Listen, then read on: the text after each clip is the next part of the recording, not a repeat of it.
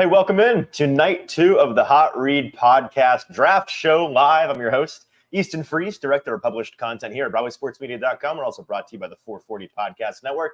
Follow me on social media at Easton Freeze, joined as always by producer JT. You can follow on social media at JT_Ruhnke. JT, night 1 in the books, night 2 ahead of us. How are we feeling? I'm feeling good. It feels good to be back on the casting couch for yet another, right. another 7 night. seconds in, we're going to do that. Cool. As Derek just said in the comments, casting couch is still here, but now we have pretty blue lights as well. Can you imagine? Just a splash of color in the background. That's crazy. We are about 10 minutes out from the Buffalo Bills. Almost said the Carolina Panthers. Buffalo Bills being on the clock at 33. Titans only 5 picks. If they stick at 38, will be between them and the beginning of this draft. So if they stick and pick, we'll know pretty soon what they are going to be going with. Let's start tonight with, well, actually, let me do a little housekeeping. It's like I don't know how this works. If you're with us live right now, we appreciate you being here. I'm sure many more will trickle in as the Titans get closer and closer to picking. If somebody in the comment section on the YouTube channel could let us know if we sound good, if it's too quiet, too loud, adjusted some things and just wanted to see how that reads with you guys. So somebody could help me out. That would be nice. If you're not watching on the YouTube, what are you doing? Leave Twitter, leave Facebook, wherever you're watching this live stream. We appreciate you tuning in. Leave that app. Go to YouTube, Broadway Sports Media. That's the YouTube account you're trying to find. And the live stream that you're looking for, it should be right at the top there on Broadway Sports Media's YouTube page. Join the comment section of that live stream, and you can be a part of today's conversation like Derek, Glory Day Sports, Jacob, Sunmaker, John Mike Music, John Mike in the chat. Some regulars and some oldies, some old friends. Wow. Glad that you're all here. Thank you for tuning in. Hey, and do us a favor today. If you could subscribe Broadway Sports Media's YouTube page if you're not already. Hit like. That helps a ton with the YouTube algorithm. If you could just hit like on this video for now. And then if you're on Twitter or Facebook, hitting retweet, hitting like, sending the link to a friend who you think might want to tune in. We are going to be reacting live to the Titans picks in the second and or third round if they were to add capital tonight. And it's going to be a good time. So we're going to be hanging out all night long for rounds 2 and 3. JT, let's start before this gets underway. Only 8 more minutes till some of these guys start coming off the board. And we have the best available guys for the Titans that we're going to throw up. If you're not watching with your eyeballs and you're just listening, now's the time to turn your attention to the screen. As we look at the best available guys for the Titans here, a couple of first-round caliber prospects have fallen into the second, as they tend to do. Let's talk through these options, what we're thinking the Titans will do, what we're hoping the Titans will do. I'll start here. There are a couple of guys on this list that I don't think the Titans should trade down from, should they last to the first 5 picks and get to 37 or 38 for the Titans. For me, that's Cooper DeJean and Johnny Newton. The defensive lineman Johnny Newton out of Illinois, Cooper DeJean, the safety / cornerback, depending on how you see him, out of Iowa. Those two guys are, I think they're top, not just first-round picks, I think they're top 25 talents in this class. I was surprised neither one went. And I think the Titans' defense could benefit significantly from adding either of them. The rest of the guys on this list, I can at least be convinced, pass up on that guy, sell him to somebody else, trade down and get some extra capital today. Yeah, I think I'm with you on Cooper and Johnny Newton as well. However, Cooper, I think as fit-wise for the Titans, maybe not the best for what they want to do at the next level, which is why I personally do, which is why he maybe isn't one of my favorite options. But the talent alone, I could see why they like a guy like Cooper DeJean. Johnny Newton as well, like you just said, I'm surprised that he's still here on the board. We kind of heard about this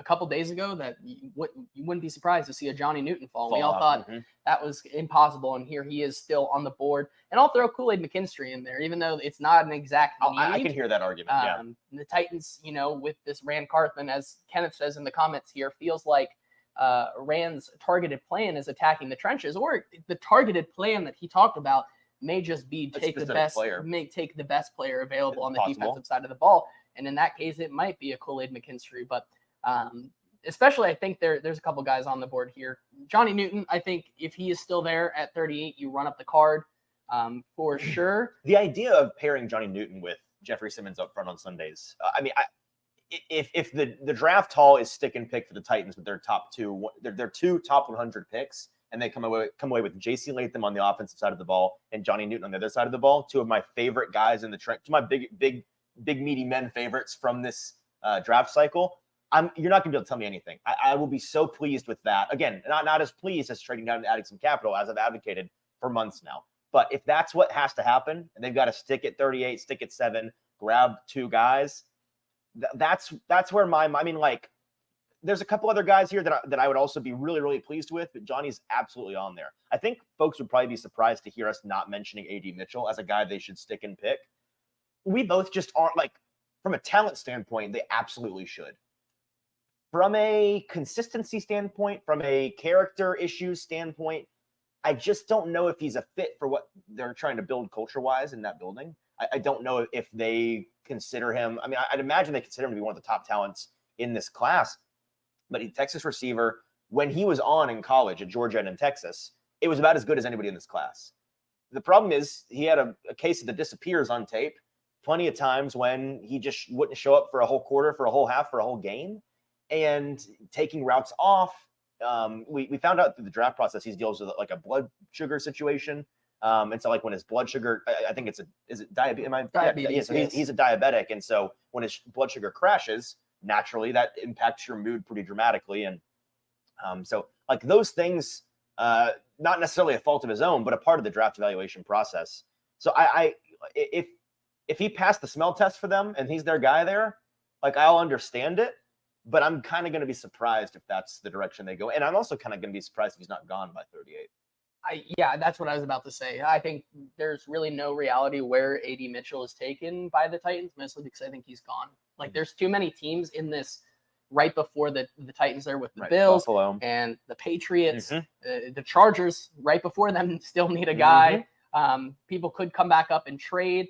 I think he's personally gone here. Although we've kind of seen this board with wide receivers. There's still some really interesting options. Ladd McConkey, I think, is one. Keon Coleman is a name that keeps continuing to be thrown around as the top of this second round. Troy Franklin is still out there. Roman Wilson.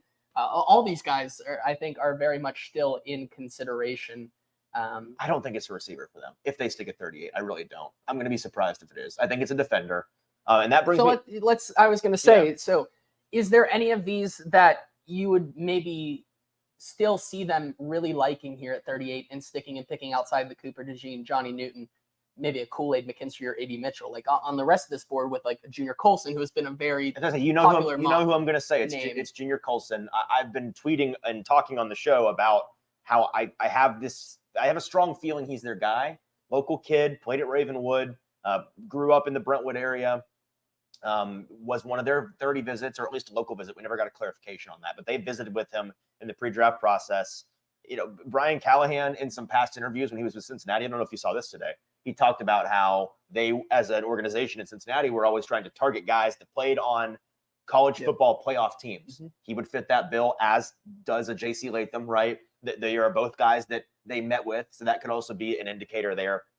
And listen, from it, if I told you it happens and we're, post facto reviewing, what was their mindset going into this, if those are the guys they were targeting, I think it's going to make way too much sense for us to say they came into this, and after free agency, they had pretty intentionally left their two biggest needs at tackle and linebacker, just in terms of need starters desperately, don't have them, got to find them somewhere. And so if their plan was to come into this draft and we're going to get a top line tackle, and we're going to get the tackle we think is the best in the class, and we're going to get the linebacker we think is the best in the class, and then we're going to chill for the rest of day 2 and then look for some gems in day 4, would that be surprising at all? No, I don't think so at all, especially considering how much capital they still have on day 3. Taking a guy like Junior Colson makes a lot of sense for them. And I know that it's not a sexy pick. Is there another one for you, or is that do you agree with the idea? If they stick at 38 and pick Junior Colson, I'm not mad at all. Scale of 1 to 10, what's the how pleased are you? What's the pleasure scale on that? I'm pretty much at an 8, because then I recognize that the first person to wear or to play kind of a Mike position for the Titans is not going to be Kenneth Murray anymore, and I'm very happy about that. Sure. But from what we've heard from Daniel Jeremiah and a lot of guys coming up this week is that Junior Colson Dane Brugler as well, is the best linebacker in this class and is the easiest guy to just plug and play from day one, wear the green dot.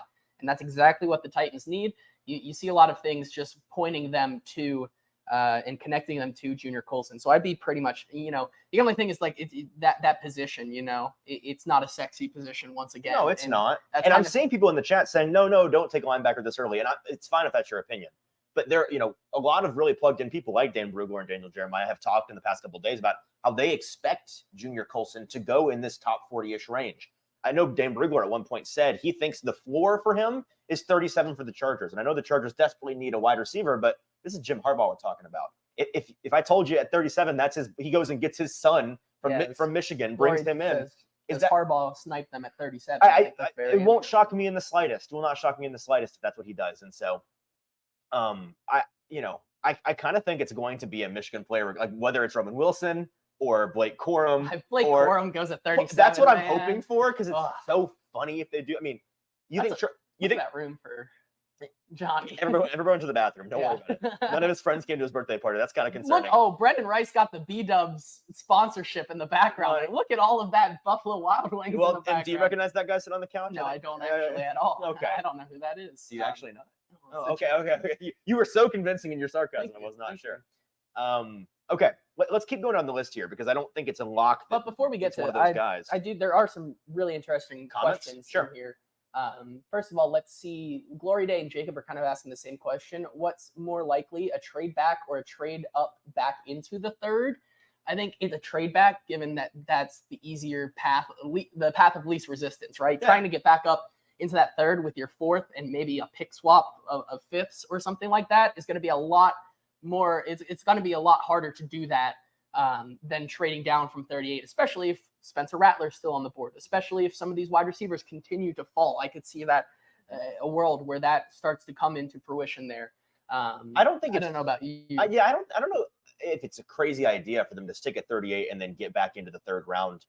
But if you told me that happens, I'm pretty certain it involves some kind of future capital.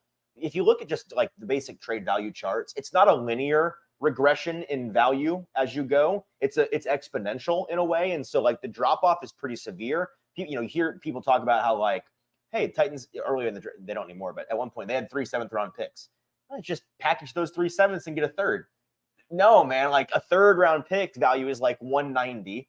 Those 7th round picks are worth 1 or 2 points on the value chart. So if they got back into the third, I would guess it looks something like their fourth this year. So you're really just moving up more than adding a pick, and next year's fourth. You know what I mean? Like they don't have a third next year. I doubt they're wanting to move off of their first or second next year to make another second round. Yeah. Right. To make another pick happen. Yeah. So I don't think it's as likely as trading back, but is it crazy?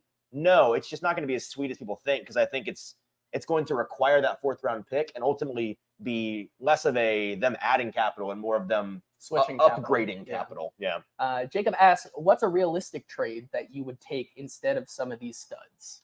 So does he mean like the actual? What would if let's say everybody here is still on the board somehow? What is a realistic trade to get you to move out of 38? So if I'm moving off of 38 and I'm still picking, like if I'm adding another day 2 piece, another day 2 pick, and the picks look like, and this is off the dome, so like I have to check the value on these, but like if I move from 38 back to 53 and 87, that's a trade that I make.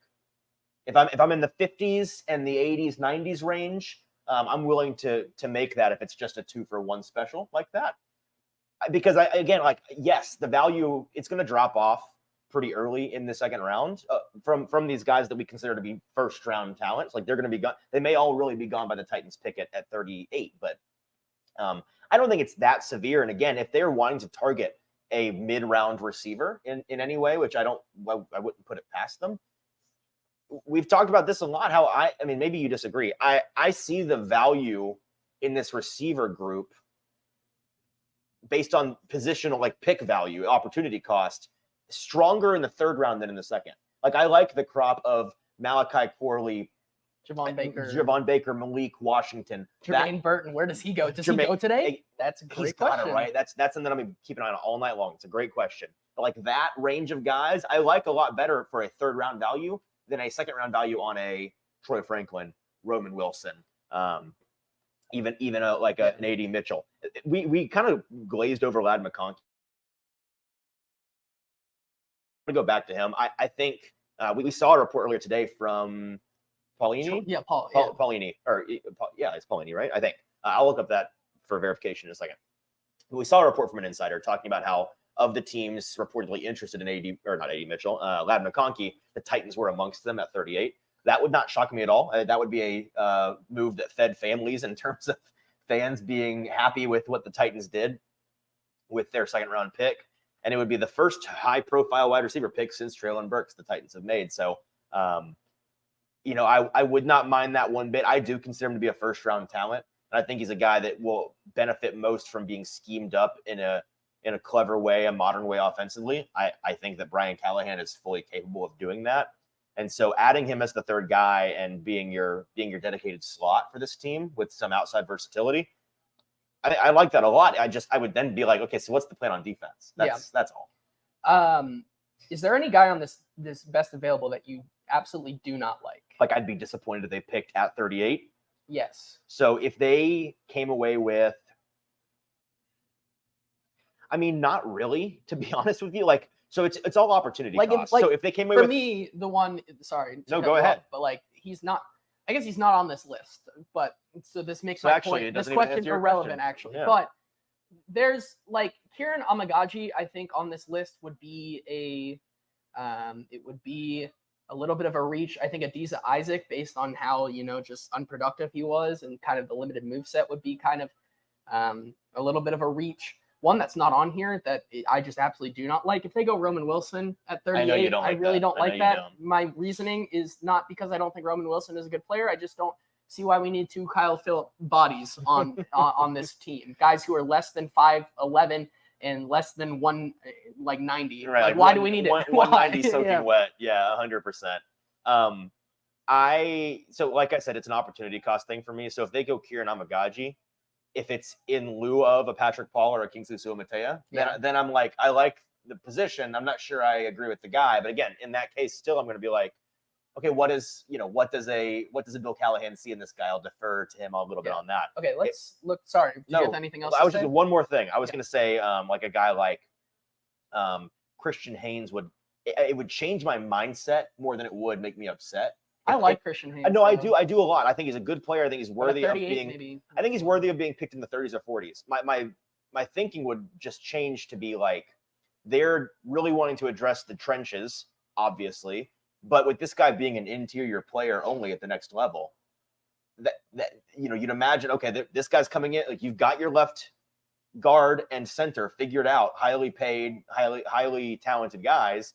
Is he your right guard, or does that further the conspiracy theory and make me go make a tinfoil hat in the kitchen for the Peter Skoronski bumped out to left tackle theory? Like, again, I'm not actually on that train. I hope that happens, because I do have aluminum foil that we can make a tinfoil hat tonight.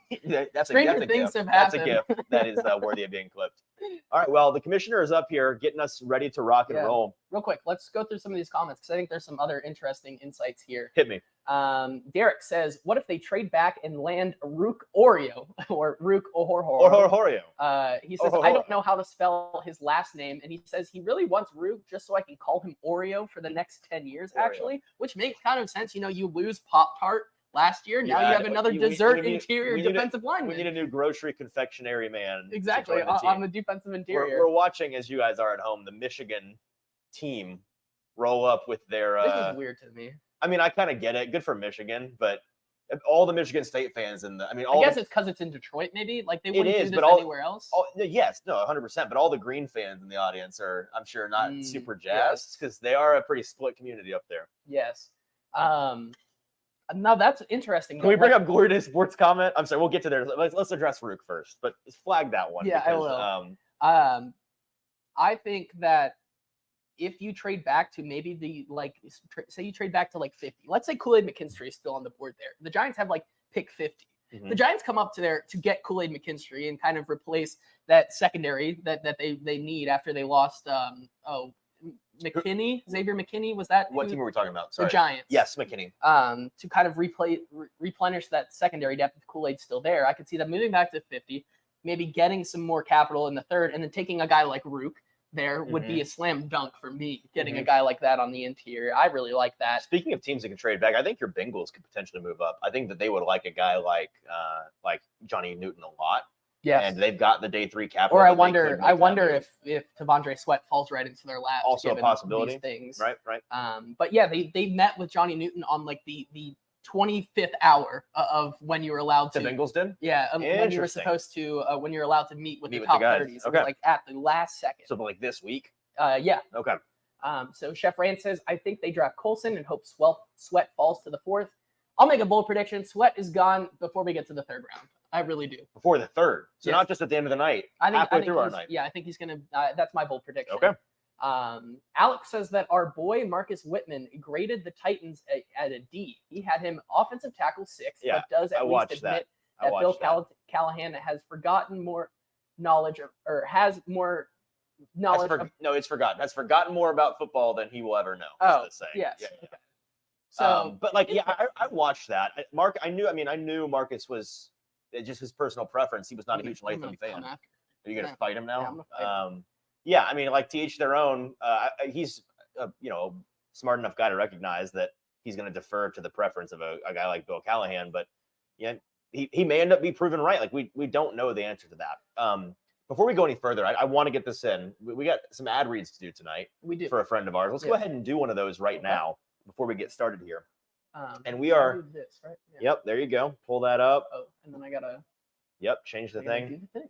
We are brought to you tonight by a friend of ours, good friend of the show, one of the horsemen of the Hot Read Apocalypse, who is the owner of Riverone, not Riverone, but Riverone Leatherworks. It's a small business in Edmond, Oklahoma. If you're familiar with OKC Titan on Twitter, this is your boy right here. He makes really awesome, fine leather products, and he is hooking us up with some free gear in exchange for us telling you guys about his company. Now, this is not just a scratch your back, I'll scratch yours situation. I've got a couple of things from Riverone, and I've been pleased with the quality of all of them. Fair prices, handmade American craftsmanship. Small business located in Edmond, Oklahoma, makes premium leather goods entirely by hand. Each piece made from premium full grain leather and hand stitched. They specialize in custom pieces and work directly with you on your design and leather selection and thread color. All of it fully customizable.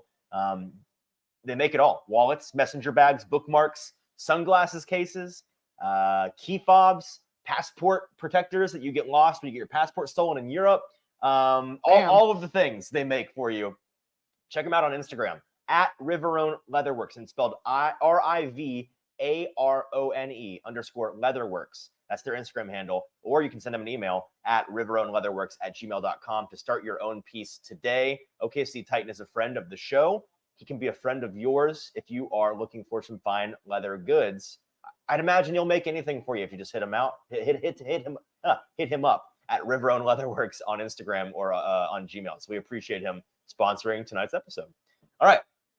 The Bills are on the clock officially, so we are. It looks like started. They're calling whoever Yep. they. The Bills they are going to stick here. What's our guess as to what they're doing here? You think it's receiver? You think they take the swing on A.D. Mitchell? It has to be a receiver, and I think. Does it have to be? Does Ladd fit their bill? Nice. Fit their bill.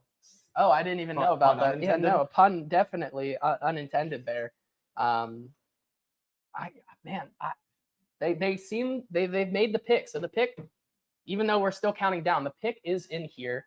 I think it's a wide receiver no matter what. Okay. It'd be wild if it wasn't, because that's what we're then going into Curtis Samuel wide receiver 1 territory, and that's that's a little scary.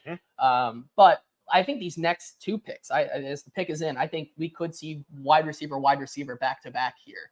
That could be the play, especially since New England. I think it's tough for New England.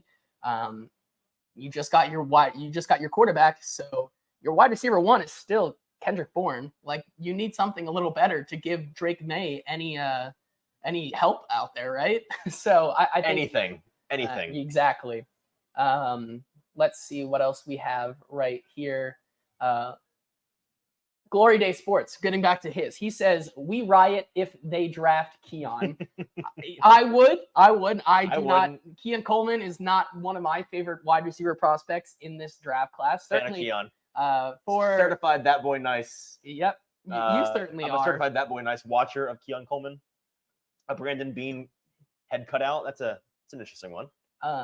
At least for a fit with the Titans, absolutely not for me. That I don't know about that at 38. I don't know about that, but let's see. Hawkins says, "Let's go." He also says, "Go like on 440 and Broadway." Yes, do you all both. should do that. Hawkins, that's a good idea. I like the way you think. Logan says, "Got my wife a sunglasses case for our anniversary." Great stuff. Good stuff. Yeah. Good. Another happy customer. Yes. I'm glad that the pick pick is in for Buffalo here. I'm glad that the pick. I'm glad it's like shorter than the 10 minutes. Well, yeah, we'd be here till tomorrow if it was 10 minutes for every. Imagine every round, all 200 and some odd 38 picks or whatever. It would be a 7-week affair. It'd be like our slow pick dynasty fantasy league. Can we talk about that real quick? Sure. So we're in a dynasty league with a couple of our friends in the NFL Sports media space, fantasy media space. A couple guys like Danny Kelly of The Ringer and Scott Barrett over at Data Points, Brett Whitfield, who still is standing on business and saying JJ McCarthy is the best quarterback in the class with a bullet. I believe he also thought Ricky Pearsall was the best receiver, or like second best receiver. Hey, I don't hate that. Huge Ricky guy, slick Rick. I don't hate that. This guy's got a bill carved into his head. We did a draft, basically. Oh, well, hold on. We'll look at the pick. Bill's pick is in.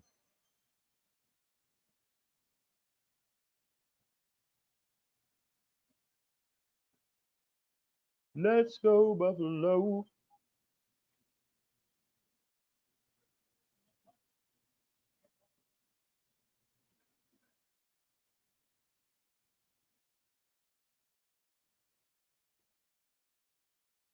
All right, so the Titans going to get Keon Coleman. So happiness for those of you that didn't want him, but I'm stoked for the Bills. I think Keon is awesome. I think he's going to prove some people wrong, and I think playing with Josh Allen is a pretty decent way to do that. So, who's up next on the clock here? Hey, I'll tell you what though. Let's pull back up our best available real quick. Yes. Keon not being amongst them. That means with 4 picks left to go, as Kenneth does say, here comes the run on receivers. And like I was a little bit of alluding to, New England definitely could use a wide receiver here. Right. It would be such an Lad and AD in the next couple picks. Yeah. I mean, I would say that if they don't go wide receiver here, it's the most New England Patriots move of all time. Extremely even Patriots. Considering Bill Belichick isn't in the room anymore. They go with the safety here. They go with Tyler Nubin. Or like Marshawn Nealon here. I think that's such a old school Patriots pick. Yeah. But I do think this is wide receiver here. Whether it's the Chargers have traded up with the Patriots, so it's wide receiver. Run out receiver time. Here's my guess for them. If I'm Mitchell, if I'm them, it's AD because I think they recognize our team already like receiver. We're already going to suck probably. Let's take the guy that has a risk, and if it's a bust, it's a bust. We'll reset the room anyways. But like swing big, swing for the fences, and that's what I think an AD Mitchell move would be here. So, that's what I think. That's what I would do if I was them. And so the Patriots are now the team right in front of the Titans at 37, not the Chargers. I don't know if I like that or not. They could also be a very team that takes Gerard Mayo being the coach. He recognizes a good Mike linebacker when he sees one, snipes some Junior Colson action there. Let's look at the board here. So AD Mitchell, I haven't seen anything. I've not even seen it tipped yet. I haven't seen it tipped, but this feels like an AD Mitchell. It could be. It could be Lad. It's a receiver. I will. It has to be a receiver. Imagine it's Roman Wilson. If it's imagine please. It's Roman Wilson. Do it, Blake Corum. Straight up for Blake Corum. I would lose my mind if it was Blake Corum here. Straight up for Blake.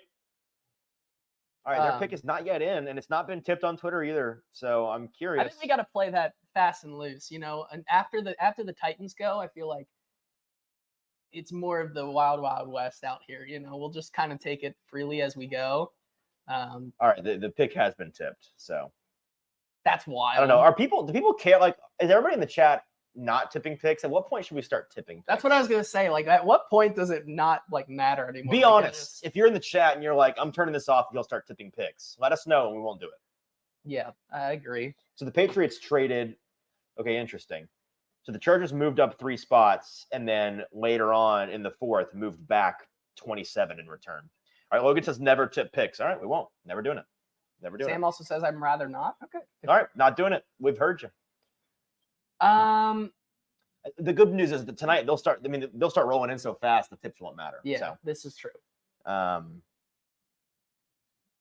let's look at the board here.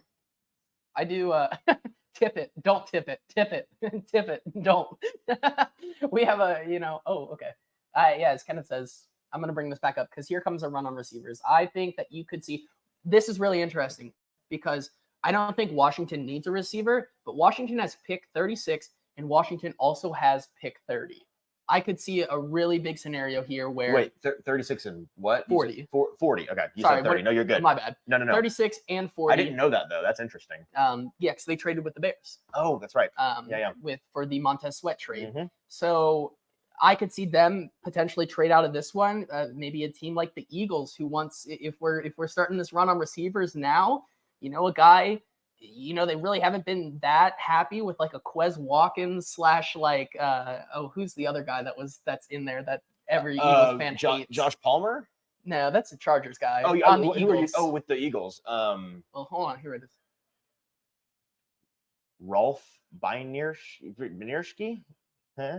1983 Walter Payton Man of the Year. Good for him, man. I mean, sure. Is it Eddie George tonight? Who's doing the pick for It them? is Warren Moon, I believe. Okay. I think it is. I could be wrong about that. I think you're right.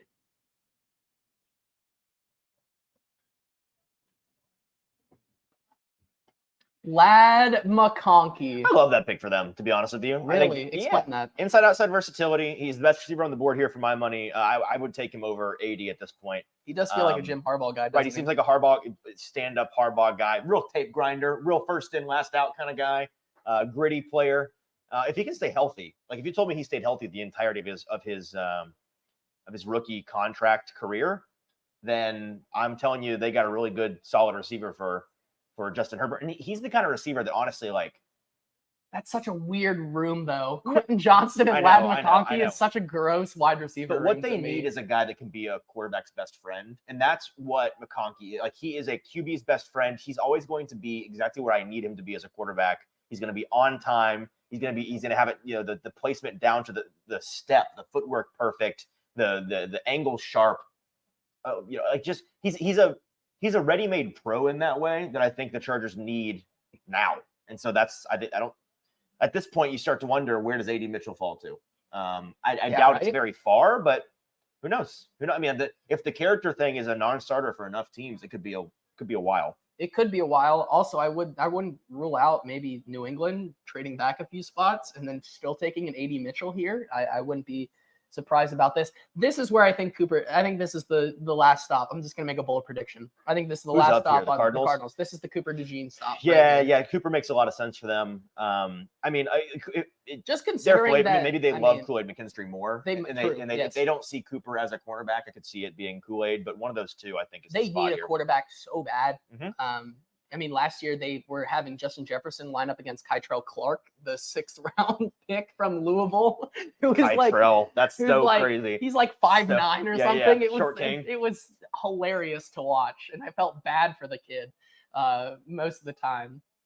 But I do think that, another trade. Falcons trading up with the Cardinals. Whoa. Okay. So we're last getting some action. Last night the Falcons did something we thought couldn't be topped. Who are they coming up for right here?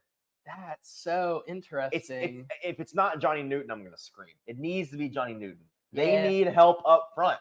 Although, actually, they need a cornerback bad, too. So, you know what? It's one of these top 3 defenders. Like, it's DeJean, Newton, or McKinstry. Monty getting fast and loose here in the wheeling and dealing. Yes. Monty is, yeah.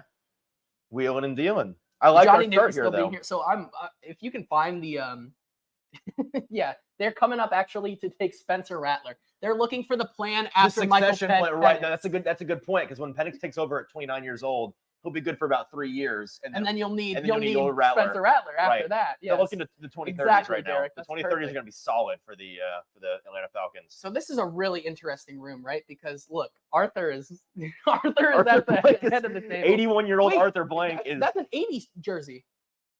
An 80s jersey. No, an AD jersey. That's a Texas 5. That has to, or is that Bijan? Oh, That's maybe Bijan. That's Bijan. Bijan. That's Bijan. I was maybe I was Yeah, looking, yeah, but like I'm right though, right? Yeah, That he did wear 5 at Texas this last Yeah, year. he may. I mean, I don't know. I think off the top of so. my head, that sounds right, but I'm not sure. Maybe either I'm way. trying to put too many dots together. Did you find? Yeah, is you're there- already wearing your tinfoil hat. Yes. What Is am I there looking for? a trade compensation yet on the Not, Falcons not pick yet. here? Not yet. I think that for my money. Oh wow. Okay. Wow. Wow. Not tipping the pick, but this is an interesting one. I like it though. I like it. Johnny does not seem thrilled here, so maybe I don't think he goes. Then, well, at least people came back from the bathroom. Right. for They his all room. they all Thank came back from the goodness. restroom. Good job on that front. This has to be defense though, right? Hey, this bodes well for the Titans so far because teams fast and loose with the trades so far. If they're Yes. wanting to trade back, I think the opportunity is going to be there. It's just a matter of whether or not they're willing to. I'm not so sure they're wanting to anymore, or maybe ever. I mean, the second round, I did not know if they wanted to. I knew they were considering it in the first. I don't know about the second. And when they last night come into the presser and say we have a targeted plan for round 2, that sounds to me like a guy. You know what I mean? Sounds like a dude they've got in mind.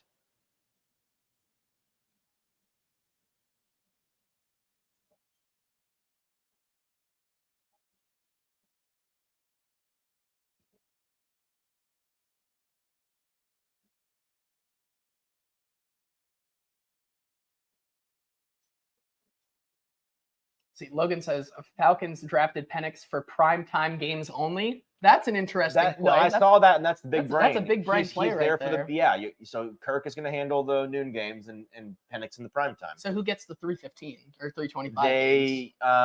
He's like one of them's a starter or the opener. And do they do it like how Vrabel did the preseason last year? That's what I'm saying. Every other drive, every other drive, every other quarter, something like that. Yeah, that would be interesting.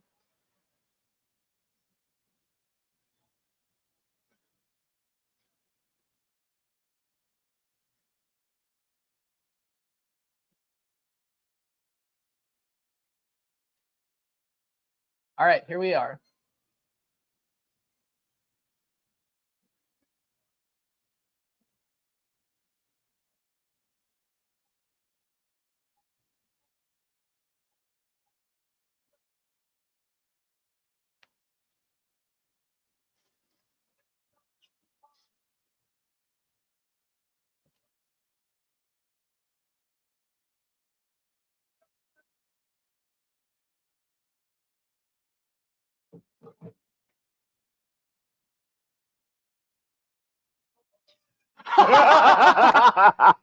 No, Rook! Rook or Oreo! You know what? Oreo is off the board. Good for Rook.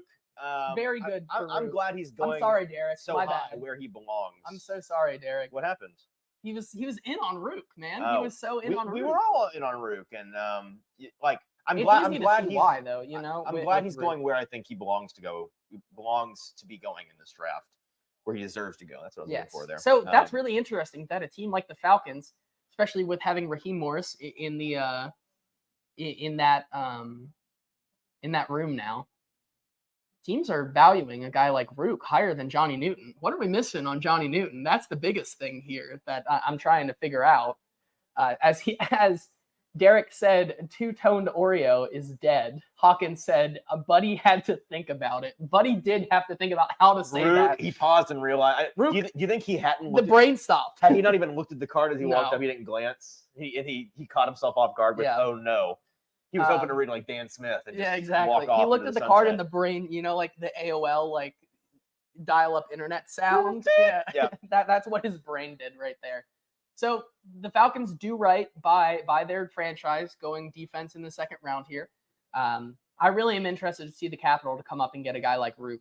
And so, look, as you can see, Arthur is a little bit more happy tonight than he was Well, then having to last walk night. him through it like he's talking him off the ledge. Let's throw back up the best available board because the Titans only 2 picks away. 2 guys are going to come off of this board at most. Whoops, wrong one. There we are. Boom. I'm so good at this. Yeah, tech. We got it. Only 2 of these guys are going to come off. So, like with DeJean, Newton, and McKinstry, all guys we considered guys you wouldn't trade down from, at least one of them is going to be there. Again, I'll reiterate. I think Junior Colson's their guy. That's my gut feeling. I'm hoping they trade down. And again, like I'll understand if you stick and pick Cooper DeJean. I'll understand if you stick and pick Johnny Newton. I'll understand if you stick and pick Kool-Aid McKinstry. I think we wrote about most of these guys in our do and don't draft guide as do drafts. It's just a matter of exactly. So needing Washington's more capital. staying here. Needing more capital. So the Washington pick is in here.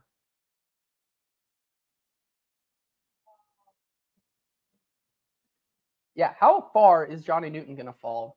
D-Good showing up in the chat. What's up, D-Good? He says, hey, JT, are you drinking kombucha? No, but it is disgusting. You ever had kombucha? I have not. Me neither. I just know it's...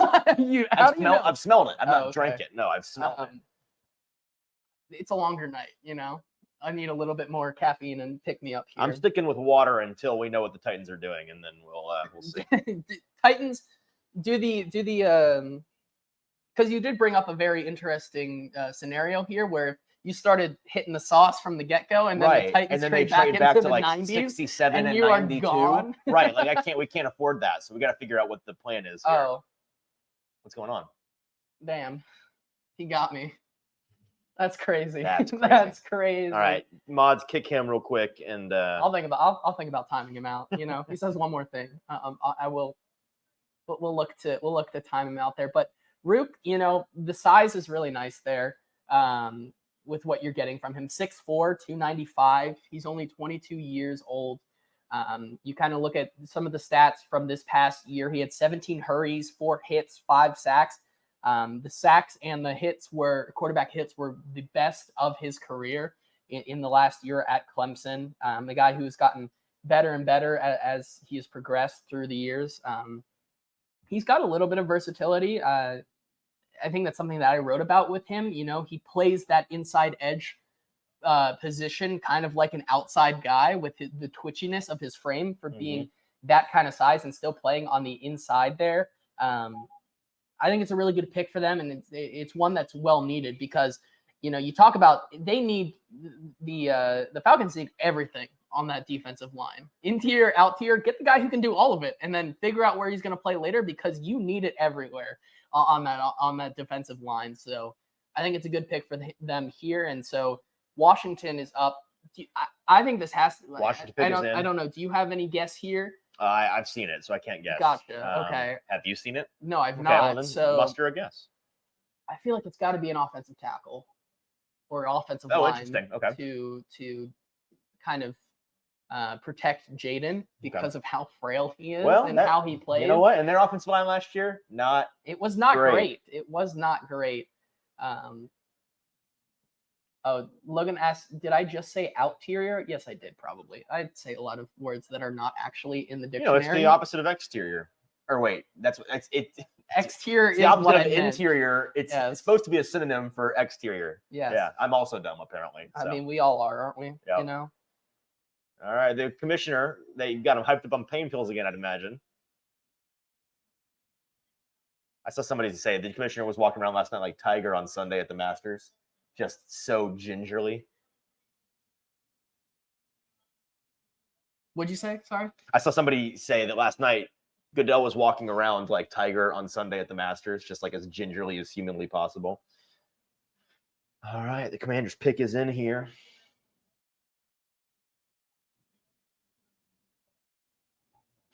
Logan said we have some really intellectuals battling here. That's what you come to for on this show is the intellectual, the intellectual heights that we reach on a regular basis.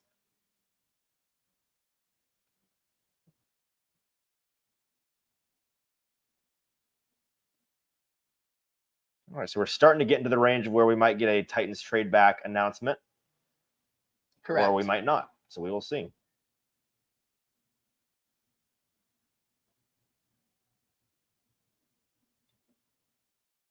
I feel like the kind of celebration of it all here is, you know, I feel like that's a lot more.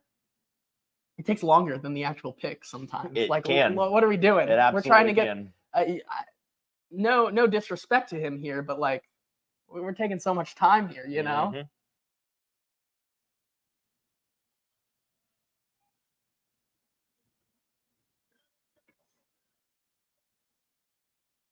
Yeah, as Alex says here, he said, remember the clip of which we talked about earlier today of Brian Callahan saying they've been looking at players who played in the college football playoffs. Colson really might be the pick here. I think that very much could be the guy here for them. That's where my gut's been, but we'll see. We'll see. See, like, gosh, this guy's taking so long. The Patriots pick's already in. Oh, really? Yes, I already know who the Patriots. So I know who's available for the Titans at 38, but we're not going to tip it here.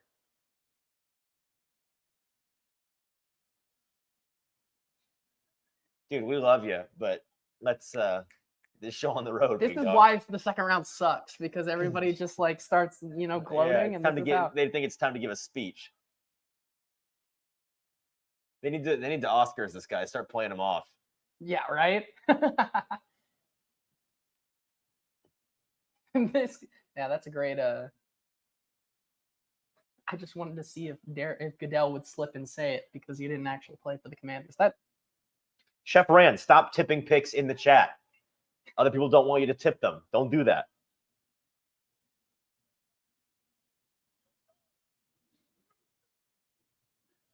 Johnny Newton. Okay, so Johnny Newton does not actually fall that far. Yep. So, okay, I take my words back. How far is Johnny Newton going to fall? Not really. That's a great pickup for the Commanders there in that defense. So let's look at best available here for the Titans, assuming the Patriots don't take any of these guys. I'm sorry to run you off with no, that's all right. I just want to focus on what the Titans. You are right. The Titans are technically on the clock here. So. Yep. Gene, McKinstry, Mitchell, Colson, Paul. I mean, I think the five at the top of the list here are. Chef, we're not behind. We're seeing all of these, but the television, like, we're not tipping them before the broadcast gets to it. So that's what we're up to. Because a number of people in the chat don't want it tipped. They just want to watch the TV product and not be on their phones, which is fine. So if you see it, that's perfectly fine. We're just not going to tip it on here until it comes out. So like final call for me is if they stick, it's Colson. But I'm sitting here hoping that we see a trade back come across the ticker. So far have not. Yeah, I think if it does happen,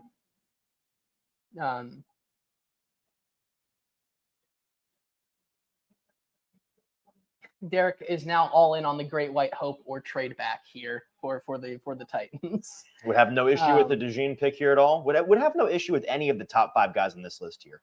And that's not to say every guy outside of that list I would have a problem with, but I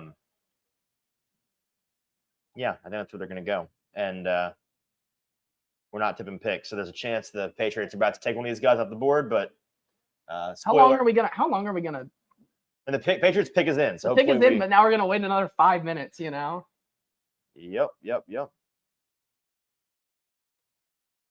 Or maybe they come out now. Like maybe like we're getting this show on the road. Maybe. Hopefully. Oh, perfect. Okay, so we're getting back on track a little bit. Cool.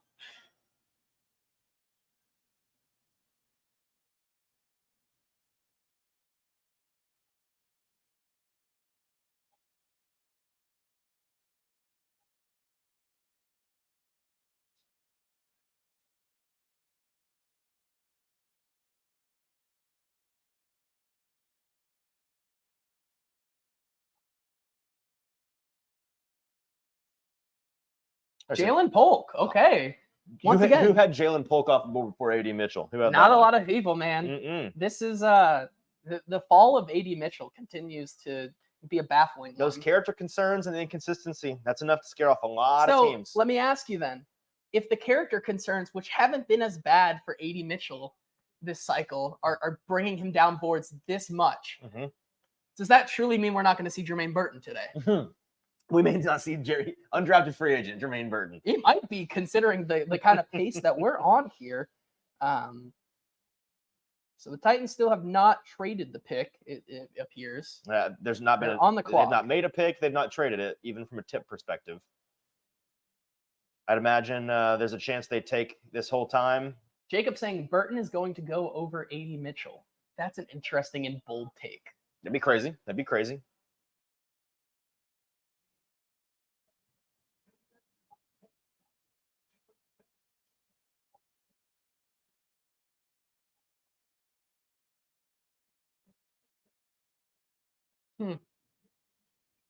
Hmm.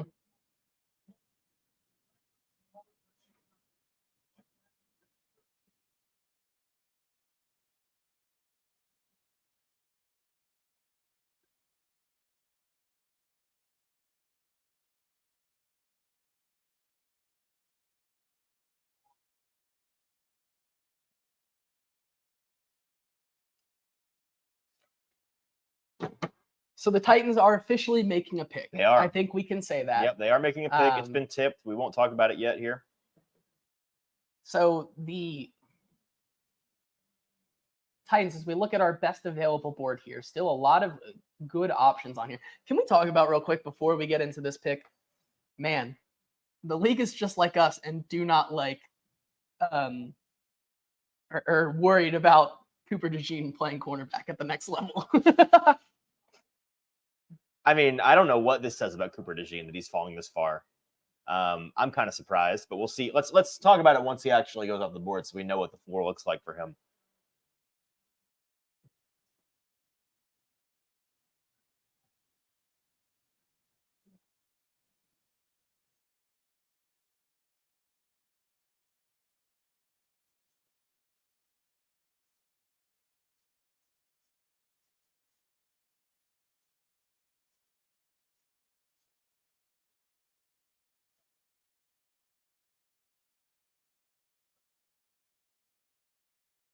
Your brother's in here. What's up, Caden? He says, "Let's go." I think he's excited about who the Titans just picked. We're having to keep our lips sealed until we see this come across the TV screen. Then we're going to spend the next 30 minutes talking about it. So don't you worry. The Titans are making a pick. They have made a pick. It's just a matter of announcing it on the broadcast. Then we'll dive into what it means. Tell you what it does mean is might be things are going to get scary in a real hurry. Might be a short night for us since they don't have any more picks tonight. But I know, right? We'll be on the stream all night long. But in terms of talking about the Titans, we'll have to. So the see. pick is in. So they do not trade back here, and the Titans, unless it's going to take a Ran Carthen masterclass and trying to get some of the capital here to maybe not be a total loss. Otherwise, it looks like the Titans might be done for the night, and it's only 6:42. We're only 42 minutes into this thing, and the Titans are going to be done for the night, which means that we get to just kind of sit back and laugh at all the teams who are going to overreach for like we get to laugh at the Cowboys when they take Blake Corum or Jonathan Brooks here with their second round pick, I think. Mm-hmm. I don't know what else to say before we go into this. I need them to go ahead and announce this so we can talk about it. We're There's watching nothing to say. Yep, they are taking their sweet time to make this announcement. Ben Solak just tweeted, "This broadcast's early pace does not bode well." He's right. Yes. Hey, this is really slow, guys. Let's pick this up.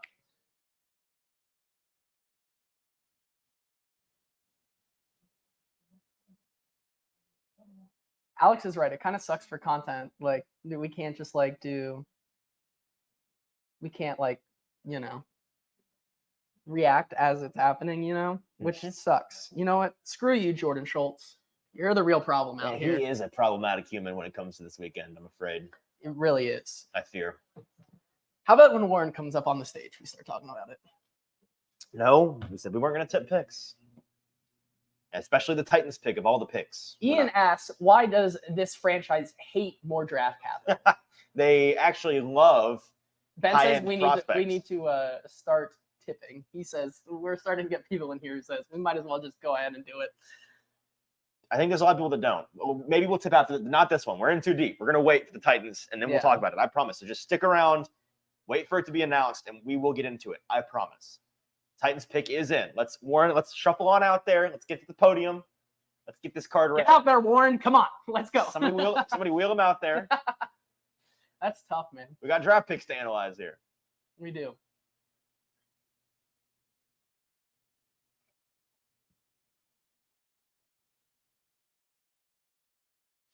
All right, here we go. What I just did on the hot read. Okay.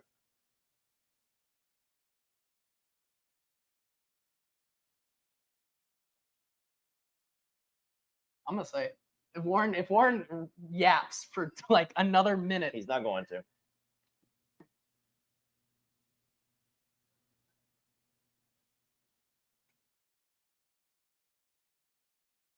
Thank you, Warren.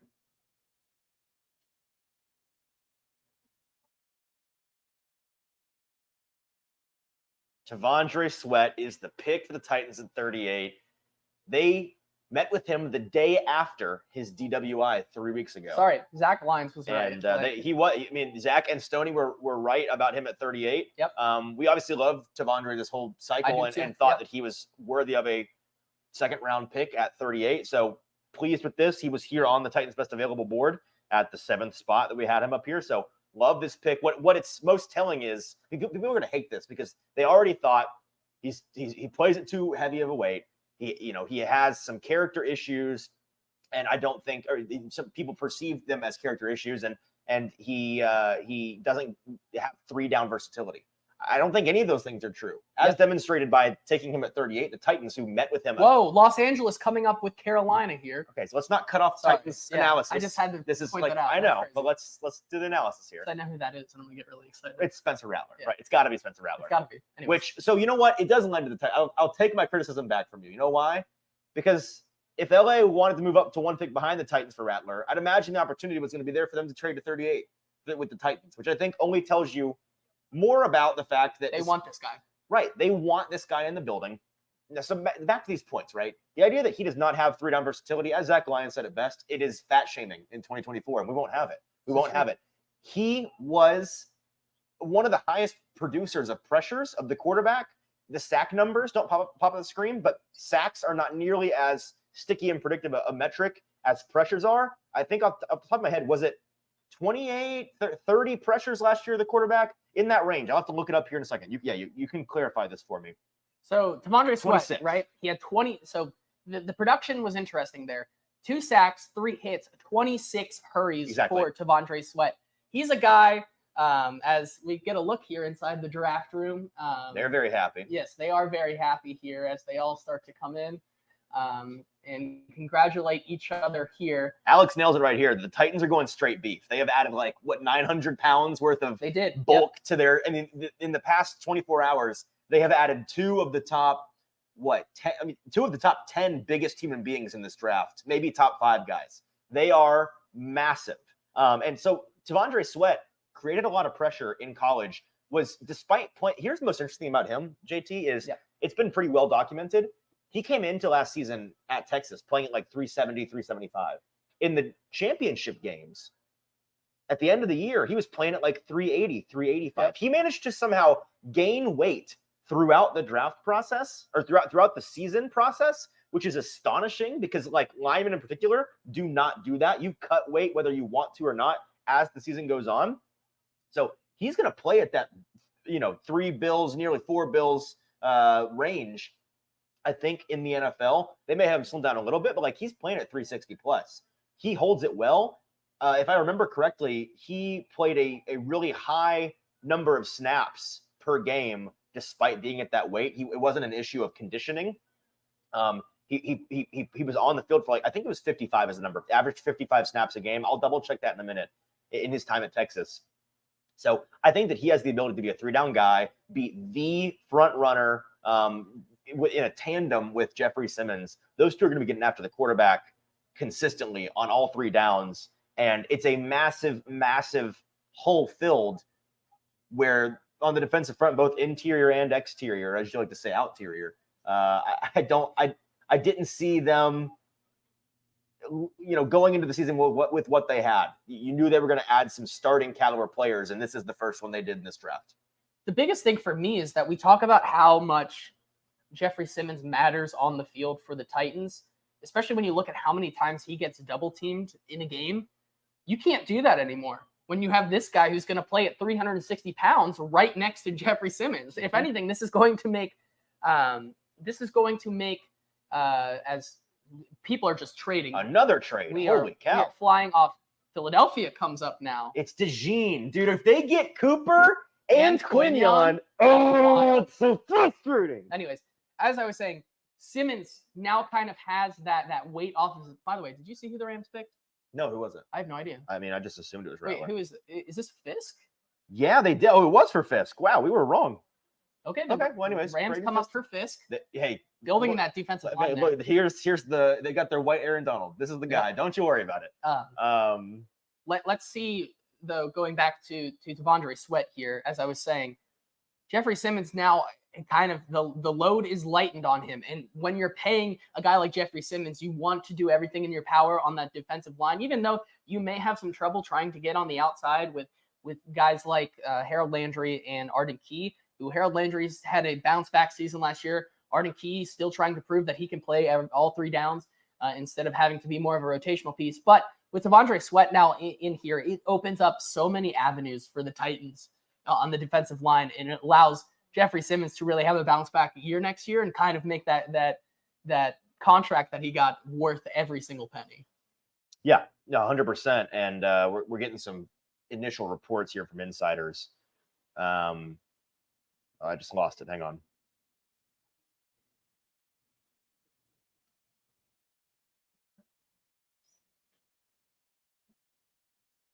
So from who said this? Sorry, this is great radio we got going on here. But now I can't find it. Rappaport, here we go. Ian Rappaport saying, pointing out, like I said, Tennessee was the first visit for Devondre Sweat after his DWI 3 weeks ago. He was upfront and honest, answering all of their questions. So yeah, there's no doubt them making this pick. That is telling you they were perfectly comfortable with that situation. And I'm sure at their press availability that's probably going on right now, and when we meet with him, he'll be upfront and honest about it, and we'll hash that out. But in terms of the play on the field, ignoring the off the field stuff, we can't. It's more speculative than anything. Man, he's such a good player, and I think that he is worthy of being picked here. I think the Titans got 2 borderline first-round caliber talents. I mean, I remember being back at the Senior Bowl talking about how both of these Texas defensive tackles could be first-round guys.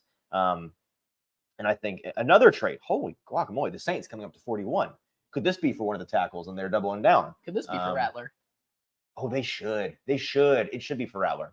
I'm going to let you take over here. I'm going to the restroom real quick. I think the biggest thing as well, you talk about that, the Titans this entire draft cycle have been so adamant about how character in a prospect means a lot to this team. And obviously, there's no more do-or-die situation than Devondre Sweat coming in the day after that. And so if Rand Carthen and this Titans team saw enough when talking to him about the character concerns, even coming to a town like Nashville, for them to feel confident in picking him here, then I feel confident once again. This is, as some people in the comments here, Jacob Sane doesn't seem to be a big fan of this this pick, but Logan saying Simmons has to be so happy to have a beast next to him. I totally agree here. J Tool saying loading up the D line. Saying all these trades, and we thought Sweat was worth sticking and picking. I do. I think that if not for the DWI, we probably would have saw Devondre Sweat maybe in that back half of the first round, if not had gone earlier.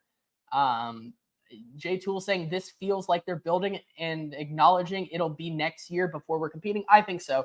As I've kind of said the entire offseason cycle so far, it still continues to feel like 2025 is the true time to kind of take back, some competitiveness in the division. Not saying that, what they're building right now is not, still very much important, but they're getting these key pieces that once you get going and you get these guys, a year, especially a year in for Devondre Sweat into the league going into 2025, that's going to be, once again, a very, very scary defensive line, I think, for the Titans. Right. I want to can we go find his snap counts? Because I'm seeing people talking about how he came in overweight, can't play at the weight that they want him to. So I want that by game. So hang on. I can go to PFF. Yeah. Because in my research of him, I was pretty certain. I can't believe the Eagles are about to get who they're about to get. We should probably take the best available off the board here because they're not on the clock. As of right now, the Titans won't be picking again until the 100s unless they come back up. And based on Trade City so far, wouldn't shock me if they had that in mind. But I don't know what kind of capital they're going to send. So does this have it split per game or is it? Yes, 1, 2, 3, 4. I know, but so Oh. four. Hang on, it's total of 454 snaps. There you go. That's still not by game. Yes, it is game 1. Oh, then go to the bottom. Go to the bottom. I'm sorry. Total. I'm here. Oh, I see. Okay, so I'm just dumb. Yeah. So yeah, this year, 28, 38, 47, 29, 28, 41, 36, 35, 47, 43, 42, 40. So like just eyeballing it, averaging about like 38. Was that like 30, like 38-ish snaps per game? And you got to remember, he's playing on Texas. I'd imagine a lot of these like 28. The Great White Hope. Wow. How did they get Quinion and Cooper? That's crazy. He can't. He can't keep getting away with this. Getting away with this. Oh man, that's crazy that they landed those two. Anyways, good for the Eagles. Whatever, go Birds. I'd imagine some of these games where you had 29, 28 snaps were probably in blowout situations where the starters got yanked. Because in the back half of the year where they were playing the most important games, 36, 35, 47, 43, 42, 40, those are consistently strong numbers from a guy that, again, is carrying 375, 380 pounds of weight, carries it well, and is still a freaky athlete at that size. I like this pick a lot for them. Final thing I'll say, or unless we want to continue the conversation here, Kenneth saying Rand's plan of attacking the trenches pretty successful so far. I would agree with that. Was it in Denard Wilson's presser a couple of weeks ago where he said, guys, I don't know if you know this, but in the NFL, you win in the trenches with big fellas up front. And that's what the Titans are taking to heart and doing with this draft so far, addressing the trend, which they desperately needed to. So is it sexy? No, to an average fan. But somebody that recognizes, and I think a lot of you guys in the chat do, just how painfully handicapped they were consistently last year by the play in the trenches. This is very sexy, actually, because it's going to enable the rest of their secondary and skill position players on either side of the ball to do their job more effectively. Yeah, I totally agree. Ian saying people were talking about Sweat going in the 4th or 5th is laughable. He came into the building the day after he was his never mistake. going in the 4th Rand or 5th. must have felt comfortable with any character concerns, like we already said here. Mm-hmm. If he comes in the day after and how important that's been to them in this pre-draft process, they honestly have to feel very, very confident in who he is going forward. And Name says, this I'll trust in them for every pick, really inspiring confidence, trust in them. I think we are. We have talked about the off-field concerns for him. You know, if they are still very much comfortable with it there by taking him at 38, then I think I'm good with it as well. Nobody's saying that there aren't concerns. There are. We talked about it. We did our top 10 defensive tackles in the class episode. Was it the day that it came out about him? I think it was having a DWI. So while that is concerning, do not get me wrong, and the Saints are going with Kool-Aid McKinstry, a good ad for them for sure.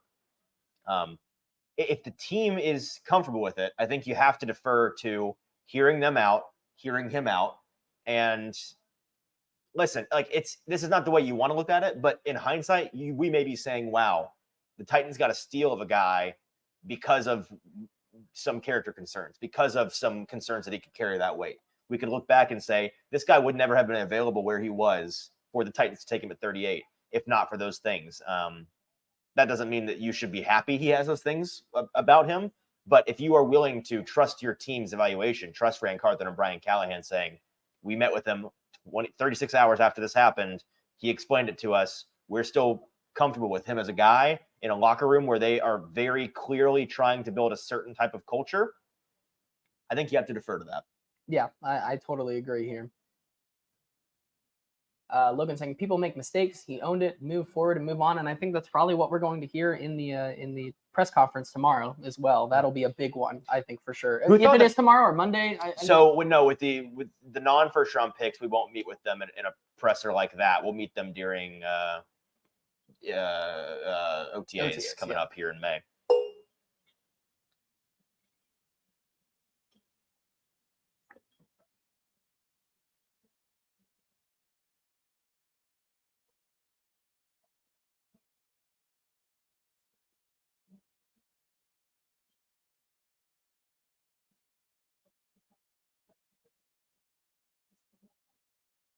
I went back to my what I said about Tavondre Sweat at the Senior Bowl, and I said Tavondre Sweat on every rep at the Senior Bowl. And this is not going to show up well, but it's the hold it up to the camera. Everybody knows this meme. It's the gift of the kid in the Little Tykes running over his little brother. Yeah. In the Little Tykes, this is my comp for Tavondre Sweat, and I'm very confident that he can continue to do that at the next level.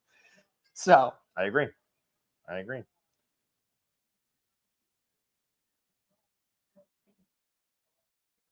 Jeffrey Simmons timing in on Twitter saying, "Oh man, let's go! Finally got another bull in the interior. Let's work, big dog." I feel so good about that pick, man. That's huge for them, I think. Titania, we'll do that. Yeah, has a comment for you. Kamari Lassiter, wow. Oh gosh. Okay. So Kamari Lassiter to the Texans is an interesting one. I don't necessarily love that for them myself, just because this he's gonna have to play inline at the next level. The speed's not gonna be able to. He's not gonna be able to be that slow on the outside consistently. But they do have a good secondary room already. It's a nice ad, but the value there. I don't know.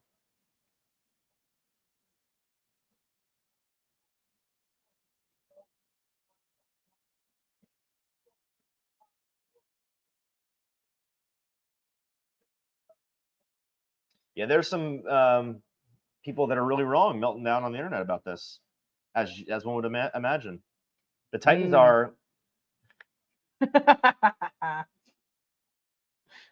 Again, we are not saying that there weren't concerns. I'm just saying, based on the intentional way these two guys have gone about. I say these two guys, I mean Rand Carthen and Brian Callahan. The way that they have intentionally gone about. What are we freaking out about? Oh, I know what you're freaking about. Yeah, well, we'll talk about that in a minute. Like the way that they've been so intentional about it. Ignore this guy. The way they've been so intentional about it is, to me, that speaks loudly about what they think this guy's character is. And I'm sure they did. Oh, that's a look right there from that guy. They feel confident in this guy off the field. And again, if you take the off-field issues away, there are some very dumb, people are being dumb about this. If you think he's a 2-down player, man, watch him operate out there. I don't see how you can say that. But to me, JT, when people say that, it's because they see the weight, they see the athletic testing, and they say, okay, yeah, obviously, he's a run stuffing, he's a run plugger on the inside. He's gonna play nose tackle on occasion and just be the guy that he's gonna do the Tier Tart thing. No, man, this is not you're not drafting Tier Tart in the second round here, which no disrespect to Tier Tart, but you wouldn't want that caliber of guy in the second round. You'd want a guy that has a higher ceiling than that. And that's what Tavondre Sweat is. He's like Tier Tart on steroids. He's going to be that level of run stuffer that Tart was, but he brings a completely different element as a pass rusher. He's a much bigger human being than, I think, right? How big was Tier Tart? Is Tier Tart? He's still with us. Yeah, he's still somewhere out there. He's still off. Yeah, so 302. So yeah, he's Tier Tart plus a 50 or 60 pound dumbbell at his lightest. So he's like Tier Tart, except when they put on that fat suit for movies and stuff, he's got a fat suit on top of a Tier Tart. Yeah. So yes, while you know what this screams to me, JT? I'm not saying the character concerns aren't concerning, but I have the same feeling right now that I felt last year on this night when the Titans go and draft. Whoa, why am I completely blanking on his name? The running back. Hello. Tajay. Holy, yeah. Tajay. I'm sorry, Tajay. They go and draft Tajay Spear in the third round on night 2. And everybody and their brother, it's all they can talk about. It's the knee. It's, the Titans drafted a guy with only one ACL. This is a terrible pick. You're completely missing the forest for the trees, don't you think? This idea that, because he's a party animal off the field, or because on paper he looks like a guy that's only going to be a 2-down runner. You're not actually watching the tape, looking at what this guy can do from an operational standpoint. It is different. He is a top defensive tackle in this class. He is worthy of a top 40 pick. Yeah, and I think there are some, there are some things to his game, because I think there's some misconceptions here. Like Alex saying in the comments here, saying, why was Sweat's RAS so low, but everyone raves about his 40 time? We rave about his 40 time because he's a 360-pound man running a 40 that's probably rivals myself and Easton's 40s. And we are 200 to 220 pounds lighter. 5.27 is what he ran. 5.27. He ran a 5.27, and he's 3 times the size of like both of us. Like, that's crazy. Skoronski versus T'Vondre Sweat in camp. We thought about L'Jarius Sneed versus Calvin Ridley or DeAndre Hopkins. No, brother. It's a movie. I'm watching J.C. Latham. Give me the big boys. I'm watching J.C. Latham, Yep. Peter Skoronski, and Lloyd Cushenberry against Jeffrey Simmons and T'Vondre Sweat. Yep. That's what Harold I'll be Landry. watching. Yep, 100%. Yep. That's a matchup for the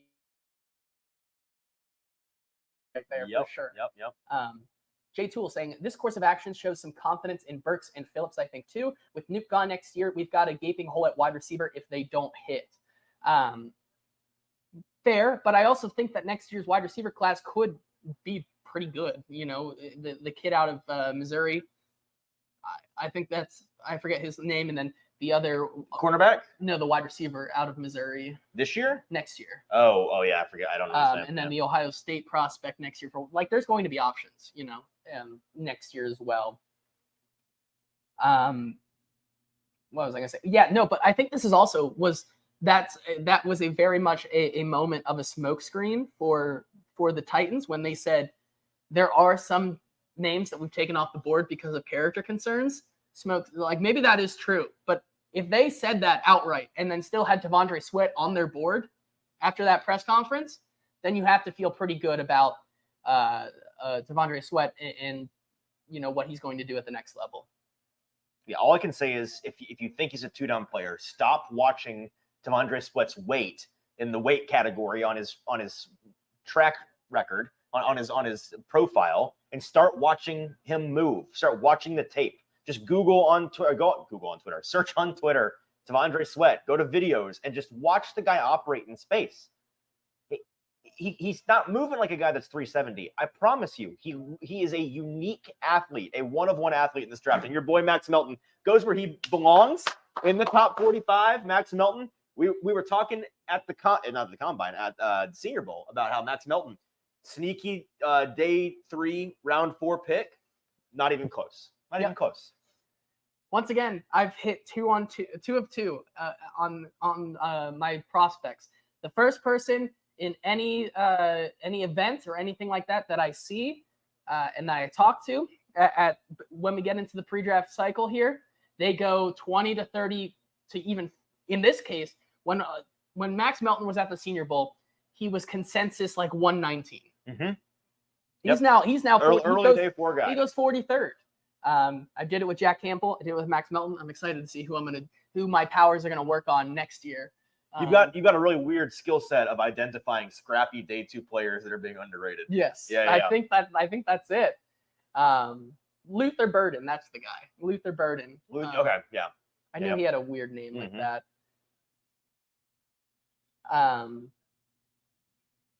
Derek saying he does want to come back up into the 3rd, which I think is fair. I do too. I mean, here's the one thing we've been saying this entire draft cycle is there's no way for them to go with just their 2 picks in the top 100 without hitting miraculously on some day 4 or day 3, round 4, 5, 6, 7 guys, which is bad. You can't rely on that. It's a bad process. There's no way for them to do that and not have a significant hole or 2 at a starting position, probably on the defensive side of the ball going into the year or at tackle. Like they need another top 100 pick. I just don't know if they can muster that with their capital. And here the Raiders with Jackson Powers-Johnson coming off the board. Finally, I was curious to hear this. I don't know if you saw this. Dan Brugler talking about the reason why a bona fide first-round talent in Jackson Powers-Johnson fell to where he did here at 45 or 44 is there where his character report did not come back great with some teams. Really? Yeah. Which I hadn't heard anything about. I mean, I'm not like judging a book by its cover. I just had not heard a thing about that at all until literally last night. So that is interesting. But the Raiders, they don't really care about the character concerns. They want the players. That's their MO. They have housed some character questionable players in the past.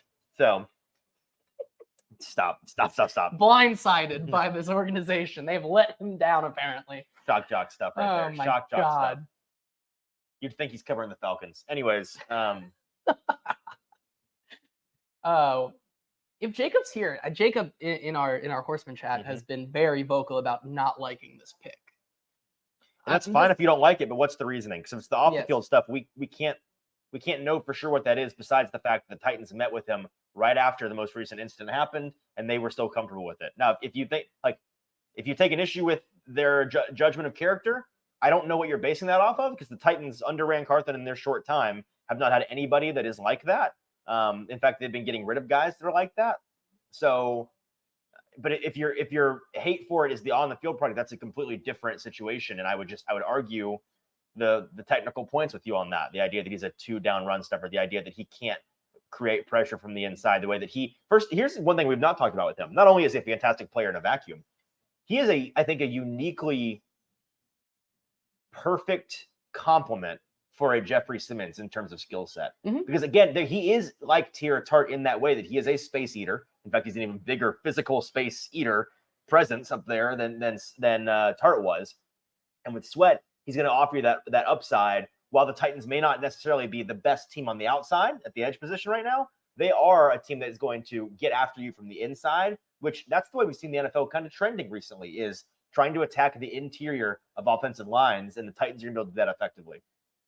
In the press conference right now, Teron Davenport just put this video out that said, Ran Carthon said Jeffrey Simmons already called him to say thanks for getting help and asked for Tavondre Sweat's number to call him. Wait, say that one more time. Ran Carthon said Jeffrey Simmons already called him to say thanks for getting him help on the inside line and asked for Tavondre Sweat's phone number to call him. Do you think someone... That's really funny. If you think... That's really... If you don't like the pick, Jeffrey Simmons loves it. And I think you need to reevaluate what you're thinking. Well, and you know what? That brings up another point, that the idea that Sweat may have some maturity issues are potentially very valid. Who better for him to come into the league and be mentored by, be shepherded by, than a Jeffrey Simmons? Jeffrey's going to be hands-on with him. He's going to, obviously he's already wanting to be as involved in this kid's life as humanly possible. Jeffrey didn't come, he was not a super big character concern coming in, but I don't even know if you know this.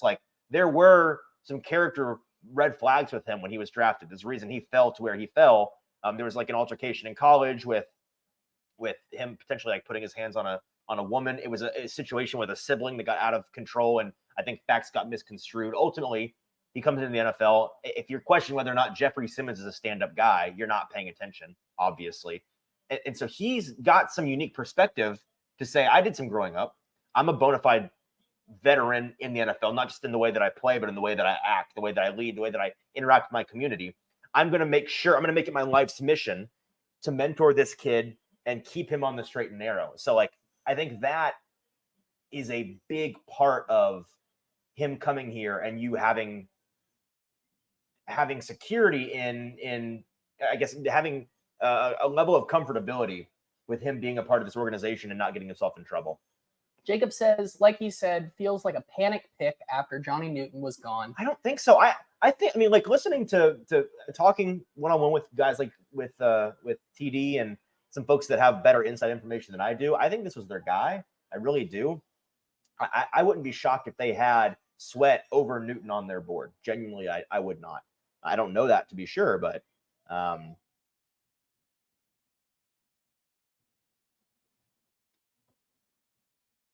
the Panthers, they traded up to this spot, didn't they? Yes. So Indianapolis moved back. Okay. And so Carolina has now moved up. They're not sexy picks, like we've said all night. This draft is not about, you can't draft sexy and you can't just always draft sexy and then expect to be good, because right.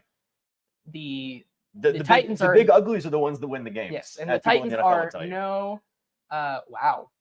The Colts got 52, 142, and 155 for 46. Wow. A lot of day 3 capital for the Colts. Real quick, Edgerrin Cooper goes to the Packers right there. That's the first linebacker off the board. First linebacker off the board. I'm surprised it's him a little bit, and that it's not Peyton Wilson or a Junior Colson, but I'm not super. I mean, it's a fit thing for it's the Packers that got him, right? Yeah, the Packers need a downhill linebacker in that way, and so that makes sense. Brian Callahan says first running back off the board here. Wow, Jonathan Brooks. First running back off the board to the Panthers. The Cowboys. Rip the Cowboys right there. Yeah, who is the Chuba Hubbard? Panthers? Yeah. Okay, so this makes sense. Good pick. Yes, this is a good pick. Anyways, what are you saying? Brian Callahan says that he feels T'Vondre Sweat will develop into a big threat rushing from the interior for the Titans. Yes, which anybody who's actually watched him play would recognize and already know. They would understand this. So, hey, running back does go in the top 50 there. Barely. Just made the cut. Just made the cut. Alex says that James hated the Sweat pick more than he's seen anybody. So yeah, far. James really, and we respect James. We think we like him on the show. We have him on, and we'll probably have him on to talk about this in the coming weeks. But he was not fond of T'Vondre Sweat. He is somebody that thinks he's a 2-down player. I could not disagree more. And if you're saying, well, I trust James's opinion watching film more than Easton Freeze's, you should, generally speaking. You don't have to take my word for it. There are plenty. I mean, talk to Stoney Keeley, who watches just as much tape as James does during this draft cycle, and I trust him. No disrespect to James, I trust him more about the guys in the trenches than I do James, because that's his specialty.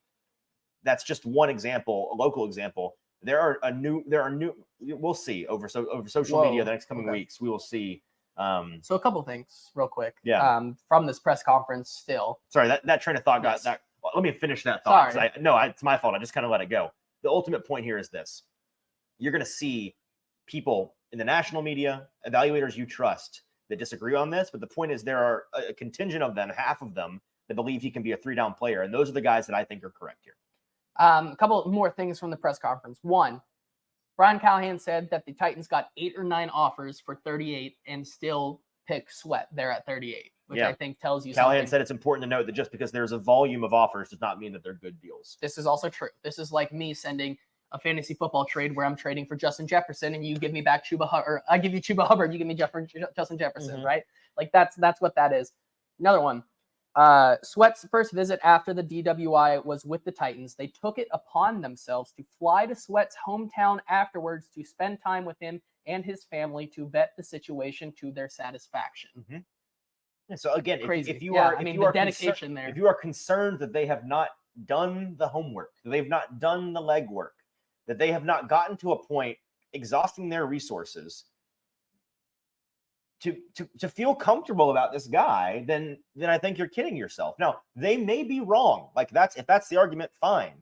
But neither of these guys have a track record of being in love with a guy or drafting a guy that has significant character concerns. Neither of them do.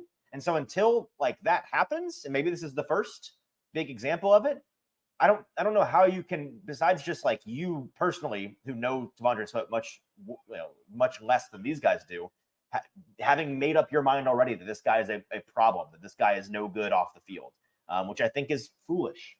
Yeah. I think it's foolish. I think so as well. It was just, I think we get a little flack as well for putting him in that 3rd round tier in our do or do not draft article, mostly because it's just the unknown of all things. Like we put him there because... Well, no. We put him there because the do and don't article is based on the consensus mock draft board. Yes. So by the rules of our own engagement in that article, we had to write about him in the 3rd because on the consensus board, he was in that, I think he was at 68 or something. He was in the 3rd tier. And so that's where we wrote about him. But a do draft in the 3rd, I hate to break it to you, most of them I would say they're also a do draft. I said do draft Ethan Driscoll in the 7th. If they draft him in the 6th, I'm still pleased with that. Yes. You know what I mean? We wrote do draft Max Melton in the 3rd, 4th. Yes. So if they had taken them in the 2nd, we wouldn't be all that upset about it.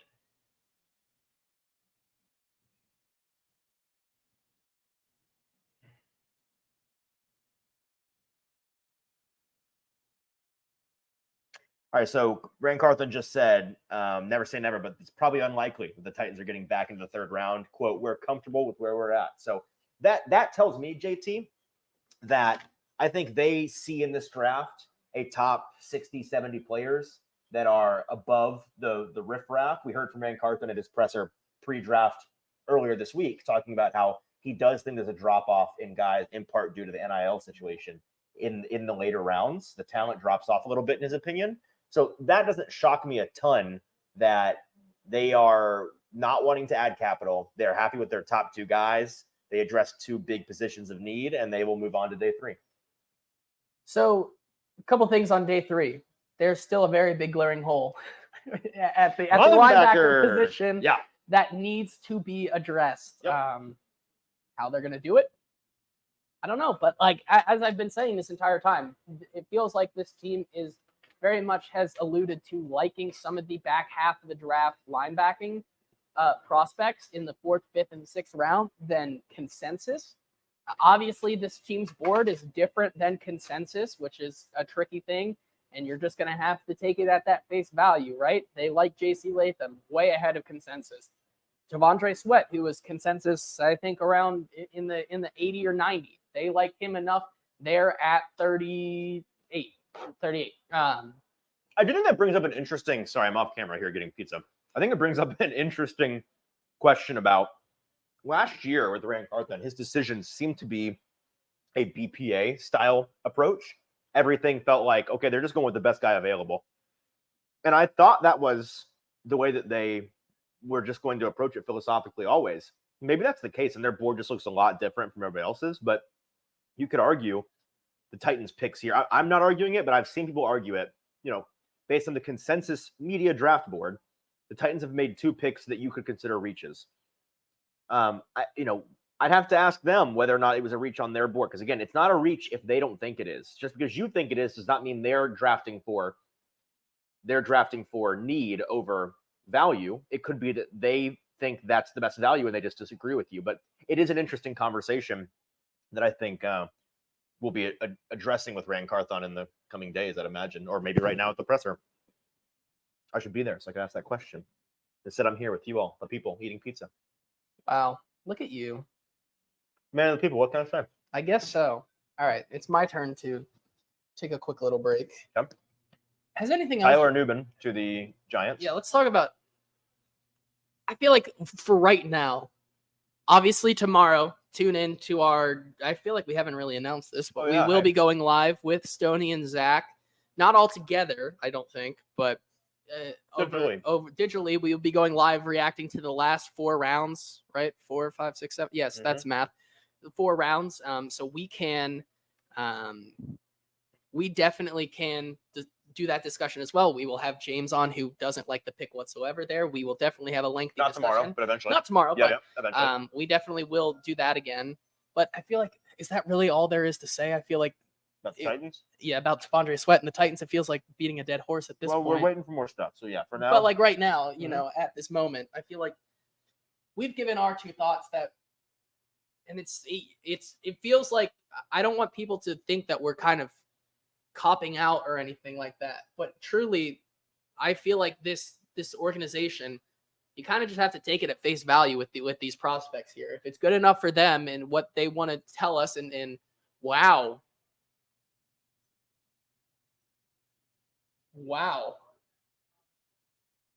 L Jags pick. L Jags pick here. Well, I mean, congrats on getting the second best defensive tackle out of LSU available on the boards. Because I like Mekhi Wingo much more than Mason Smith. And this is I'm not going to say. Sorry, is it Mason Smith or Mason Smith? Is it Mason? Right? Is it a deal situation? I have no idea. I mean, he's a good player, but not. This is who was the tight end they drafted last year? Who I've forgotten because he's so irrelevant. Brenton Strange. Yeah, Brenton Strange in the second. They're second round picks. Trent Baalke just kind of throws a dart at the board and sees what happens. But he does pretty good in the first round, so like. Right, but this is where he's bound to fail. It seems. All right. Wait, hold on. A.D. Mitchell's still available, by the way. Into the 50s. And the Bengals, they're on the clock and they've made a pick. Assumed first round pick, A.D. Mitchell. I feel like we've gotten too far for T. Higgins. Did you come back for the Bengals? Is that what you came back here for? Yeah. Okay. Because the pick was in. I saw he was on the clock. I feel like Logan, JT leaving during the Bengals. Now I'm back. I feel like we're past the point of a Debo trade. You're about to hate this pick. We're past the point of a Debo. You're about to be so upset. We're past the point of like Brandon Ayuk or T. Higgins getting traded in this draft. You know, they're kind of agreed. They're there. Who would I hate? Is this a guy I wrote about? Don't draft. It is. You also just generally don't like this guy. Is it Roman? No. Okay. Actually, you might hate it more than that. I don't know. We'll see. Who do I really not like in this draft? I like them. You don't. Chris Jenkins.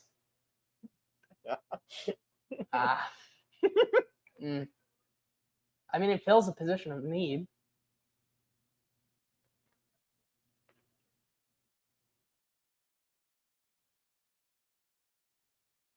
Should have just went to the bathroom. Yeah, for real.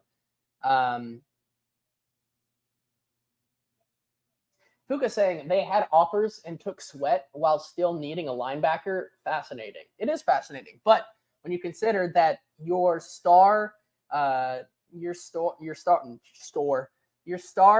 rusher in Jeffrey Simmons is over the moon, like absolutely ecstatic that this happened.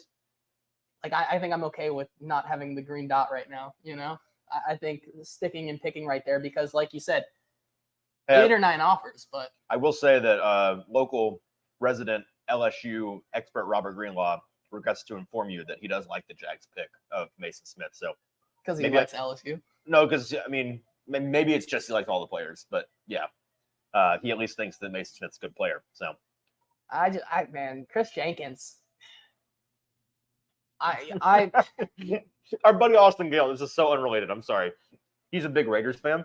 Okay. I didn't know that. Yeah, and the Raiders, like, they are notorious, or have been in the past, of like drafting way off the consensus board, picking for need, picking dumb, weird options, right?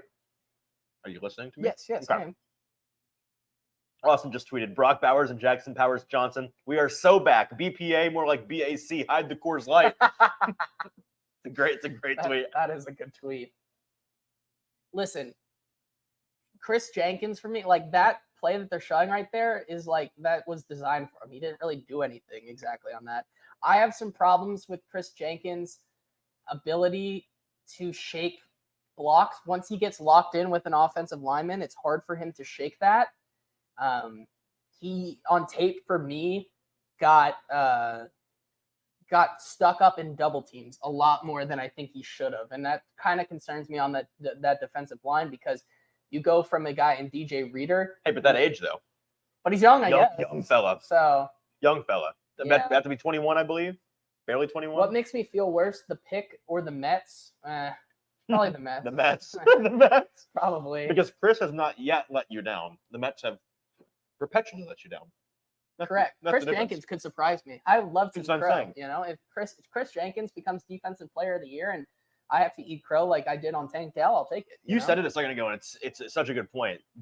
Rip Jerry on the running back. Oh yeah. Yeah. The situation where he yesterday told the entire world at 56. That he really, really liked Jonathan Brooks. We like that Brooks kid. We're going to take him at 56. And all the about Panthers the Mets, took him at 46. So yeah. Nice. Hey, Mike Sainstrom. Good. Commanders making some strong, besides their first round pick, making some strong picks. I like this a lot. Sainristro's a dog. Good player. I feel like that was all there was from the press conference. I feel like that. Pretty much. So I don't know. I want to text somebody in that group. Like, what's the vibe there? Do they stay? Who? What? The guys who are still at St. Thomas. Like, even though they just said, like, what's the vibe? You stay to right. You stay? You stay to right. Yeah, but like, even if I write an article about Tondre Sweat and it takes an hour and a half, 2 hours, am I staying for the rest for the possibility? It's always a chance. It couldn't be me, man. I'm sorry. Just kidding. I was about to say you. I definitely would. You're nodding my head like, yes, you would. Yes, you would. I'm just trying to sound cool. Mm-hmm. Poser. You're a poser. I am. I'm a hypocrite. I'm gonna go I want to look at the draft tracker here and who's been picked so far and kind of recap. Who's best available? Oh, A.D. Mitchell. How about that? Bet he's at the top of the list. Yep, probably. That's not correct.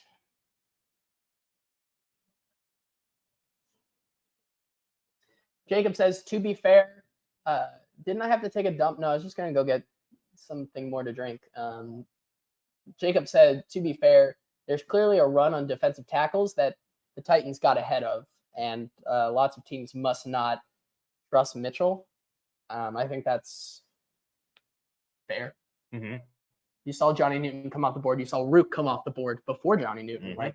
That's when you started to see those guys, like, truly, they were starting to burn the midnight oil on how long they could wait, Yep, So let's look at the consensus top prospects here, according to NFL.com.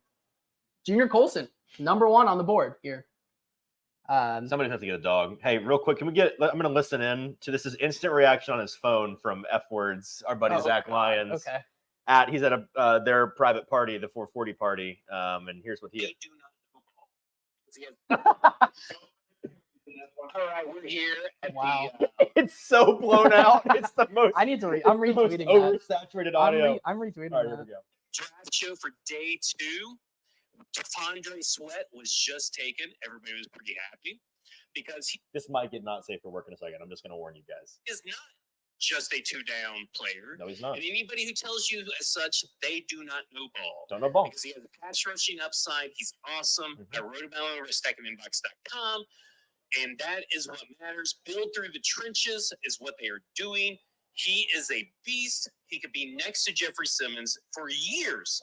For years, the Titans ignored the spot next to Jarrell Casey. The Titans are not doing that this year. He is a good player. He has a high pass rush win rate. He has a good percentile ranking and everything that you need to know. And guess what? He can play all 3 downs. And even if he has to ease into it, passing on first and second down is growing every year. All right, we'll hear more about Sweat with him and Stoney tomorrow, I'm sure. But Yeah. I agree with what he says here. I agree with what he says. Do we think Stoney has pants on after that pick? I don't know. We might have to ask him there.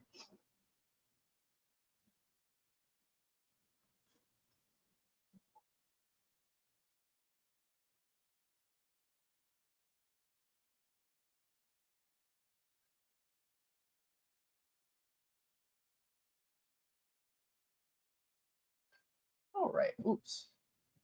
I'm fat fingering that all the time. All righty. Now I'm going to go.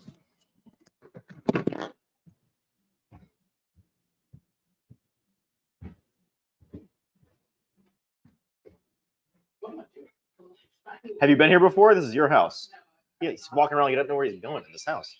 Anyways, if you're still with us, we're going to be reacting to the entire draft if the Titans pick again or not. I'd imagine they're not, based on what we've heard, but doesn't matter. We're still going to react because we love the draft and we love these players, and I find it fascinating. We'll see who the other teams in the AFC South take, so that's good.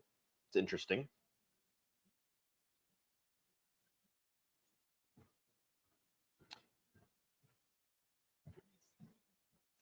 We are plugging and chugging here so far.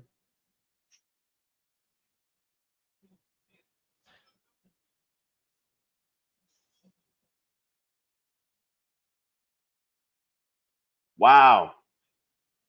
All right, so we got some big AFC South news coming up here in a minute.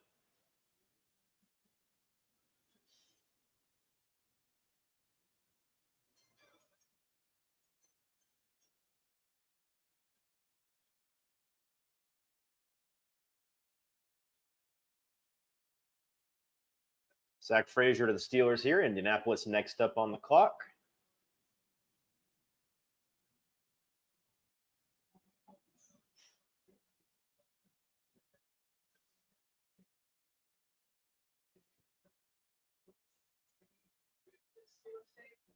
Zach Frazier. Ooh, they did cut their starting centers. That does make sense.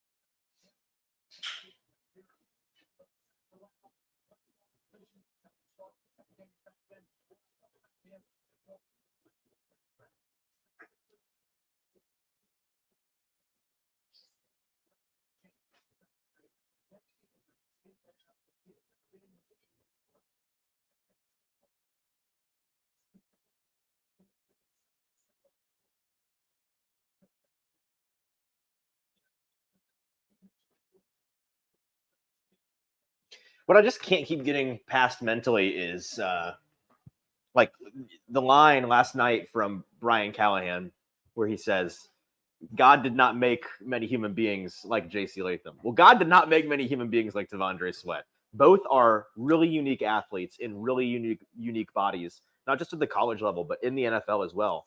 They're going to be one of one style players if they both pan out and reach the potential that they have. Yes. I don't know. The biggest thing here, JT, is that this entire draft for the Titans is coming up. Everything's coming up aces for you, me, Zach Stoney, Mike Herndon, the 440 F words, Hot Read Pod, PaulKaharski.com contingent of Nashville analysts. This is going really well for us. We're very pleased with both of these picks. And folks not in that contingent, not saying that they are bad I put at Sam what they in do. there. Sam's been a big proponent of Sam both. was a huge Sweat guy from Yeah, day he one. wasn't a huge Latham guy, but I think he was fine with Latham based on what I talked to him earlier this week. And huge Sweat guy, obviously. So like, half of us are very complimentary of this, and half are very much not so. And so I think whoever ends up winning out, it's going to make for a lot of media victory lapping and coping this season as we watch these rookies get after it. Yeah, I mean, I think there is a. But if you've followed our draft coverage at all, you know we're very pleased with these first two picks. I mean, I can't complain with either of these guys. I definitely can't. PPG83 says day 3 priorities. 1, you have to get a linebacker. Like they have to. Linebacker and receiver. Linebacker, You receiver, think edge. receiver is actually that big of a need for them? I think getting a guy that you see as a developmental upside guy in the building, yeah, it's not like I'm not saying they need to go out of their way. Like if nobody's there, nobody's there. Like honestly, we'll probably address that question later on in the stream when we have a better idea of what the day 3 top available guys is going to look like. Yeah. But just in terms of what they need, agnostic of what's available, for me it's receiver, edge, linebacker. Those are the three positions they're going to be targeting. And I'll throw not nearly as much of a need, but if you can grab a Christian Jones out of Texas at tackle, like I would not mind another tackle as well. Especially, I'd imagine there is one in one of their 4 picks on day 3 that's a tackle, just because that seems like the kind of thing they'll do. A developmental guy that has the traits they think Bill Callahan can get the most out of. I'd guess one of them is an offensive lineman, but I think those, like off the top of my head, that's my pick. Is they get a lineman, a receiver, an edge player, and a linebacker. I think one of each of those positions in day 3. Okay, I'll go receiver because I think it's fun. So a receiver. Oh, Wait. Actually, you know what I'll do? Speaking of receiver, I don't mean to cut you off. The Colts, AFC South relevant swing here. A.D. Mitchell finally comes off the board. They take a swing on crazy upside player in A.D. Mitchell. Wow. Big boom bust potentially. I mean, I think a good pick for the Colts. The value at 52, strong. I think this is it's an unimpeachable pick. Just from an outsider's perspective, clearly he fell for a reason. The question is why. They think Shane Steichen and Anthony Richardson can get the most out of him. We'll see. But the Titans are going to be seeing a lot of him, so we're going to be talking a lot about him this year and into the next couple of years. Yeah, for sure. He's going to be a fun guy to watch and see if it truly can. Yeah, for better or for worse, it will be very fun. Yes, I do find it how interesting it is that now did AD play only 1 year at Texas? Yeah, 1 year, 2 years at Georgia, 1 at Texas. Gotcha. I believe. Yeah. Hey, the Colts do love their either 9.99 or 10 RAS guys. They love crazy them. athlete. He fits the Ballard mold, no doubt about that. So he passes the physical test. So they have what? They got Laiatu Latu and A.D. Mitchell now. Two guys with incredible upside and the huge bust the potential. The floor is pretty low. Yeah. Right. So they're swinging. They are swinging on this one. So let's look real quick. Let's go back here through this draft so far. Which pick outside of the Titans do you like the most, and which one do you hate the most so far? Sorry, say this again. The pick so far today that you like the most, and the one that you hate the most. I think. Well, I know my favorite one. Which one? It's DeJean to the Eagles because I think they got an absolute. Okay. I mean, it's the one that made me the most mad. So I think it's the best one. Rook to the Atlanta Falcons. I mean, I do love it, but and then the one I hate the most still, I think Kamari Lassiter to the Texans. I still think is a wild reach. Not just because, like, there's one thing about size being a factor. But when you're a Mhm. cornerback in this league and you run a 4.65 40 and you still go in the top 50, they better be right about him, because I just don't see it there. But he's a fluid player, like top to bottom.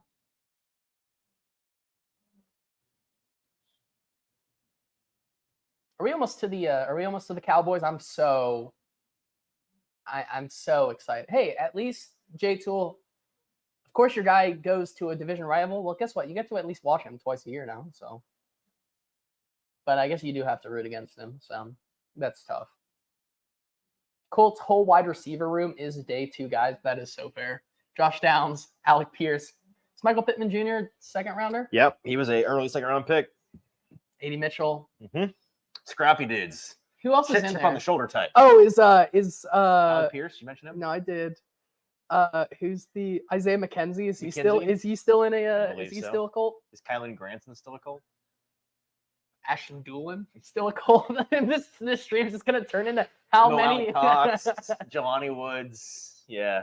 Yeah, that's tough, man. Interesting group. They're cooking something up there. I don't know what Jacob kind of with the stew hot, they got going. Jacob with the hot take. Latu will be an All-Pro for 3 years, then retire, which sounds perfectly on brand. Yeah, and if you're the Colts, I don't know if you would you consider that a win or not? I think it's a win. Yeah, I think so too. I mean, it's a first-round pick, but still, it's in this window, which is what they're trying to maximize, anyways. So, a lot of good value here, I think, as the last couple of picks, as we've been talking about Devondre Sweat, Zach Frazier for the Steelers, I think is as I said it, Logan, Isaiah McKenzie is a New York Giant, so you are correct. But I should have known that too. That's my fault for not correcting you. Oh, I realized Isaiah McKenzie was a 5th rounder, but at that point, I just started naming random Colts that I knew. So, Jonathan Brooks is going to be a day 1 running back start, which I actually really like that now for them. Jonathan Brooks running behind that offensive line that cost $120 million or so, I do like that. I think Ike Ekwonu is definitely a better run defender than he's a pass defender, so I think that works out well for them.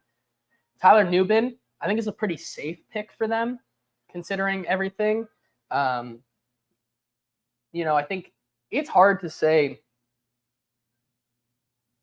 what the difference really is. I prefer Jaden Hicks a little bit more, just because I think he's a little bit more fluid of an athlete. But Tyler Nubin, the production is there, and I think he'll be a day 1 starter there.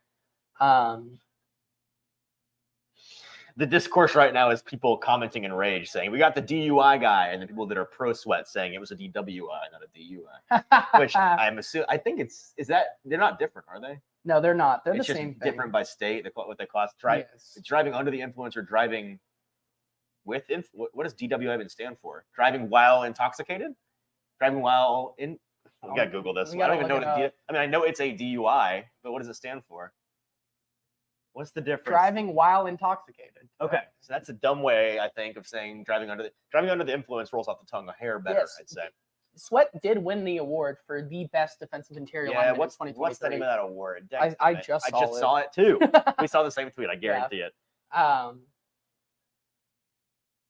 See, Zach Frazier, day 1 starter. Mike Sainristil is an interesting pick. I think it's a good fit for Washington. I think he fits that role.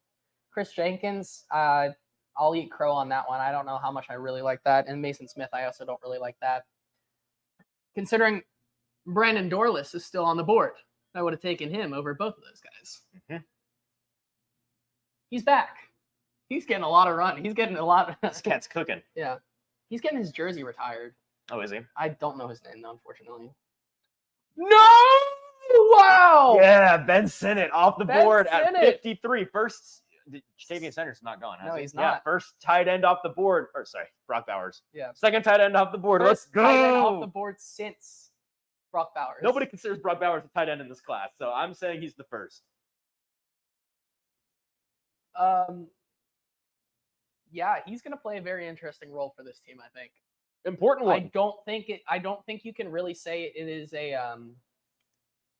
what is his name? Logan Thomas? Logan Thomas. I was going to say Jordan Thomas or something for some reason. I don't think he's a great Logan Thomas replacement, but for what that team wants to do, especially with Jaden Daniels, like you're seeing here, getting him to be that kind of fullback guy out of the backfield that can block for Jaden move and tight end, explode, yep. I think is something that you're going to really see from him. These routes that you're seeing where he kind of just slips through the seam so effortlessly is something that we saw at the Senior Bowl that made you really like him. And then me, I think size is a little bit of a concern, especially just, you know, how long that is. And of course, guess what? The Browns with their first pick of this entire draft. Hey, I forgot about the Browns. Everybody's on the board now, finally. Let's go. Welcome to the chat. Cincinnati. Goodness. Cleveland Browns. Yes. Why did the Commanders have so many picks? It seems comical. They traded away a lot of players. You know, they got a third for Chase Young. They got 2 seconds, just a second for Sweat. Wait, say that again? They get, what was the capital they got back? I know they got a second pack for Who was they? Sweat. Who were we talking about? Oh.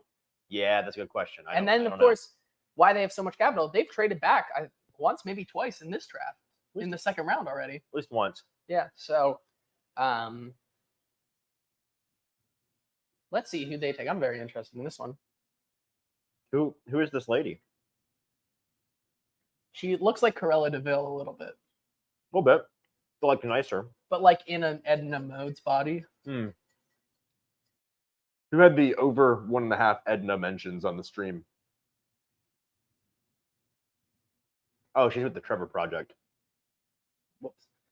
T'Vondre Sweat said he can't wait to get reunited with former Texas teammate Keandre Coburn, which I think is also very interesting that now there is, because that was such a sneaky pickup, because we kind of liked Coburn coming out, and then he goes to the Chiefs, and then he's on their, was he on their practice squad, or did he get cut? I think he was on the Chiefs practice squad, and the Titans picked him up, if I'm remembering that correctly. Wow. Wow. Yeah, he was a P squad guy. Okay, another guy I just don't like.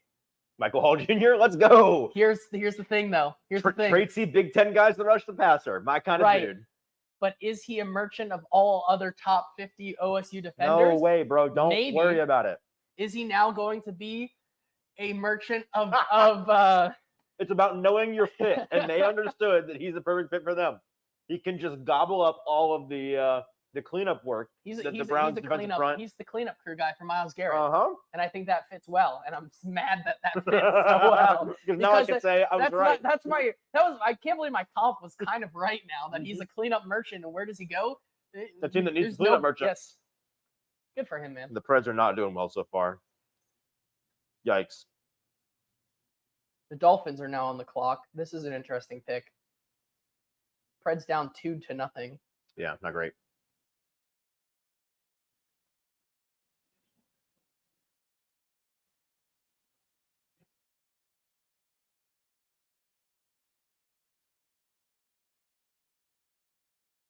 I want to go back to this comment that Logan had. So T'Vondre Sweat to the media so far has said that he's wanting to play at 350, 355. He says at that weight he thinks he'll be a Hall of Famer. Right now he's at 366. That's not hard to get down to for him, probably. I think it is. I'm not saying it's impossible. I think it'll be difficult. Again, this is the guy that was playing at 380 in December and January. Hey, no Hattie B's. No Hattie B's. No. Somebody needs to. When he asked no cookout. When he asked no for Hattie B's. Where's the spot around in town? Take him to the greenery. Take him to the greenery. Take him to Chopped. Take him to. Yep. He needs some breakfast. Head the morning watch and get some over easy eggs. Keep it simple. Keep it light. That sounds good. I kind of want to do that tomorrow morning. Okay. Before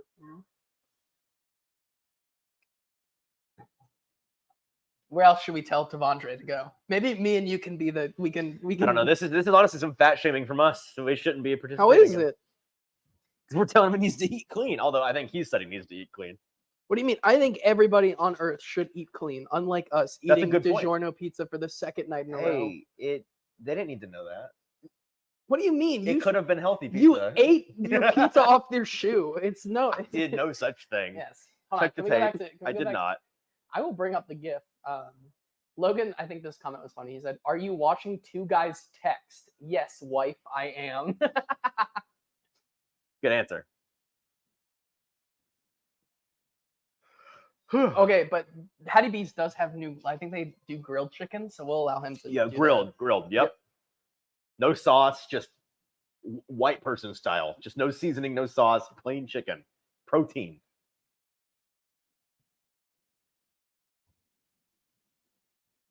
I have a weird feeling this is like a Malachi Corley.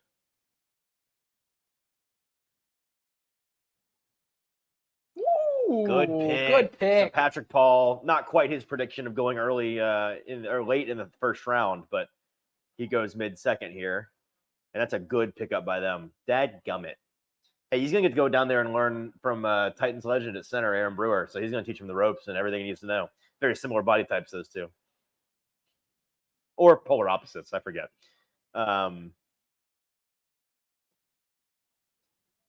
Why are they showing that? Yeah, that was a bad play to start with. There we go.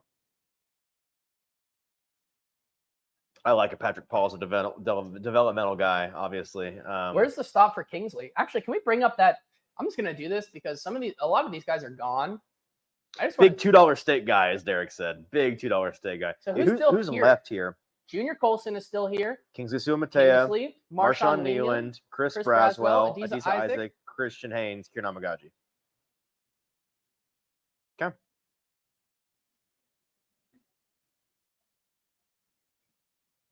So far in the second round, we've had 7 defensive tackles and 6 defensive backs. So we've had a defensive run of sorts. As it should. I mean, we knew it was going to happen eventually, right? Well, yeah. After the first round, you'd have to.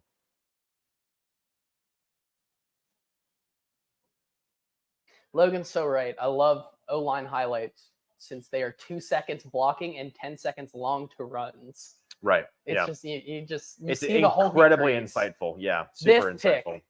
I can't wait to see what is cooking right now. Do you know it? No. Okay, me neither. I don't. You know what? I'm not going to look at my phone. I want to react to this one naturally from the Cowboys, who their pick that they telegraphed to the world yesterday. True. That is the first defensive pick by the Titans since in the Ran Carthon era. You're right. Ran Carthon era. Yep. It took him. We're at the Death Star again. It took him 9 picks to finally get one, I believe. That's wild. Very.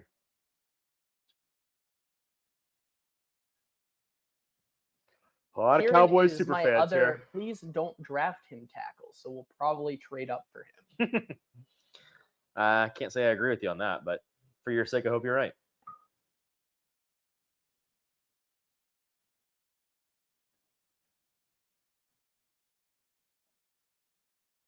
Oh, true.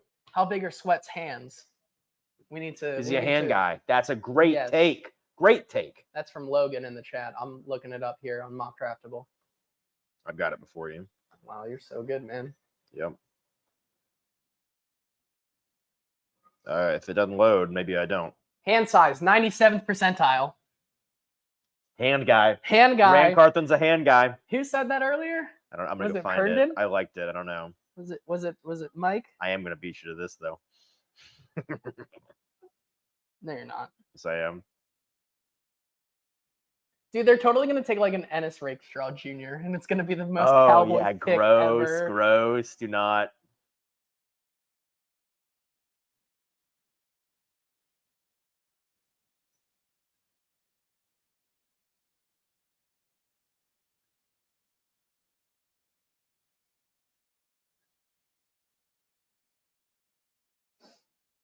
As Hernan said, the Titans added 708 pounds to their trenches over the last 2 days in J.C. Latham and Tavondre Sweat.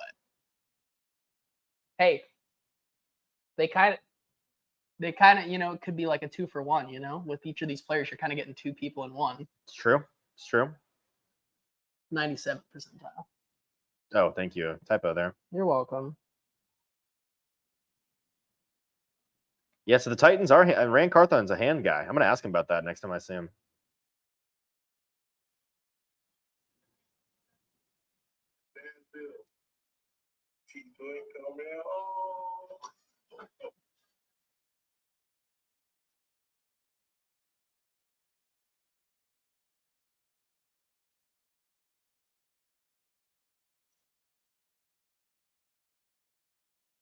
Yeah, I mean,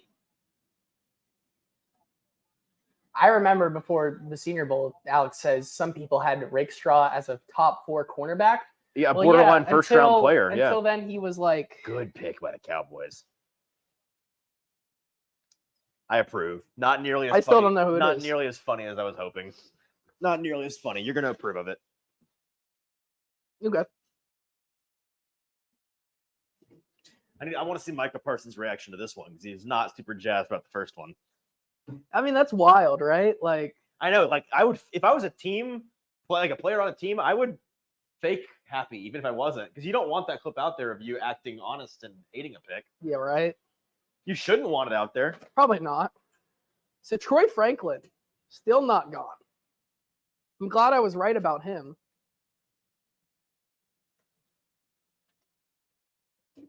Who's the biggest surprise to you that maybe you were higher on and like, or that you were lower on and he's already gone, or higher on that has not gone yet? You asking me or the chat? You. I'll answer, anybody, I'll answer really. after you answer. Did you steal one of my drinks? You no good son of a gun. Yeah. Yeah. Oh, and he admits it. Oh, let's steal one back of yours. Okay. Which one did you steal?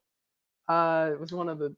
It was One a of the cider. Oh, I know Yeah. that part, Bozo. Which I don't one? remember. Okay. Well, was it good? It was pretty good. Okay. Bozo. No, I'm not. I'm laughing at. I No. shouldn't. Shut up. You're a bad person. I hope everybody outs you for what you're currently laughing at.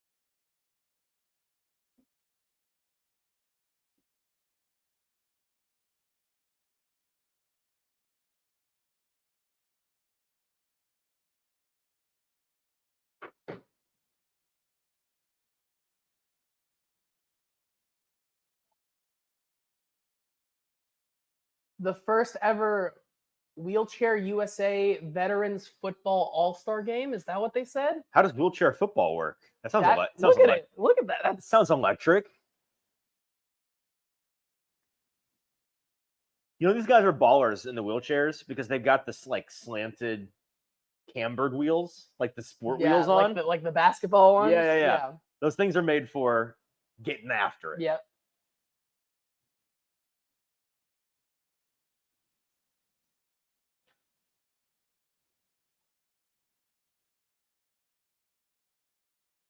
See, we can bully the guys that are just like former players taking too long, but I can't sit here and bully this guy to get off the stage faster because he's Yeah. like doing good things on the stage. Yeah. So while we do For a that, good let's talk cause. about. There's something here that people are talking about. The guys who are the biggest fallers right now in the draft. One is, as Kenneth says, Junior Colson is plummeting. I'm surprised by that, but now that we've said it out loud, maybe. Alex says, I'm surprised Braswell is still on the board. I'm not that surprised by Wow, that. Marshawn Kneeland. That's actually a good pick. Told you for it's a the good pick. I want Cowboys. to see Micah Parsons' reaction because that's a good pick. Yeah, that's a good pick. Logan saying Christian Haynes dropping is crazy to me. I don't find that crazy. I mean, we're saying dropping, guys. We're still in the top 60 picks here. True. Derek asked Colson in the 4th. If he's there, that's a home run. Yes, he's not going to be there. He's not going to be there.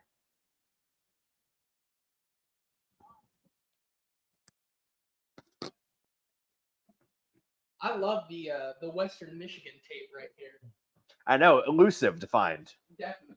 I hated the way Western Michigan, I guess their defensive coordinator is the one to blame. The way that he deployed Kneeland consistently this year infuriated me on what tape I watched of him. The guy doesn't know where the line of scrimmage is. He's going to go to the Cowboys. They're going to teach him, and then he's going to be much better. But like, dude was constantly lining up off the ball.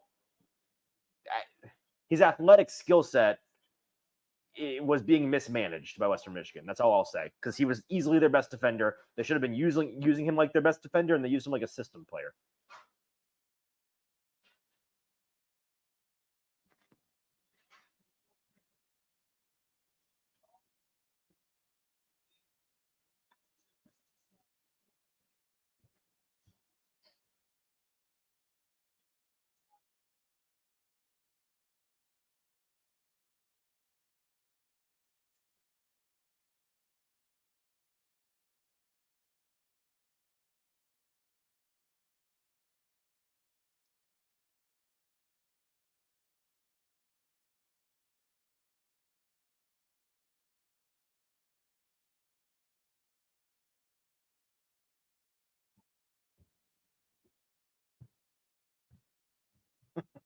you find that crazy for the NFC South? The Buccaneers have won the division 3 years in a row. It's the longest streak ever for them. Is it really? Yeah. Well, those teams are just a rotating cast of mid and bad, so I'm not surprised. I'm surprised Spencer Rattler is still on the board here. Of course you are. You thought he was going to go in the first round yesterday. I thought he could. Logan asked, how do we get tape? It's an interesting question. How do we get it? Yes. It's not one way. 19 different ways. Subreddits, Substacks. I'm blanking on the platform. Huddle? Yes, that's not Summon Huddle. Patreon. That's what I'm thinking of. Patreons have them. You just gotta know where to look. Like if you are interested in getting some yourself, hit up me or like the guy that I go to if I'm in like in search or something is James or Stoney. Stoney, he's got the hookups, so he'll know the direction to point you. I would agree. The Raiders passing on Rattler is pretty telling. With the JPJ pick, maybe. Well, just the fact that they haven't yet. Who's going to be hungover for tomorrow's show? Says Marcus. Not I. Stoney's probably Zach. Braden, I'm not sure he's going to be there, but if he is, I don't. Maybe. I think it's Zach. Zach is celebrating tonight. Yeah, Zach is. Yeah, maybe. Who was the? See, this is great. This is great company-wide coordination. Who was the former Titans player that was going to be there tonight? You know what? I never asked them. Oh, and they didn't tell me. Okay, I should have asked. Yeah, probably. I didn't even know it was a former Titans player. It was. You know that for a fact? Yeah, he said that on their show. I'm trying to think about who they know. Cortland Finnegan. No, I'm kidding. I don't know. Who would be in town? Julius Chestnut. Former Titans player. How dare you? Julius is a current Titans player. I was just starting to name random people. I don't know. Once again, how dare you? Julius Chestnut is not a random person. He is the nasty nut. Apparently, you did shoe pizza again. No, you can't prove it either. Liars. Shoe Pizza Gate. Soul Pizza. Y'all are liars. I didn't do it. This apparently happened. Pull up the tape. I want to see it. OKC is not here tonight to pull up the tape. Well, so unfortunately, I don't think we can. If y'all can't prove it, then it didn't happen. Derek says it's Isaiah Wilson. Who? Devondre? No. Oh, the former player? The former player. If they tell me it is, I'll leave the stream right now and go down there. Easton did not just call him the nasty nut. No, he calls him the nasty nut like almost every day. Because it's a good nickname. He's the nasty nut. That's what he is. He's a nasty runner. Jacob says the draft has cooled on offensive tackles. Will Yale's offensive tackle be the next one up? Well, Kingsley, I'd imagine. Probably, but I think it'd have to be Kingsley. Kingsley, Roger Rosengarten, and Kieran Amagaji are the next couple guys.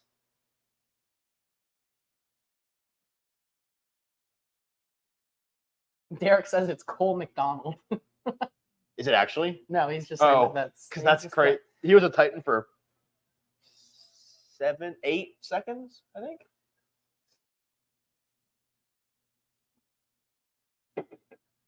I mean, we're just like 3 picks ahead now. This is wild. Oh, online. Like I saw the Green Bay's pick. I don't know who Tampa still has picked. I saw Green Bay's before I saw this one. Tough.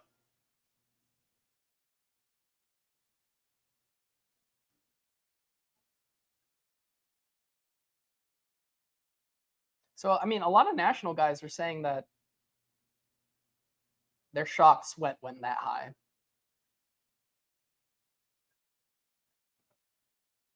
They just don't know ball. They aren't in the trenches. Chris Braswell goes. Good for him. Good for Chris. I like Braswell. It's a good pick for Buccaneers team that likes to get after the quarterback. Yeah. Derek says he was just throwing out ideas. I'll be right eventually. If you name every Titan ever, you'll be correct at some point. And still, you might not be. Is this real? Yeah, I saw that. That's CG. Is that actually real? Weather That's nerd. true. That's astonishing. Anyways.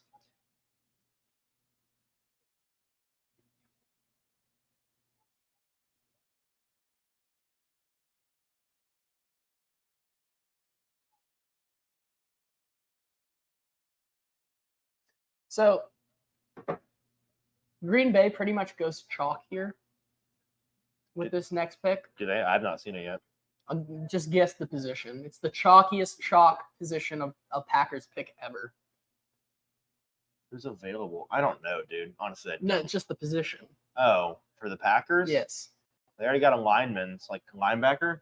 They just got a linebacker in Edgerrin Cooper. Oh, that's right. My bad. Okay, so safety. Yeah. Yeah. It's a safety. Yeah. It's the most Packers pick ever.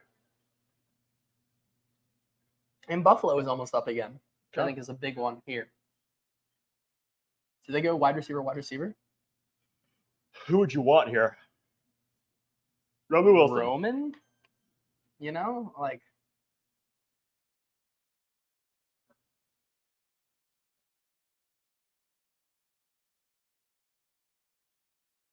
Javon Bullard. Yeah, that's a. That's such a Packers pick right there. It's a necessary, incredibly unsexy. Pick I'm by the with you, Packers. Logan. Buck should have taken TJ Tampa just to like have him. Like I like Tampa a lot. Oh, for the. no, just like Tampa should take Tampa. That's a good you point. know? They should have gotten him for free. Derek Actually. says, "I want to pick." Yeah, I we know. Mhm. Would you rather have your third round pick this year, or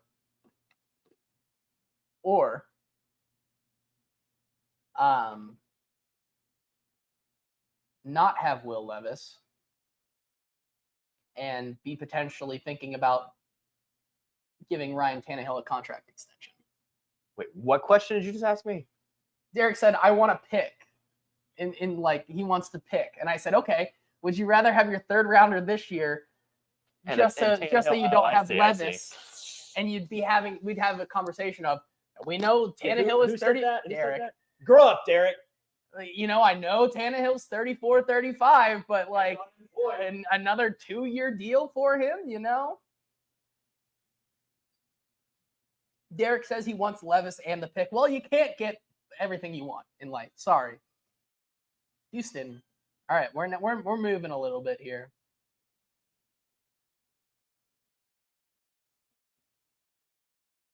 Wow. Wow. The Texans are drafting a lot of people that I wrote do not draft. And, you know, once again, I don't like this pick for them. This is the Texans just basically got NPF of the 2024 NFL draft. That's what just happened.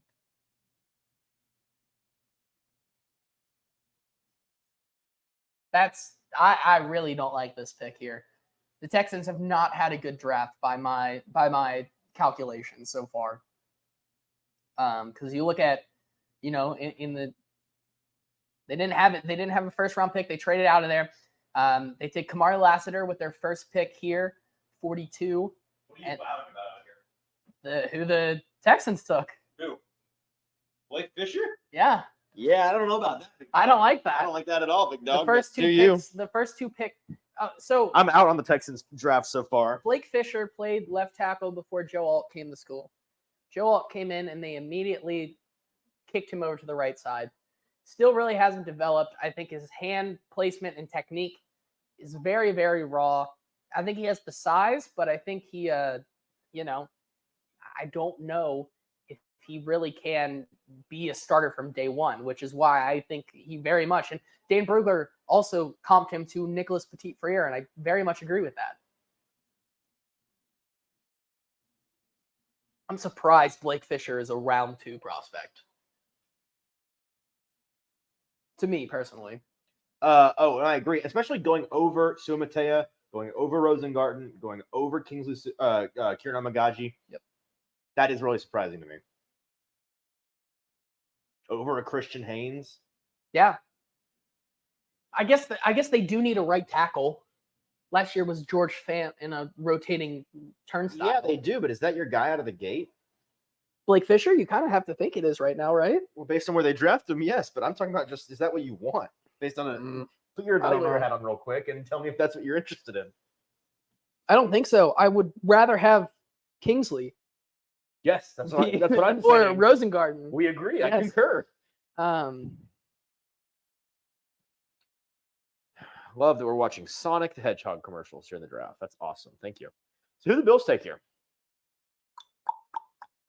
I think they could use a lot. This is funny. What? Just look at the bottom two. Pick is in on the clock. Yeah. We reached that stage of the draft. I feel like, are we good now? Can we just like talk about the draft as we see it now? Is it fair With game tipping yet? picks? Yeah, just like talking about it as a free flowing discussion. Yeah, we're gonna do that now. We're just gonna discuss it, and when it comes up, comes up. So if you're upset we're tipping picks, I'm sorry, but Logan does say that we were watching a commercial for Knuckles, the 6-episode miniseries. okay. Well, I looked up and Knuckles. saw Sonic, who I guess is a co-star of Knuckles. So It is. It's kind of like I know how it works. Okay. Yeah. All right. Derek says, yeah. KPO Polarity says more spoilers. Okay, we'll just give. You know what? We're gonna do it. The Titans' 4th pick is going to be The Titans are picking Cedric Gray. the Lions are taking Ennis Rakestraw Jr. Boo! Yeah, I'm out on that, big dog. I'm out. Well, maybe they're building such an athletic secondary room, just like the Texans, that they just have a guy who isn't athletic Gosh. do the hard work there. We've reached the point of the draft now. If y'all have like serious questions for us, you like us to answer or talk about, hit us up in the comments in the chat. We'll do it. We'll make it happen.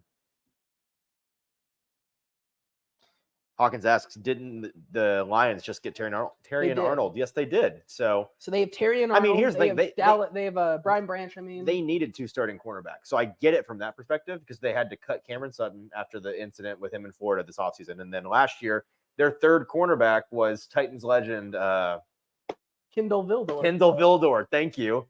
Yep. And he was statistically the worst cornerback in the league. So you didn't need him back out there either. So I get this. I love the first guy they chose. I don't know if I love the second one. AD Mitchell says, I'm just kind of pissed. Don't know what other way to put it. Excited to get to work. Kendall Vildor? No, What? AD Mitchell. That's what he said? Yeah. So just kind of pissed? Yeah, so he clearly chip on his shoulder kind of guy. Yep. He's going to be the kind of receiver that a Monday Night Football profile, he's like, yeah, before every single game I write, he goes full Amon-Ra St. Brown. I write down every player that was drafted ahead of his name just so I remember what teams chose over this, you know? And everybody's annoyed by it by the first time they hear it. See, this is the thing. There are national people out there who really like a Kamari Lassiter but hate a Tavondre Sweat. And that's just the beauty of the NFL draft and evaluating these prospects. You know?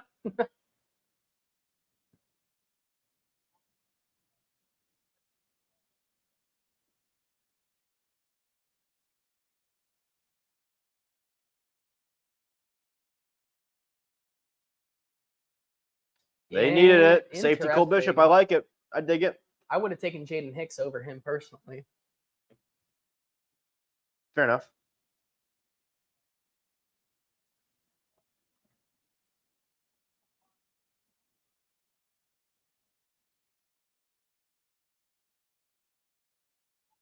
Jacob says, watch Carthan's call to Sweat as they draft him. First thing he says is how much support he'll have and to be a good soldier. So clearly they're trying everything they can to, you know, keep him on the straight and narrow. So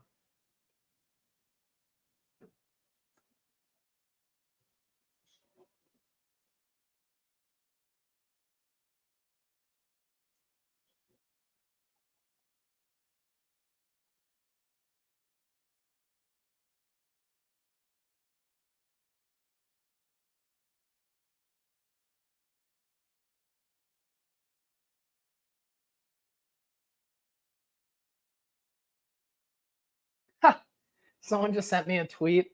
The NFL draft takes too long. If I wanted to see 32 picks in 3 hours, I'd just watch Trevor Lawrence. It's good. It's a dad joke. It's a good bit. I approve. Hey, I know this guy. Yes. Barry. Titania says, how short is Zach? We can talk about it since he's not here. I love him, but him compared to Braden, Mike, and Stoney, LOL. I am 5'8", and I believe he's a hair shorter than I am. So I'm going to guess 5'7". Yeah, it's probably around there. He is small, but he is mighty. Hear him roar. Hear him roar, indeed. Tomorrow we'll be hearing him roar. For sure. I don't know how to play tomorrow's draft. I'm kind of just gonna sit in my chair and We're watch, just gonna be vibing and watching and talking. and watch Stoney kind of freak out about like a bub means in the 6th round, and I'll be like, This is crazy. Oh, yeah, Listen to this. The Chiefs' first-round pick can't buy a beer yet. The Broncos' first-round pick is older than 2-time Super Bowl champion George Karlaftis. wow. Derek says y'all are short. Yeah, I mean, How tall are you, Derek? 6'7"? You freak. damn. All right. Had to get it off. Okay. How tall is Stoney? I feel like Stoney's like So he's like even 6 6 foot. foot, Yeah, something 6'1", around there, something like that. Stoney's the tallest of the bunch. I mean, if you're including Mike in this bunch of 440 guys, Mike is easily the tallest out of all of us. Mike's like football player height. He's like 6'3" or something. Derek says he's 6'1", like a grown up. You know what, Derek? I'm not a grown up, so that's fine. When I grow up, maybe I'll be 6'1". I'm not gonna grow up, Derek. Get out of my room, Dad. How tall is JT? 6'2".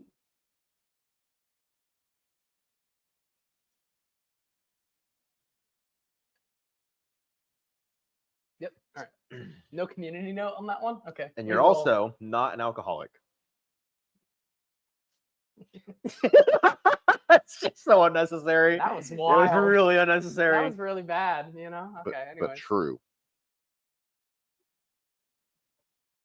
what did I do? I don't know what I did. You lied about your height. It's okay. You can give me Titania back. says, "Are you having a boy or girl?" A girl. Girl dad season, baby. Girl dad season. Have you announced the name yet? Not to the world.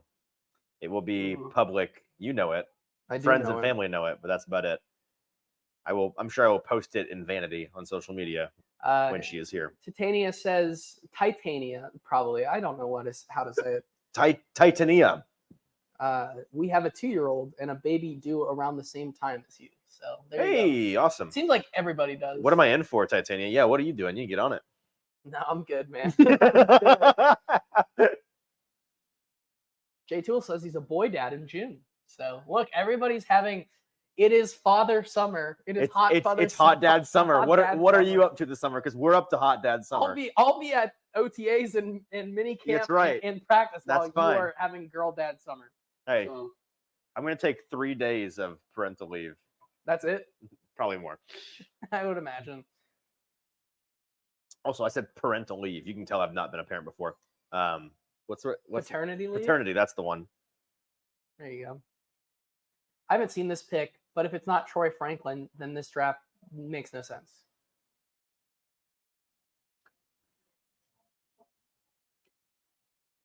Loading the gotta.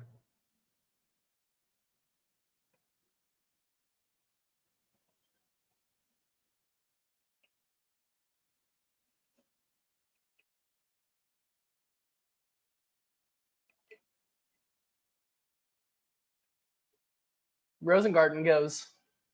They need Good pick. tackles bad, and they got tackles. Or wait, who's their friend? No, they didn't get a tackle in the first. Okay, so this checks out. No, they got Nate Wiggins in the first. Yeah. So this checks out. I like this. I think Rogers is a steady Eddie guy. You can have come in. He got a relatively low ceiling, I think, compared to some of the top guys at least. But his floor is relatively high, and I think he is a steady plug and play guy that is going to be an NFL starter. So I like this pick.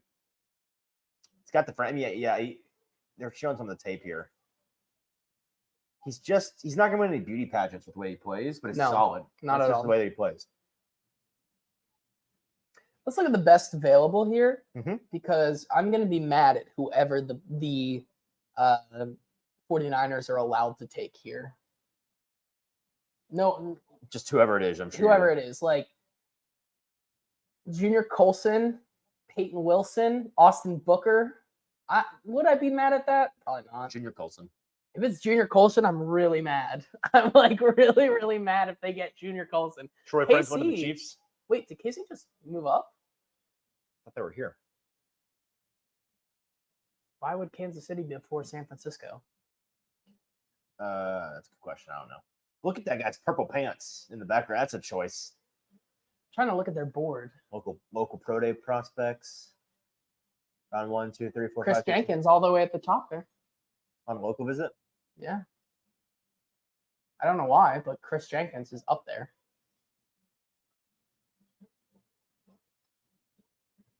Whoever wrote all that on the whiteboard has impeccable handwriting. They did. So they traded. The Chiefs moved up one spot Okay. to get. It's Kingsley, man. If they get Kingsley here.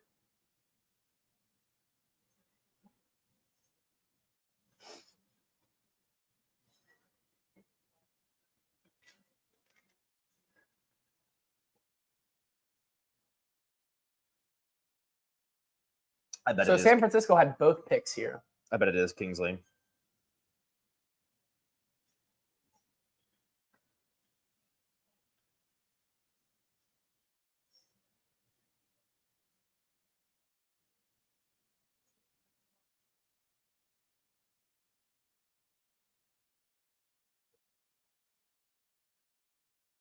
Jamal Charles.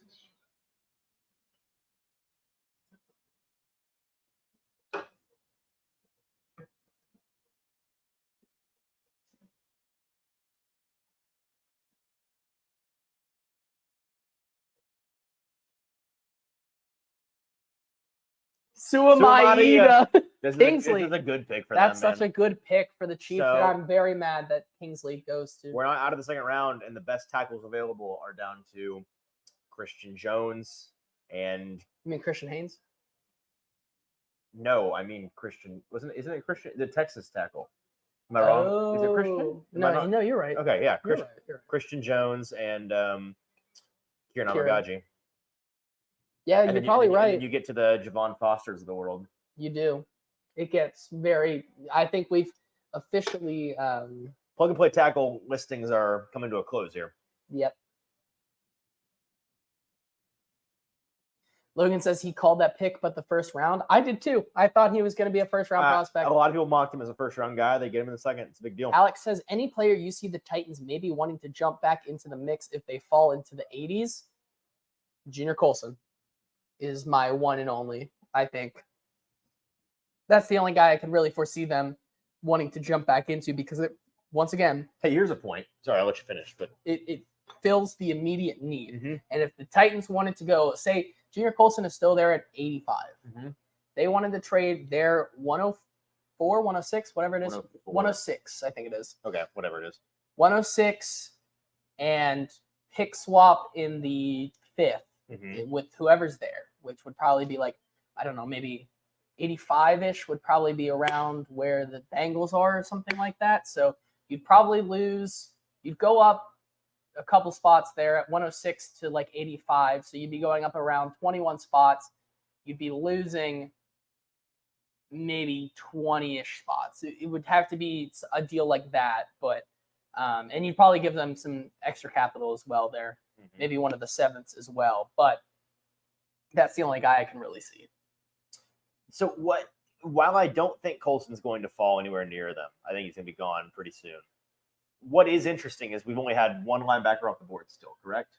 Yep, It's just been just Cooper. Edgerrin Cooper. Right. As the entire linebacker class falls, that's pushing down guys like Cedric Gray and Jordan McGee and Jeremiah Trotter Jr., guys that may fall to their range. And so while I think Junior Colson probably won't, that's good news in general if they need a guy that can be a starting linebacker on day 3. And maybe that's how the league has just viewed him. That, you know, maybe they thought that they could always get a Junior Colson or a Peyton Wilson in the fourth. Maybe that's just how the NFL has viewed this class altogether. And we've been over-evaluating them a little bit because, once again, the inner workings of the NFL is just so different to what we consider the consensus big board, right? Let's see what else. Benjamin Demick says, do you two feel like basically every true contender got worse with the exception of the Chiefs and Eagles this year?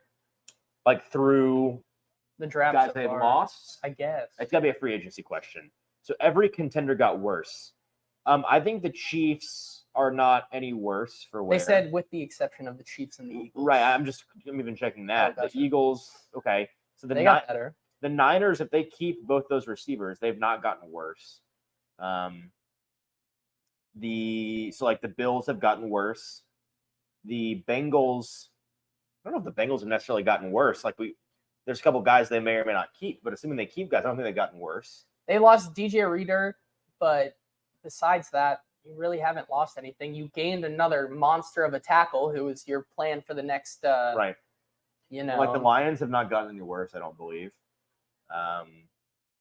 The Ravens have gotten a little bit worse because of the brain drain on defense, the talent drain on defense through free agency, and then the loss of their tackles. So they have gotten worse. So yeah, it's not everybody, but that's the churn of the NFL, I think. Yeah. There have been a pretty normal number of risers and fallers. And in terms of the AFC South in particular, contenders for the division, from a Titans perspective, it's the Texans have gotten better for sure. The Titans have gotten better, maybe not to the same level that the Texans have, but they have gotten better, I think. The Colts, I think the Colts, by staying the path, have gotten better. The Colts have gotten marginally better. It's not been dramatic, but they have been they've marginally improved. And by getting, Anthony Richardson back, you'd imagine they are getting better by adding back a talent that they had injured. The Jaguars have definitively gotten worse. Losing Calvin Ridley, it's tough. Replacing it with Gabe Davis. putting in Gabe Davis. Well, their first round pick is going to fill those shoes now. So, but plugging in a Brian Thomas Jr. in lieu of a Calvin Ridley is not going to, at the very least, it's not going to immediately be an upgrade. It's going to be a downgrade. Yeah. So that's fair. Niners are up here. Pick is in. Where does the line? What's the first round or the first pick of the? It's Carolina, right? Here. Okay, so that's what I was about to ask. I think it's Carolina 65. Yeah. Yeah. Jay Tool with that's so dumb of me. They don't have any compensatory second picks, so of course it's 64. Jay Tool with a very interesting comment here says he likes Gibbons as our starting green dot.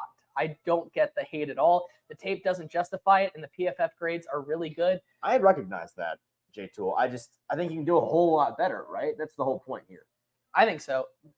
The only thing I'll say is that go back to when we were both in London and go watch the tape where Jack Gibbons had to be on Zay Flowers and come back to me and tell me if that's who you want going out there every single week. As our buddy James has put it in the past, Jack Gibbons on the Y-axis, pretty good linebacker.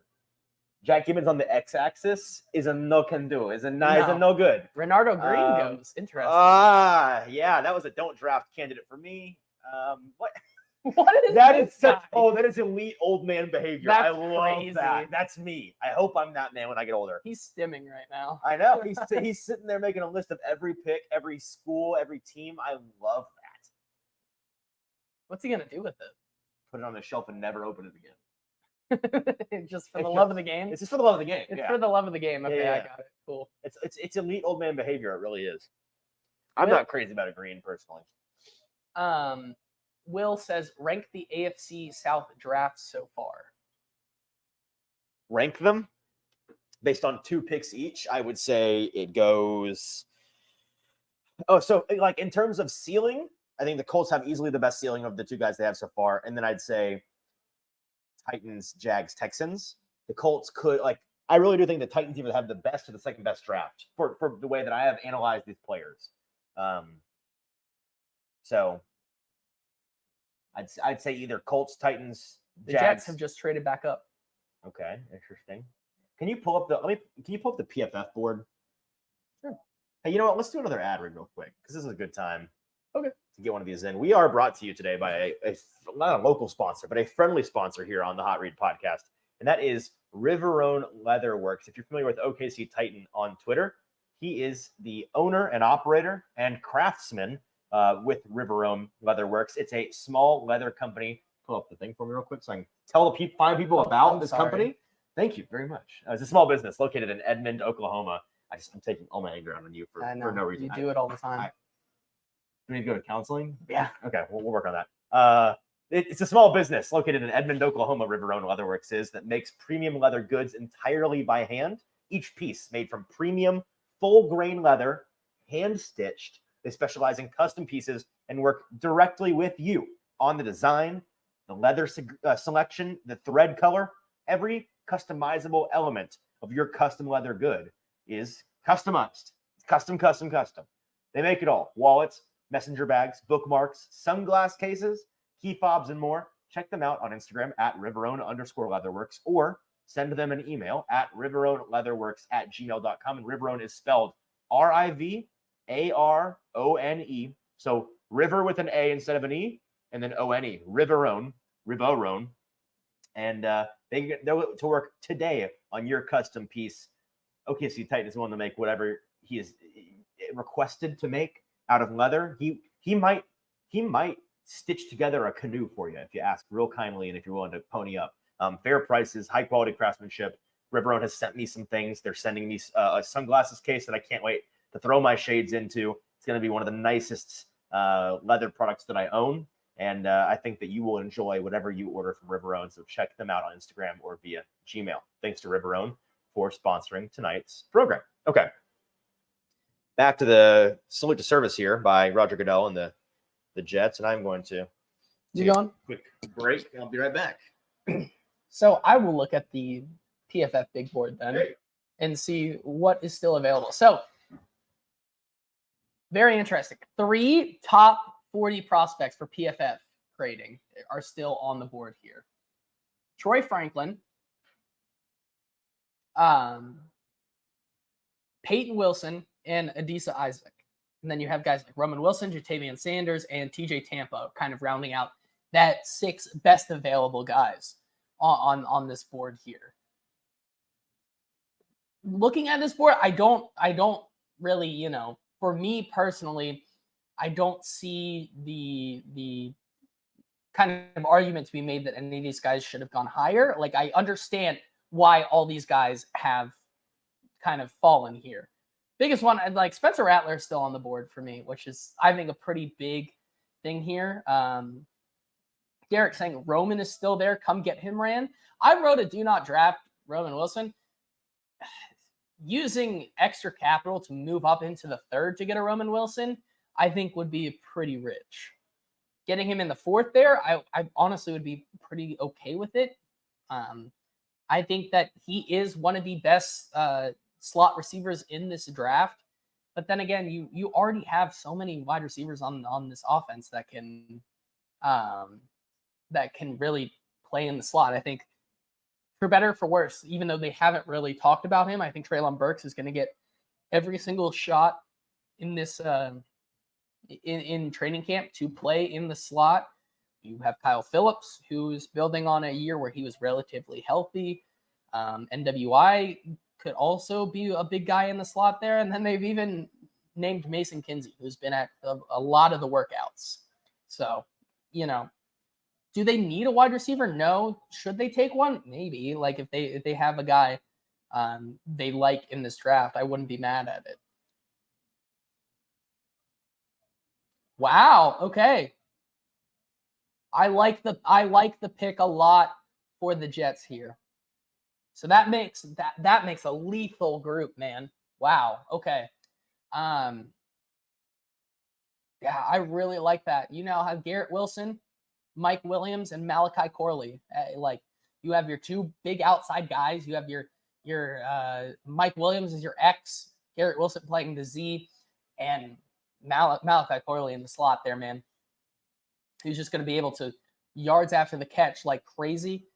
He can play a little bit of the Randall Cobb role that, even though Aaron Rodgers doesn't love throwing to his rookie receivers, throwing to a guy like Randall Cobb, I think could be in play here. Like I see a little bit of that in the way that they want to deploy him. And so, man, Olu and then Malachi Corley, as they come back up here, I think that's a pretty good draft for a team that's trying to win now. They had some much needed offensive weapons to a defense that already was pretty good. Slogan says if the Jets only had Zach Wilson. Yeah, right. And they still are lacking that backup quarterback, I guess, even though they have Tyrod Taylor. What? The Jets got Malachi Corley. I saw that on my phone. That's a good pick for them. So Malachi Corley off the board before Jermaine Burton, before Troy Franklin. Those are the other best receivers available. Wilson. Roman Wilson. Who else is on the board? a receiver. That's the best. That is the best wide receivers. So Troy Franklin, Roman Wilson, Jermaine Burton, Tez Walker, Javon Baker. is I'd still put money there. on him falling to the Hey. fourth right now. Hey, you know who is still on the board here? Who? Johnny Wilson. Are we going to see a little bit of Johnny Wilson action today? J-Dog. I don't know. All right, get your clipping ready, guys, because Easton's coming over with more pizza. So if he I'm if not he does putting it on my shoe. if he does shoe pizza, we'll have to see.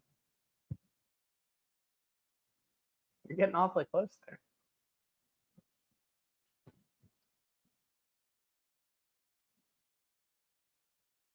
Trey Benson to the Arizona Cardinals.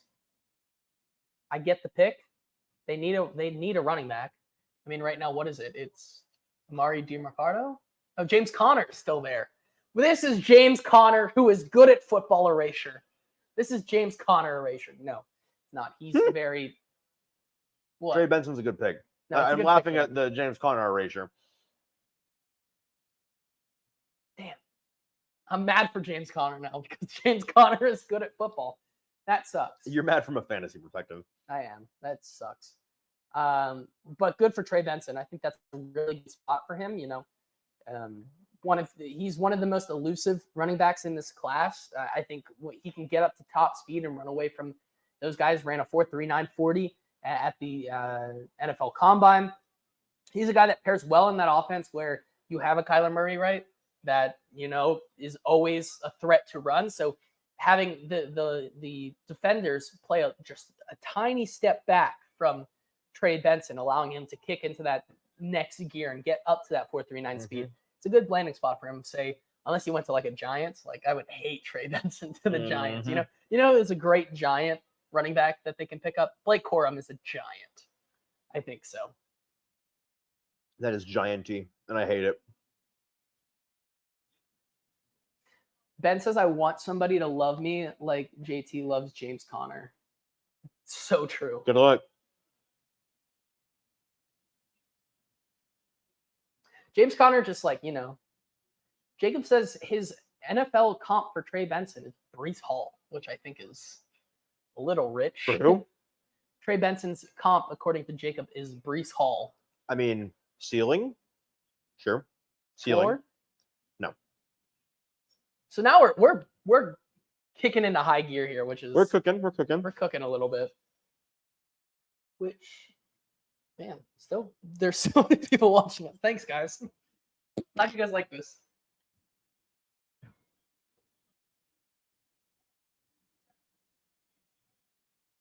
Oh, what?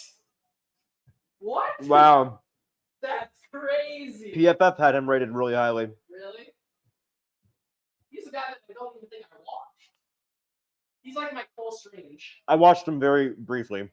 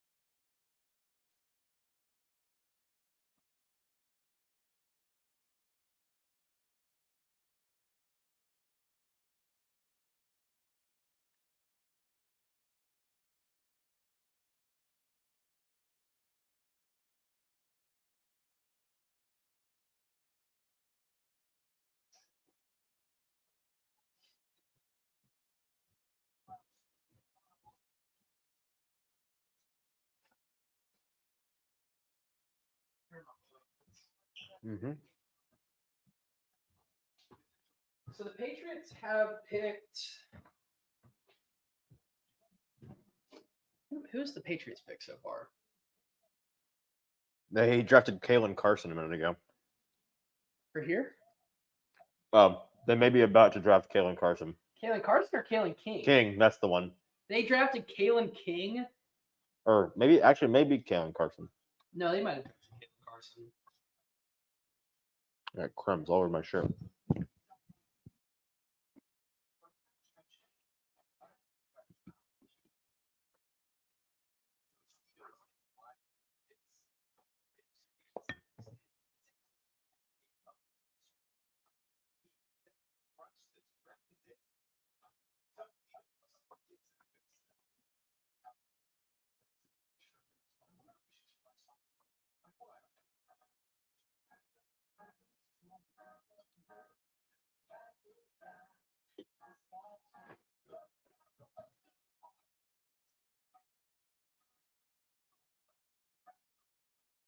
Derek says he wants a third just because the Titans have been historically good in the third with Tyjae Spears and Kevin Byard, guys like that. Nicholas DeFrere. And yeah, Malik Willis. Come on.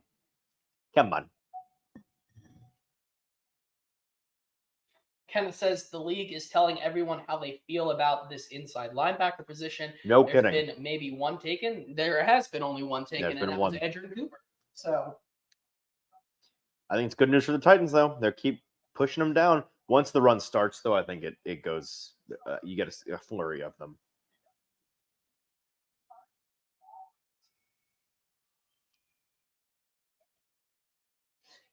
have the Patriots drafted a wide receiver yet? Who was the second rounder? I don't know. Look on Chris the. Braswell, wasn't it? No, look on the draft thing. It was right before the Titans. No, it was. Yes, Jalen Polk. Jalen Polk. Yeah. Yes. The okay. big ball winning receiver for Drake May. A good fit pick, I believe. Jacob comes in here and says Nate Davis, Johnny Smith, Jarrell Casey, Jared Cook, all third rounders. So maybe they do need a third rounder, which is bad news considering they this year's third and next year's third are both gone.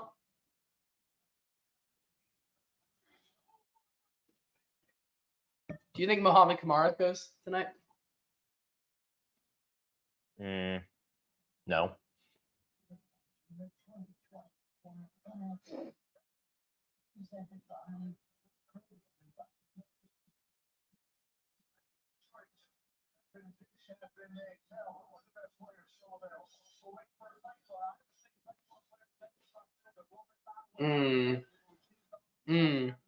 What?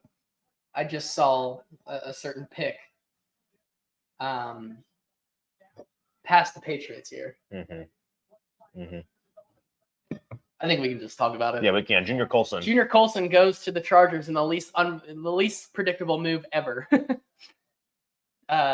Harbaugh gets one of his guys, and I think that's not the last Michigan guy that he's going to get, which means that's yet again another top tier, as much as you want to say top tier of this class, interior lineman with Junior Colson coming off the board there for the Chargers. So that severely limits, I think, what the Titans can do in the fourth. I mean, does the injury? I don't think it. I think you're being dramatic. Severely limits. It's one player. This is true, but it's one player. It does limit what they can do by one player. But if you're saying this might start to run on linebackers, then that could start to limit things. I was going to say, do you think that the limit or the injury concern of a Peyton? You probably want to put this back on. Oh, yeah, that's probably a smart thing. Mm-hmm. Does the injury concerns that Peyton Wilson has continue to knock him into where if he was there at 106 somehow, would you take him there? Yes. Yeah. At 106, yes. Mm-hmm. Yeah.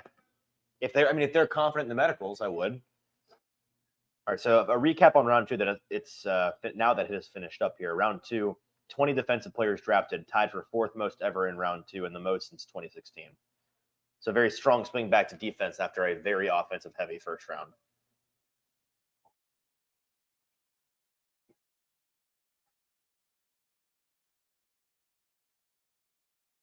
It was Kalen Wallace. I was wrong. That's who the Patriots got, not Carson. I know it was Kalen.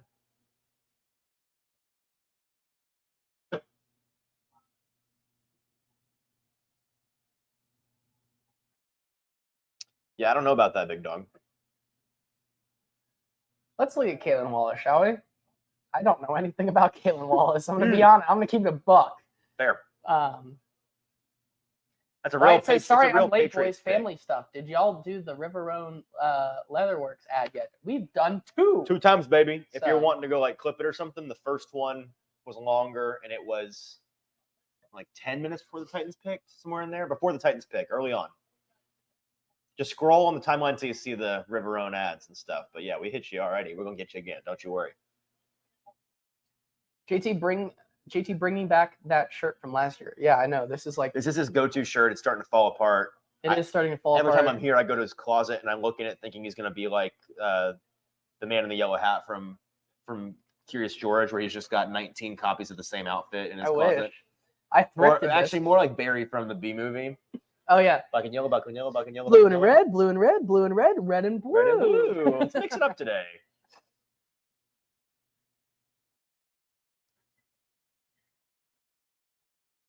Where should I play you in our rec league softball game on Monday for the playoffs? Is Wilson back? Wilson is back. Third.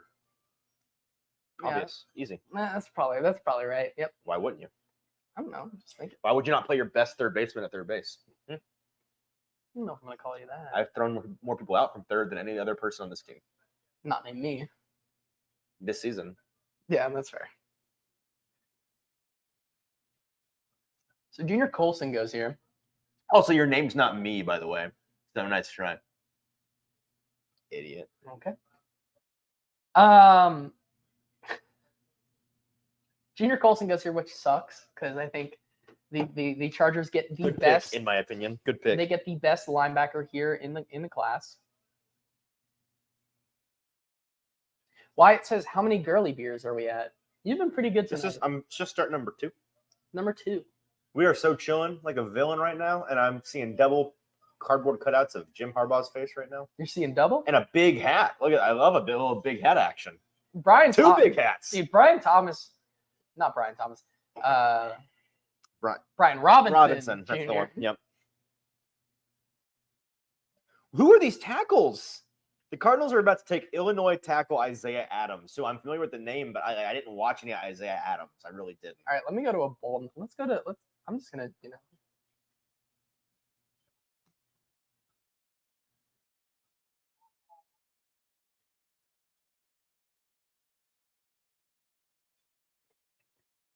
I'm fully expecting you to like text Stoney and be like, "Who are these guys?" And Stoney is gonna come back with with his classic line, "Love me some Isaiah Adams." Like, of course he does because he's seen all the tape. Like, what are we doing? Jay Toole saying Kieran falling because he isn't good. You're wrong. You're wrong. Well, apparently- third round players are still good, and he's going to be a third round player. He's super raw. I mean, he played at Yale. Okay, he's going to take a year or two. I fully recognize that. You usually hit on your Ivy League guys, like from last year. Cincinnati Bengals legends. Andre Yosevas. Yeah. I said he's a tasty little day 3 project receiver, and he was, and he he's was going to play a big role. That's such a good draft, man. Joe Alt, Lad McConkey, and Junior Colson. They're murdering it. a in really LA. good draft. Yeah. Good draft for Jim Harbaugh in his first year. Yep.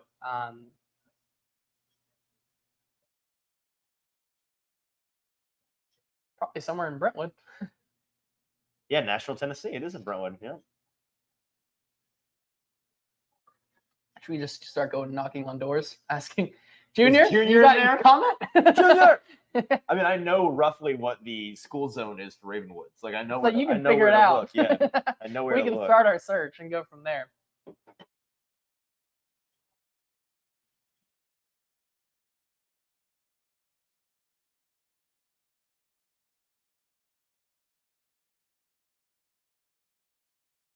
All right. Who is this tackle that they're about to take? Isaiah Adams, you said? Yeah, Isaiah Adams. He's Illinois. a tackle? That's what they listed him on on Twitter at least. Maybe listed as he's gonna be listed as a guard on there. Just go to Illinois under school and you'll find There it is. He is the late fourth round grade according to our buddy James. Caden Wallace has a mid. Andrew Phillips. Good selection for the Giants there. Giants. Dig it. Yep. Dig it. Connor asks, Easton, if Titans can end up with one practical player in the fourth, who are you taking? Malik Washington. Interesting. That's my gut for my first reaction answer for you is Malik Washington. Now, if I was addressing a more pressing need, I mean, like if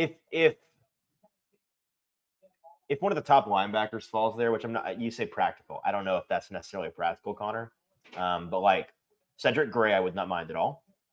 If somehow Peyton Wilson fell there, I certainly would not mind that.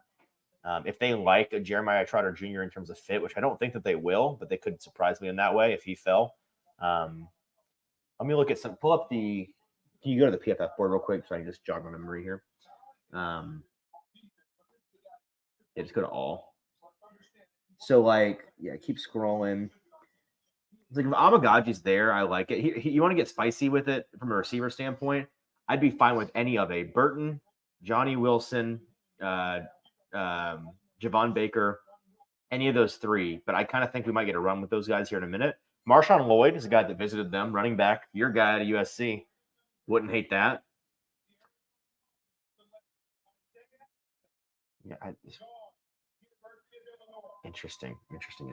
Jalix Hunt, I know that they visited with him out of Houston Christian. He's an edge player. I think they like him a lot.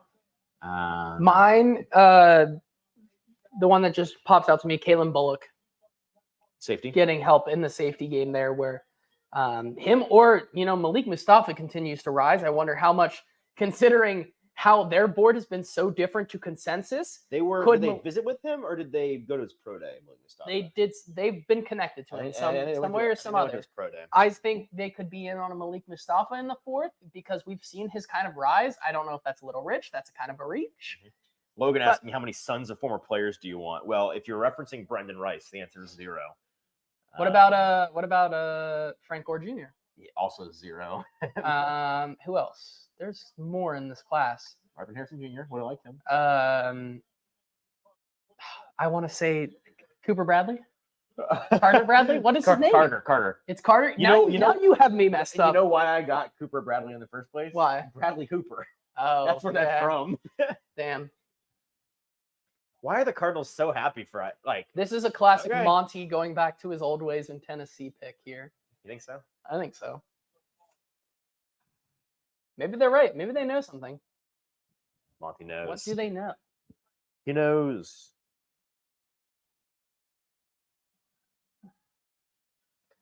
Carter Bradley, as a QB4 on the roster. Couldn't hurt, right? No? Yes? Sorry, say that again? Said Carter Bradley is the QB4 on the Titans roster. Couldn't be bad, right?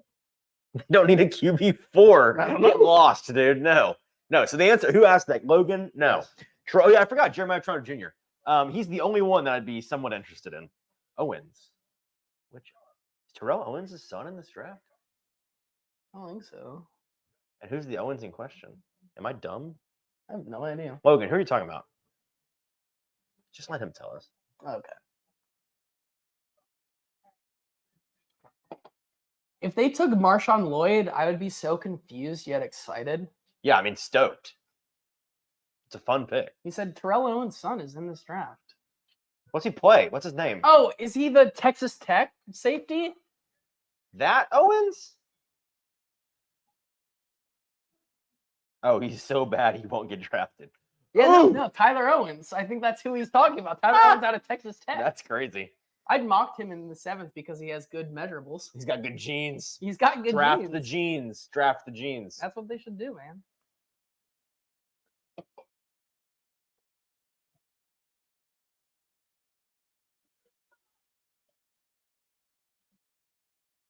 Oh no, he's a wide receiver from like Missouri State. Got it. Pull up his mock draftable.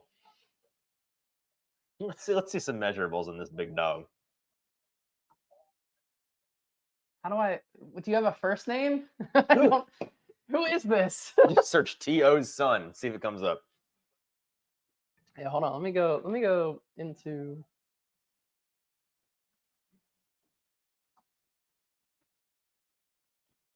Tariq Owens. Spelled like that?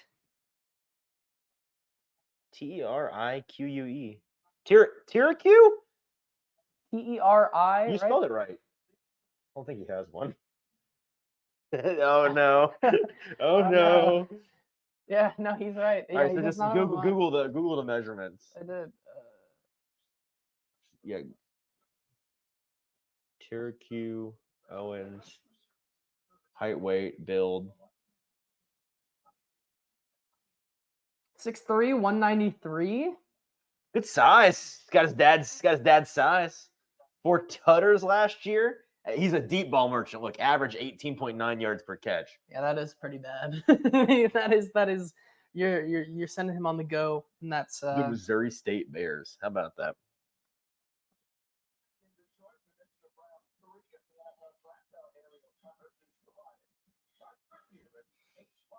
Zach's kind of right on this so far. Mm-hmm.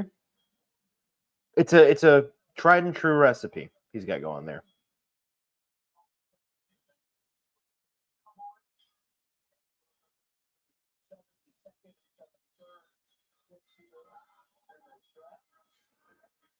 '24 round versus the consensus big board.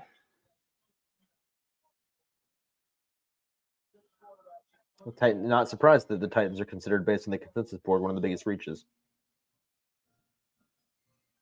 But look, 2 of the reaches have been Rook and Tavondre. And Mason Smith. But if that's reaching, then I don't want to be. I don't want to stealing. be I don't want to be stealing. I want to be reaching. I don't want to be grabbing. Yeah.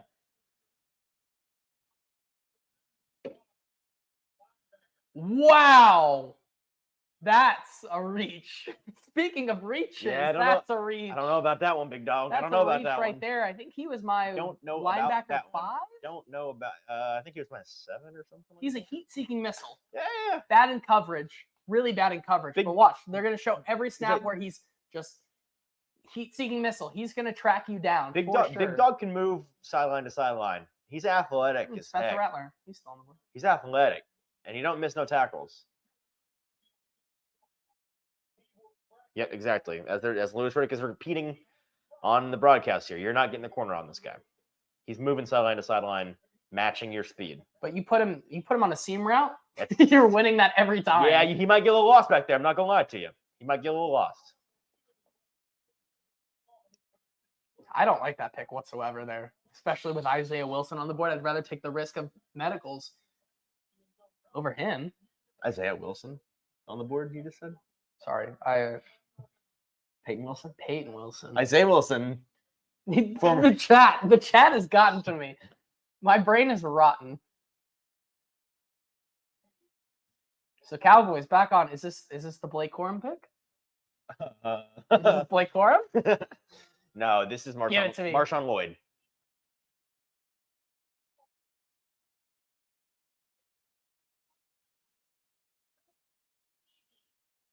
Such a Cowboys pick. Good pick in my opinion. Good pick. Such a Cowboys pick. Left guard only. I mean, Good really, player. they have really rebuilt that line though. As they needed to. They're all in, haven't you heard? This is all in. Cooper Beebe is all in.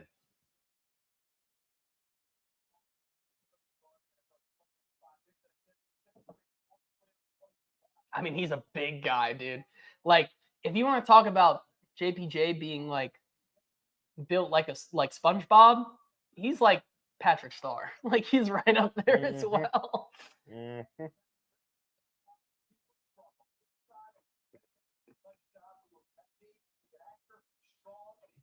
So that Isaiah Adams pick, guard out of Illinois, that the Cardinals made. Yeah.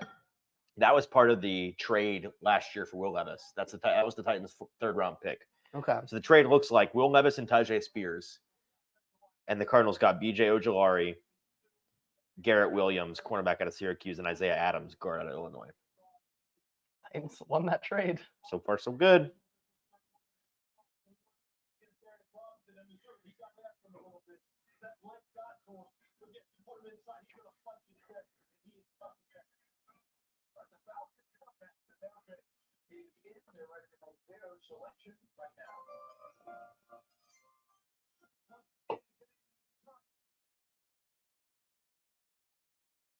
This is one of Chicago's. This is their third of 4 picks. Big one for them. Big Yeah, I one know. for them.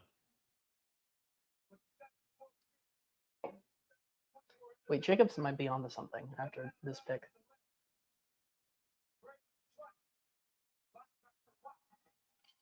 That's not a linebacker. It's an edge. Edge. I still hate this pick though. I mean, with the Brandon Dorless. Well, I guess no. They do have it. They needed an outside guy. Okay, let me look at who was still on the board here. Man, I would still take. I don't know. I would take an Adiza Isaac over Braylon Trice.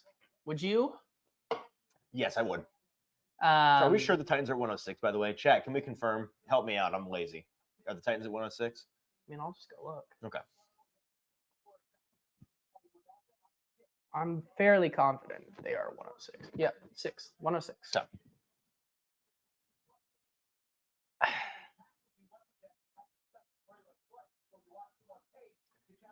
He's got twitch. I don't know if he has, the size you want at the next level.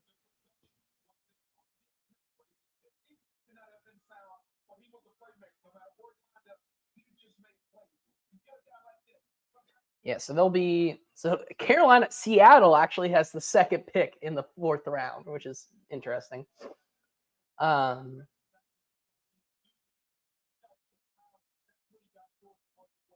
That's so weird. Okay.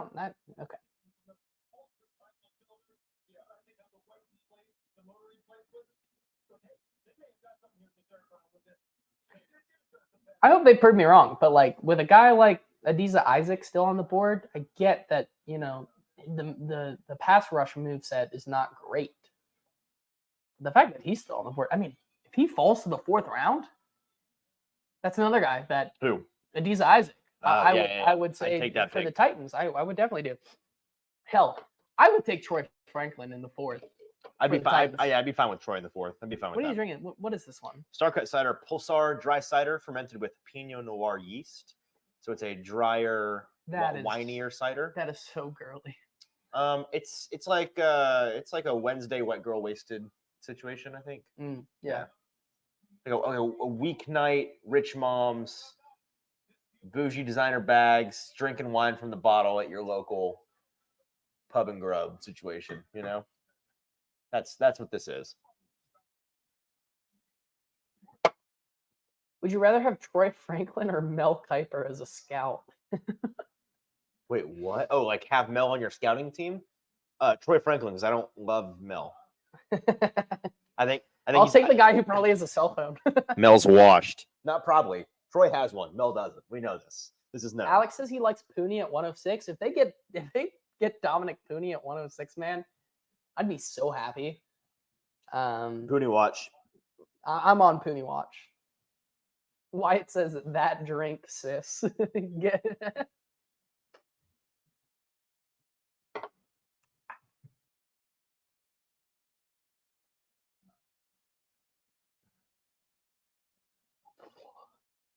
What is this commercial?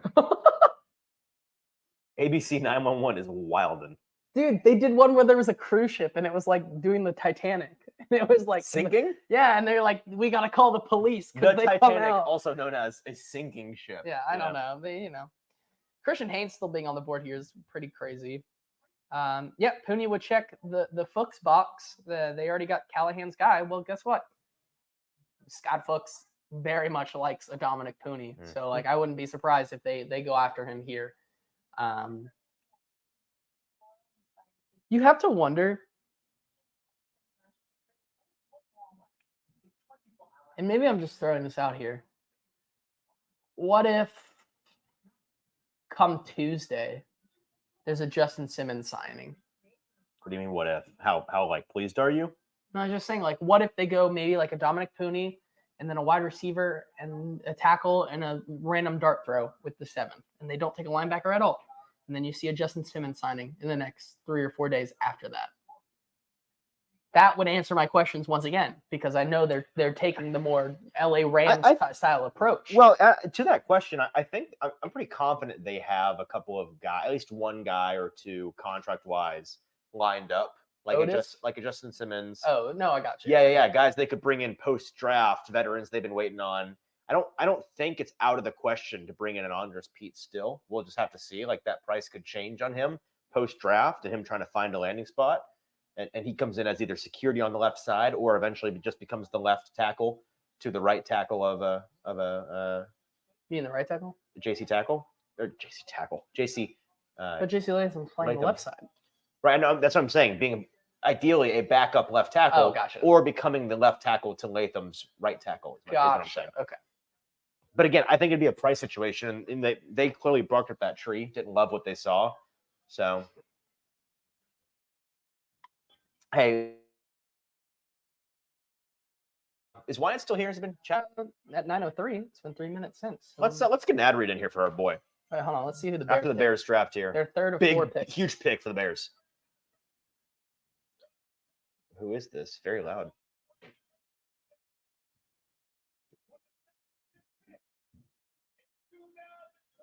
Oh, Charles Tillman.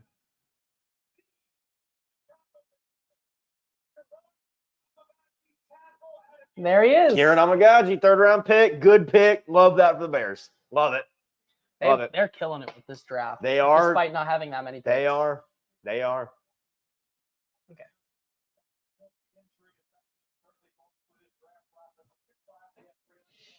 All right. Well, hey, guess what?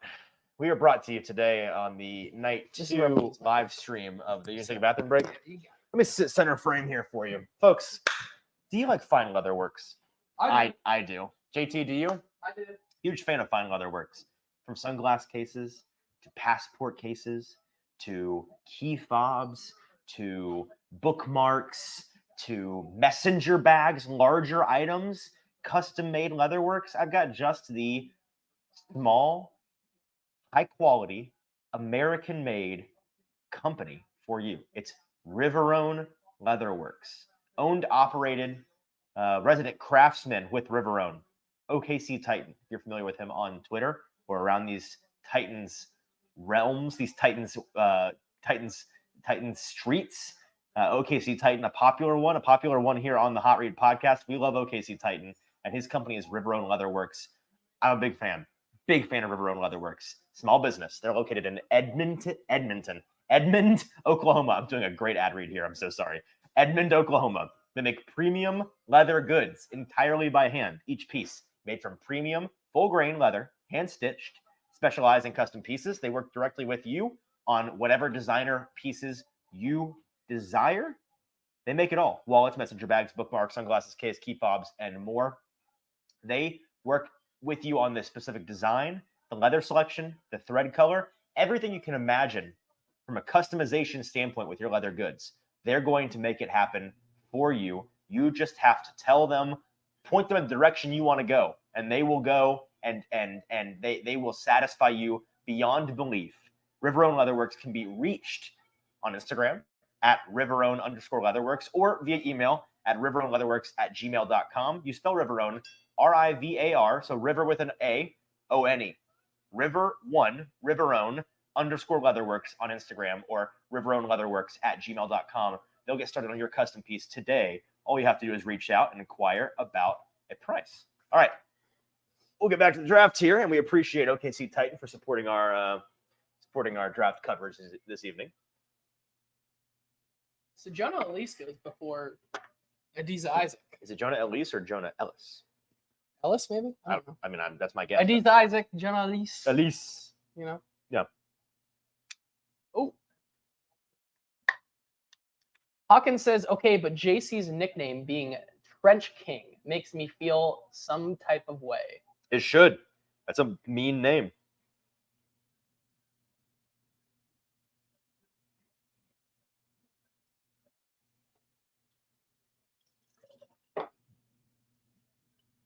Where do you fart? Where fart? Where do I nice. fart? In my pants, usually. Where do you start to see the Titans potentially maybe want to make a move back up here? Like, I really don't think they want to. That's my honest answer.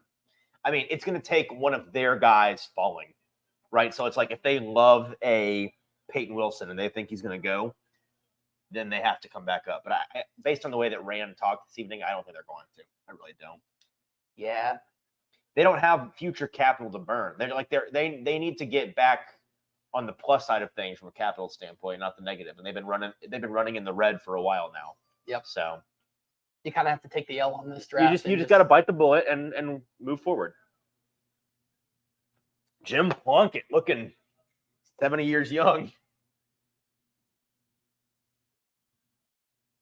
Wow. Okay. Delmar Glaze, like that. Good Hey, pick. They're building that line, whether you like it or not, with some scrappy young dudes who may be a little bit raw, but I think considering that and JPJ, Delmar Glaze works very nice on that line. The Raiders are finally maybe starting to like do good by some of these guys, right? Like gone are the years where we're reaching in the first round on an Alex Leatherwood.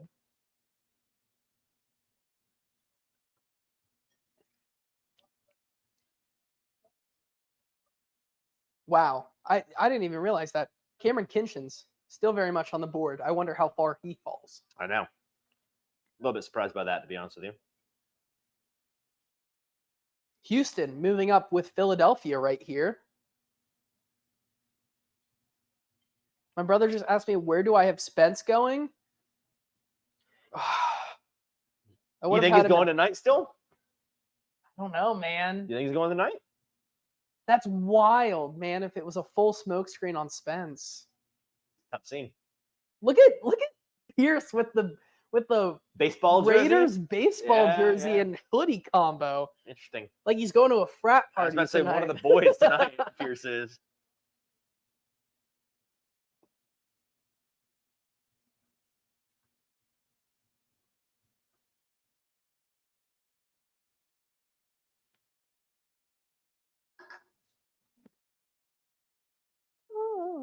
Don't let me go. Don't let me go. This commercial is It's so good. Dude.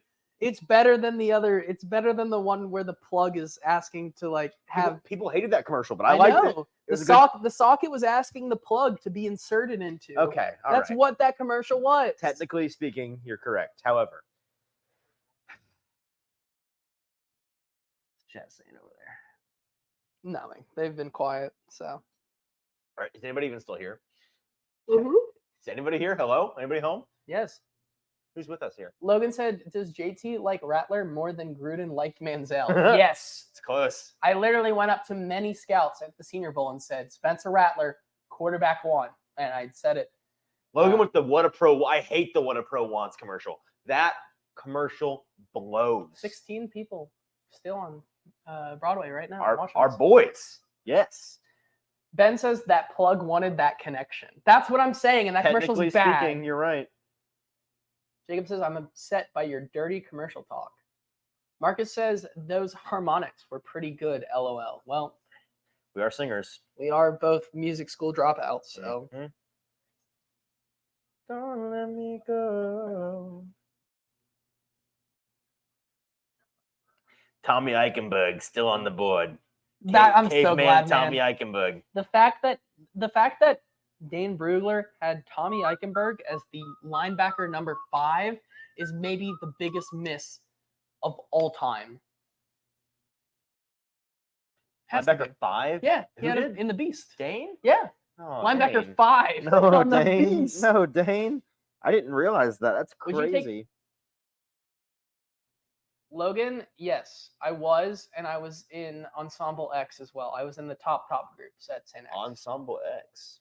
Yeah, sounds prestigious. It was. It was very prestigious. So was Ben Deming, who's in the chat. Ben, you are a St. X grad in this chat. Logan, you are also a St. X grad. Make out. Alumni.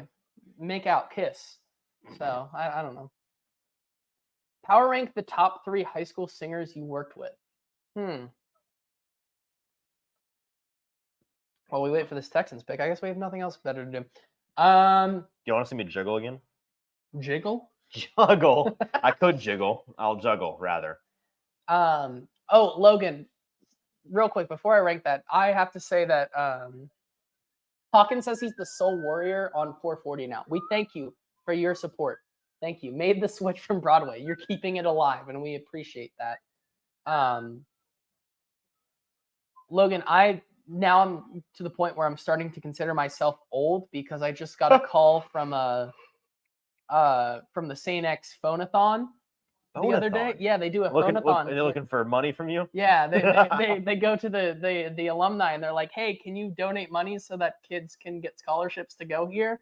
And they're like, yes, this is Mr. Ruhnke from class of 2018. And I said, oh my God, I'm old. That's a tough scene. I hated it. That's a tough scene.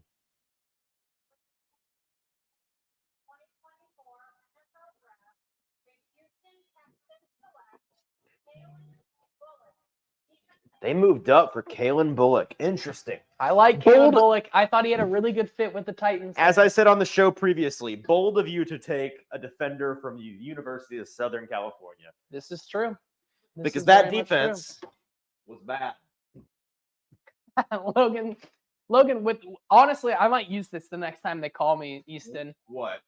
Logan says his line when the school that he had to pay in the double digits of thousands to go to, maybe around that time, I have no idea, asks him to donate money to that school.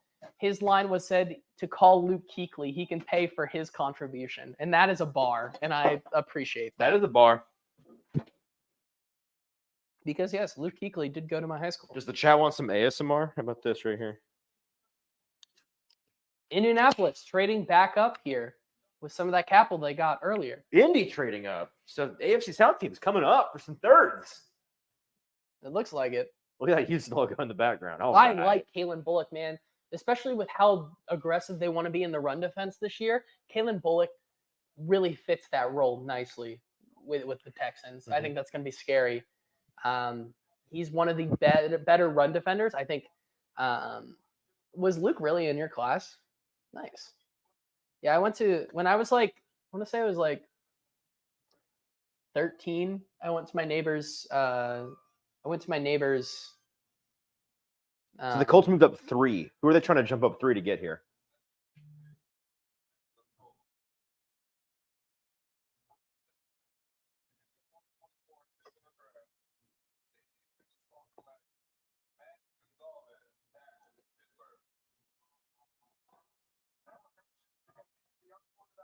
Interesting. JT, you want me to tip a pick for you that you're going to go crazy about? No, I wanna experience it. I don't want my live reaction to Cincinnati since I see them here. It's not boring. Okay. Is it Spence? It's not boring. Okay. Yeah, I was like 13 at a neighbor's St. Patrick's Day party, and Luke Kuechly was there because Luke Kuechly. Did he have CTE yet? No, I don't think so. Okay. But he married my neighbor's niece. So. You've told me before he's just been like out in the driveway before, and you've been like, "Oh, look, it's Luke Kuechly." Mm-hmm. As you guys can tell, our hosting spirit. We're at this point. We're just watching along with you. We're not. What else do you want me to do? Like, no, I know. I'm letting people know like the performance is over from us. We're just enjoying this along with you guys. And well, if the Titans had a pick, I know, and certainly would. And we're stoked y'all are still here with us, just enjoying the draft. You guys are real draftniks like we are, and we love that about you. Ben says he had Luke Kuechly's Algebra 2 textbook. What'd you think when you opened that bad boy and signed in the front was Luke Kuechly? That's electric. That's one of the best there. I didn't have my own, but a friend of mine in 9th grade English, I believe, had Kesha's textbook. What? TJ! TJ's announcing it? This is so perfect. This is a perfect guy to announce this.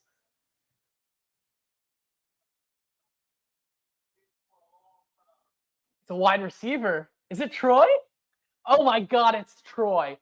Oh, it's Troy. Nope. Oh my God! That's crazy. There isn't a worse city for Jermaine Burton to go to than Cincinnati. Oh my God. He could be incredible for them, though. It could be a steal. He could, Could be a steal. but he's going to Cincinnati.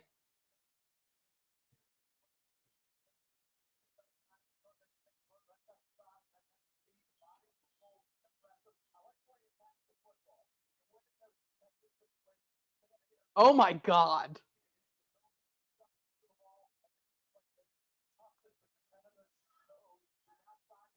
I hope Zach Taylor has a good grip on that locker room, man.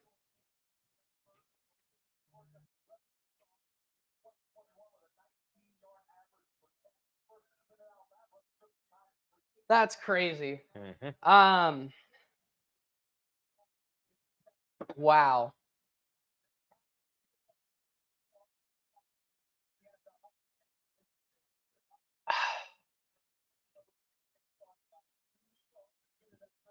Wow.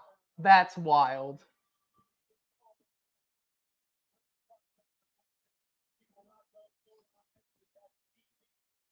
Well, you like you said, and they're pretty happy that he fell to them.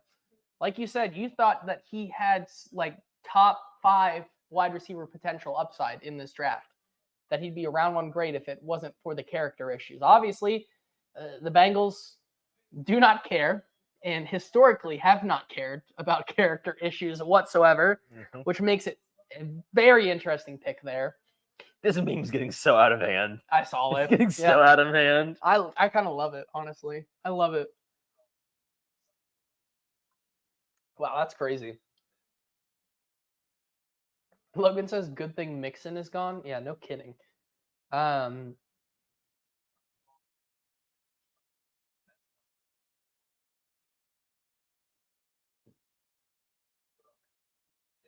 Jacob Sane says, can't wait for Mims and Burton to get into a locker room brawl in the offseason. Yeah, that seems perfectly Cincinnati. Logan continues to ask you to comment on his lineman switching sides data post that he continues to send to you. You said you were going to. Yeah, I did. So let's pull it up. I have not double checked this data. So Logan, if you're wrong here, I'm going to blame you for it, but I'll take your word for it here. He did send me a researched, let me pull it up here, bit of lineman switching sides situation. Okay. So this is by year draft prospects. Let me sit up for this. That have switched sides or switched positions. Also moving. Let me actually it's switched. So it's switched sides, but this is including people that have gone from left tackle to right guard or right tackle to left guard. So some of them are tackle to tackle, some are tackle to guard. In every instance, it's switching sides of the ball. We'll start with the most recent guys. Paris Johnson Jr. last year went from left to right, had a really nice rookie year. Darnell Wright out of Tennessee last year went from left in college partially to right, had a strong rookie year. Broderick Jones last year went from left to right, a pretty average rookie year for a tackle. Anton Harrison, 2023, went from left tackle to right tackle, also pretty average to below average rookie year. Ike Ekwonu, 2022, went from left tackle to right, or excuse me, from right tackle to left tackle. Not great. Oh wait. Well, I see, Logan. Sorry, not all of these are switching. It's every player, every tackle drafted, not necessarily all switching. So just kidding. Icky did not switch. Went from left to left. Still not great, but did not switch. Evan Neal switched from left to right. Not great so far.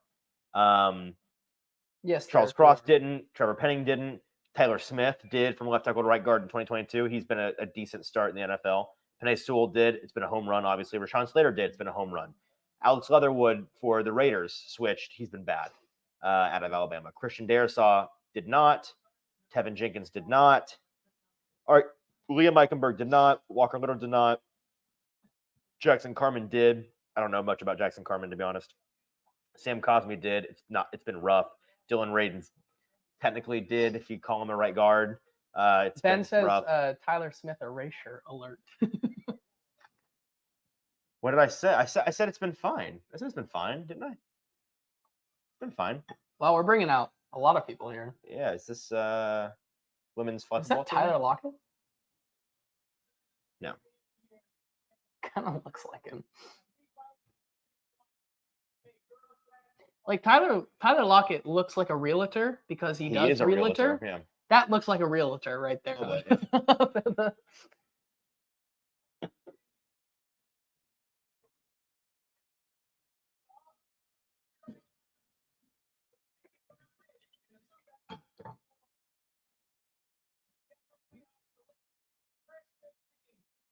good pick. It is Tyler Lockett. I told you. I told you. I thought it wasn't. It was Tyler Lockett. I definitely thought it was Tyler Lockett, and it was. He looked like a realtor. That is the outfit of a realtor. That's the best thing I've called all night. Oh my god.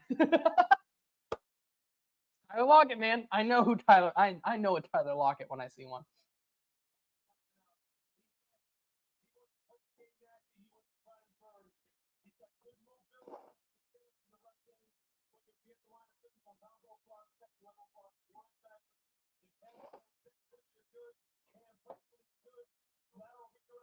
Preds lost. Dang it. By 1. No, that is terrible. That is terrible. Outrageous. That's wild, man. Oh my god.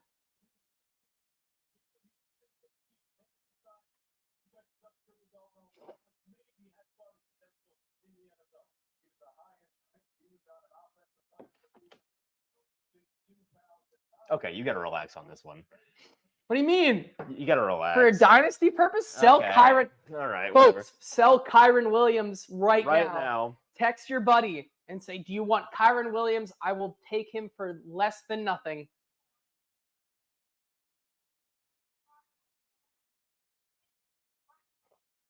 Just the tip Ryman. Just the tip Ryman. Love that for the Cardinals, man. Really? Yeah, dude. Why? Because he's a strong inline blocker. They have a move tight end. They need a 3. This is their 3. This is their what is it? The F? Yeah, I think it's the no. Yeah, I forget the letter. Clearly, I'm fine on scheme, but not great. They need an inline guy like this. He's a true like your Trayvon Wesco type. That's what this guy can be for them. But he also provides athleticism in the passing game. So He's like a Josh Wiley. Yeah, but he's a better inline blocker. He's thicker than Josh is. He's as tall as he is, but he's a thicker, bigger body. He's freaky athletic for his size. I knew the league was going to like him a lot because he was mocked a lot in the 4th, 5th round. Here he is going firmly in the second. I mean, what a haul for the Cardinals day so 2. far. Well, yeah, I love every one of those players besides Isaiah Adams.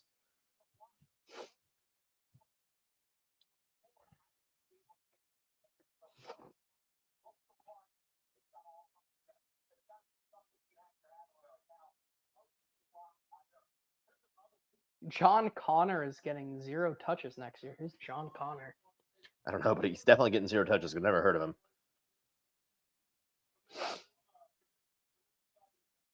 Wilson was the one who just traded for Kyron Williams, yeah? In Dynasty? I think so. Well, that's tough, man.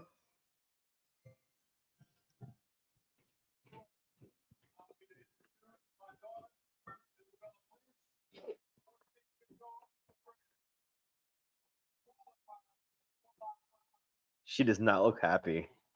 She's like, Dad, why did you make me come up here? Yeah.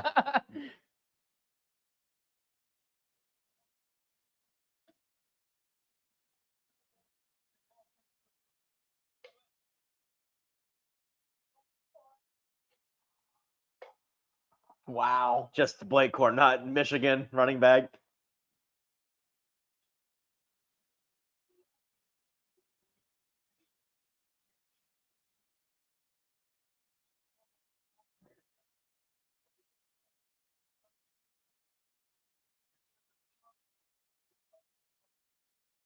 Yeah, I don't like Blake Corum, so that works for me.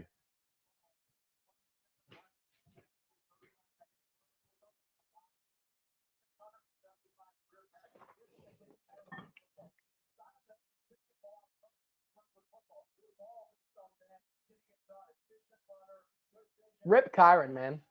Connor, I see your question, but I can't answer it, as you can understand. Maybe DM me on Twitter. I wasn't gonna put it up, but I knew I wanted you to Don't see put it up. But Connor, you can DM me. I did not try to predict the top 100. That would be a fun exercise next year. Top 100 prospects, see how many you get right. That's a fun exercise, yeah. Apparently, Logan apparently is 76 of 83. Not bad. That's pretty good, man. I'm assuming all 6 that he's missed were that tackle run that just happened.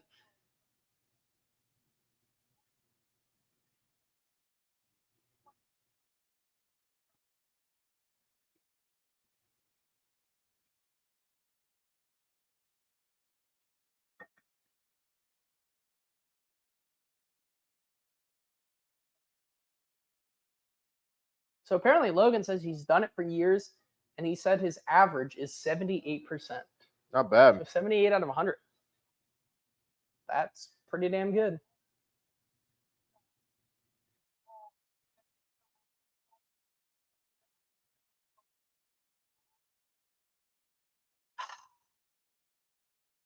So it is really interesting how Ryman's tight end 3 off the board, ahead of Jatavian Sanders, ahead of Theo Johnson, ahead of Jared Wiley, Bell, Stover, all of these guys. I think the only surprise is ahead of Jatavian Sanders. I'm surprised Jatavian Sanders has not come off the board. Yeah. I think that's my biggest surprise right now. Actually, no. My biggest surprise is that Troy Franklin is still on the board here.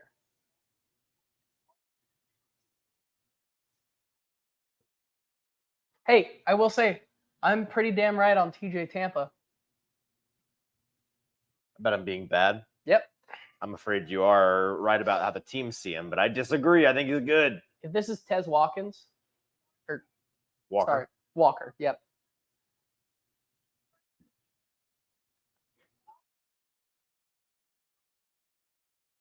I hate that fit. I don't hate it. They need an inline guy. Who's their slot? I don't think they had one. I still don't like it, though. You just don't like Roman Wilson. Be honest. Yeah, that's be so honest. fair. To be honest, Roman Wilson, because he's a good fit. He's a small king, just like his quarterback.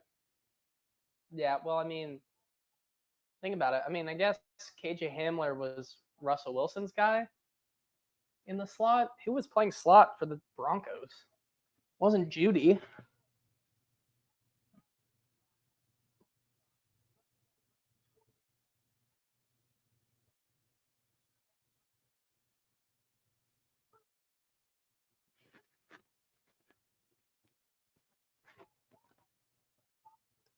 Jacob still did say Tampa Bay is coming up. TJ Tampa to Tampa.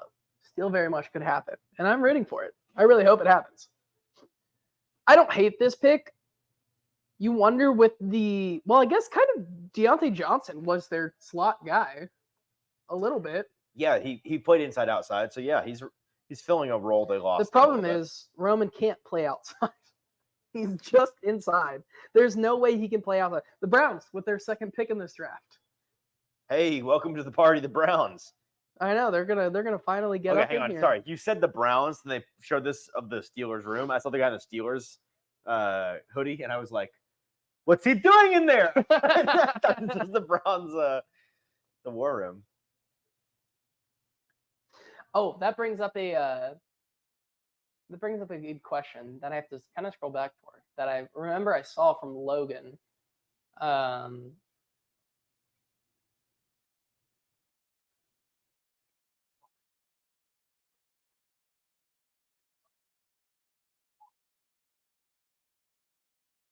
I think it was, I'm going to paraphrase here, but he asked a question, would you rather be a fly on the wall for day one in the war room of a draft or day one of free agency? Draft. I think draft with a bullet. Draft. I want to talk one, like we've been relatively complimentary, actually very complimentary of the Titans so far because we like both their picks. I have one criticism of what they've done, and it's I want, and I'm planning on asking both Rand Carthon and Brian Callahan. I understand you like the players you got. I understand they were high on your board. I understand that I agree that they're good players and good picks and values at their position. But based on a lot of consensus opinion, you could have moved back, gotten more capital, and still landed that guy. So how confident were you that they were going to be gone? That they were going to be gone. And if the answer is we had reason to believe they were going to be gone very soon, and whatever that reason is, we knew multiple teams were interested. We had teams trying to trade up for that player explicitly, whatever it is. But they need to have a reason, or else they are foregoing extra capital just to be certain of a guy. And that borders on falling in love with a player in the draft, when even if you're falling in love with a good player, a great player, a future Hall of Famer, even, you still don't fall in love in the draft. That's bad process to fall in love with a guy. You fall in like with a guy. Yeah. And if they've fallen in love with these guys and they were so unwilling to allow for a 5% chance they don't land the guy just to add significant extra capital in the draft, which they so desperately need, that's not the greatest process to me. And you talk about, I don't know how many of those guys. No, I get it's a very different situation. But if you're not falling in love with Tavondre Sweat, why are you flying out to their hometown, checking every single box that you clearly could? I don't think that. I don't know if that's love. I mean, I get what you're saying. Maybe that's love, but that also may just be a due diligence on a guy like that. That's fair. I don't think the Bengals are doing due diligence like that on a Jermaine Burton. You don't think so? I don't think so. Because if they were, they wouldn't pick him. Yeah. You think it's just vibes and tape? I think vibes so. And tape on a Jermaine Burton? I think that's the Cincinnati way. That's always been the Cincinnati. Mike Brown is not allowing them to fly out to check a guy's hometown. See, tape sometimes requires Patreon subscriptions, and Mike Brown's not paying for those. He's not. Let's be honest. 3 Meal Wednesday. You think he's paying $25 a month for tape? It's just 3 Meal Wednesdays. Yeah, for them. I don't know what to tell you. Listen, do you want tape or do you want 3 Meal Wednesdays in Cincinnati? Got to make a pick here.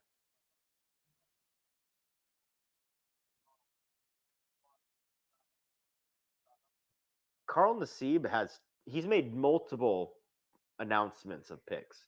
Nassib? Carl is it Nassib? It's yeah, Nassib, I'm dumb. Buddy. Look at this boy. Nassib. Hey, that's stimming right there. Putting that in your mouth, putting that bone in your mouth, that's stimming. He started barking. Yeah, that guy's got problems. Logan said the Bengals' due diligence is calling jails. I wasn't going to call that out. I was going to let that comment. I didn't say it. You did say it. I didn't. I repeated it. I didn't say it.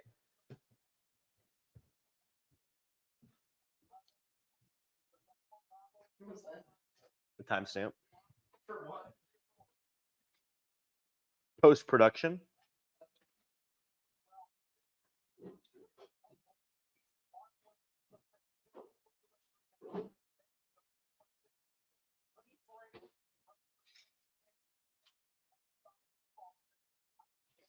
Honestly, I'm very happy because what could possibly happen? Wow, okay.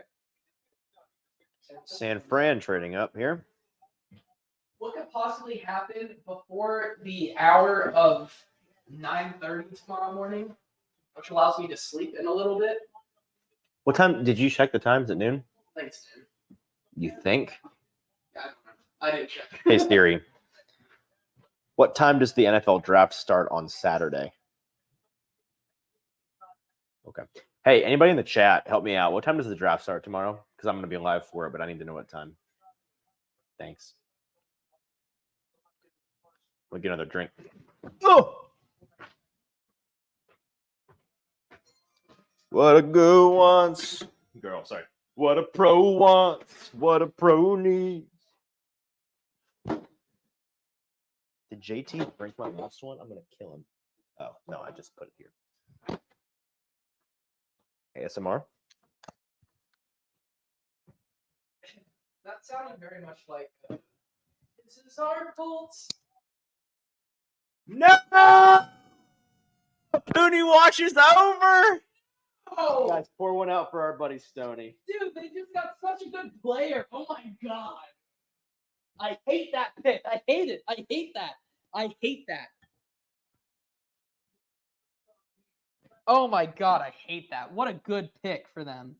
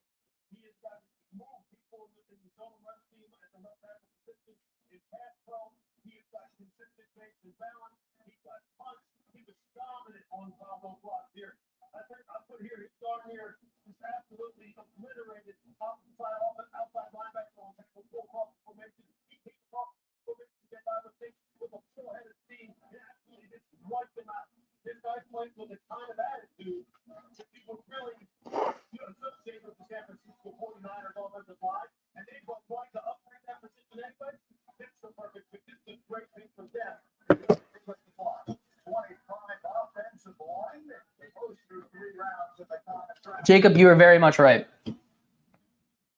Now that they have secured Dominic Pooney, San Francisco can definitely trade Brandon Ayuk or Deebo Samuel.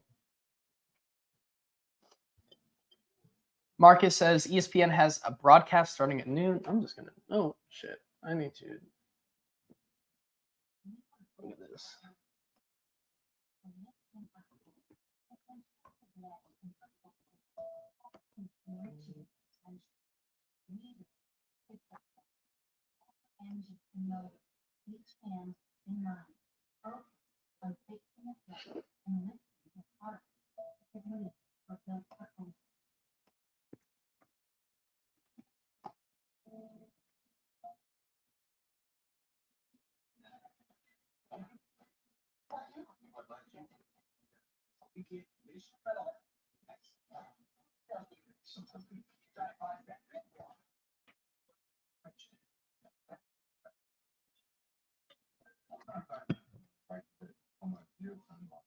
So it does start at 11 Central Time, which kind of sucks because I kind of wanted to sleep in.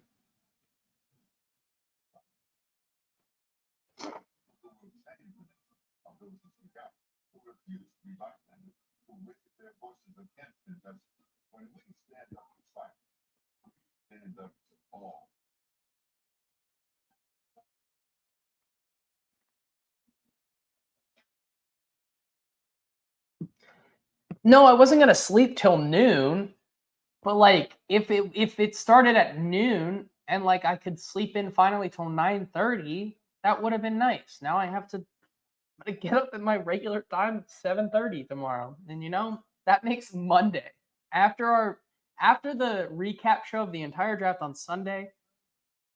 There will not be a Twitter post for the show announcement on Monday until like 2:00. I will, for better or for worse, unless the Titans introduce the guys on Monday, which that would also suck. But I will sleep in on Monday if I can. The grind does not stop. The grind never stops, and that's why I've been sick 3 times in 4 weeks. So it's tough. Cowboys back up. Oh, please draft a running back, please. Please draft a running back. I wish. I hope.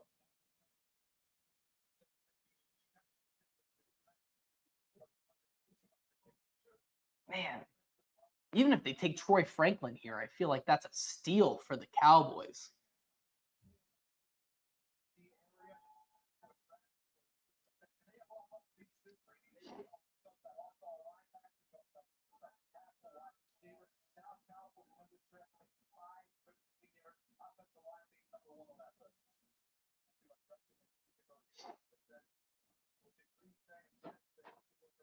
Packers just took your boy. My boy? Lloyd. Marshawn Lloyd? Packers coming up in 2 picks. Great pick. Yeah, good But pick. they just paid Josh Jacobs. What? Back up, baby. I hate that. Well, I guess I did kind of say he was kind of like AJ Dillon. So You did say that. who'd they take? I don't know. Connor asks, "What's the ideal breakfast after sleeping in?" Yes, great pick. Great pick. What a good pick. What a good pick there, man. That's such a reach for them, but I think it's such a good pick. Wow, the consensus thinks that's a reach, but I think that we're at the point. Hey, we're at the point now where Peyton Wilson's medicals are truly a concern. Yeah. Wow. This guy is a coverage savant. This guy will, it's been over the past couple of seasons, Micah Parsons has stopped playing. No, I'm not trolling. I think that, this guy with how they kind of deploy their linebackers now, with a lot of them retiring recently, Maris Leofau is one of the best coverage linebackers in this draft. And I really do think that if he was there at the 4th, I would have been very happy with him. But this is a guy that I think is going to start from day one, can wear the green dot no matter what. And, I think he does need to improve on some of his play recognition. But I think with the defense that they have there, I have full confidence in him.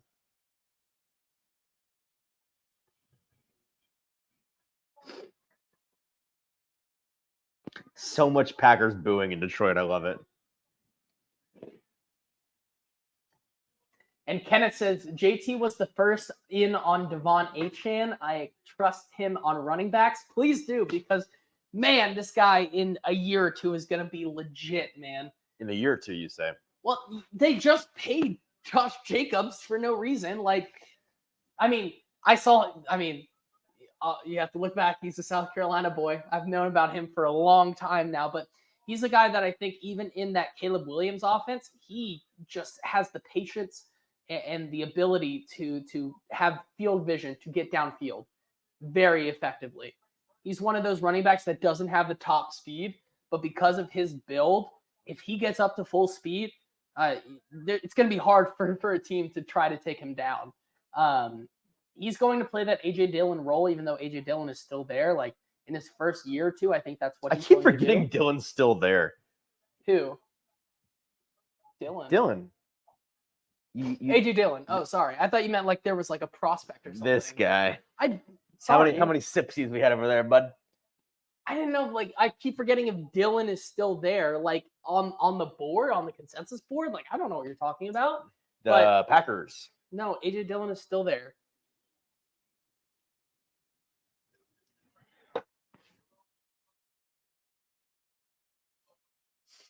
Ben says, what a reach there, but what a good pick is what I'm texting you anytime Maris makes a play this season. That is so fair. Boo. It should have been TJ Tampa. I hate this pick. I don't like the measurables here. I don't think he has the build to make it in 5'10", 202, barely 200 pounds. I think he has fluidity in his game. The problem is I just don't know if he can stack up against, those tougher wide receivers at the next level. Did you also have him at your 10 spot on the top 10 safeties? Tyke? Yeah. I think it was my 10. It might 8, 9, 10, somewhere in there. He was on my board. Yeah. Jacob asked a really good question. He says, how different would we feel about the Titans if we re-signed Al-Shaair? A lot, I think. About the defense, I'd feel more comfortable with the position for sure. I don't know. Like, here's the thing: the Titans, when you look at it from the standpoint of their offseason, free agency, and the draft on the defensive side of the ball, I feel like Rand Carthon. That is, I feel like he is making it clear that their plan with Denard Wilson is to tip the scales mathematically on defense in the favor of the extremes. And what I mean by that is like you can defend the run with light boxes because you have two massive bodies up front in Jeffrey Simmons and Tavondre Sweat. You don't have to stack the box to defend the run. And then you got three really, really, really solid corners on the outside. So you have an advantage in the run and the pass game on those two fronts at the extremes. It frees up guys like Kenneth Murray to do what he does best and get downhill in a hurry, right? It allows the safeties to play in the box and play aggressively, play downhill, not be too worried about guys getting over top of them necessarily. The scheme difference in terms of what you'll be allowed to do, like responsibly do, it's a big one because you have two things you didn't have previously: the ability to defend the run from light boxes with two massive interior bodies, and the ability to cover man-to-man 3 deep on the outside without help.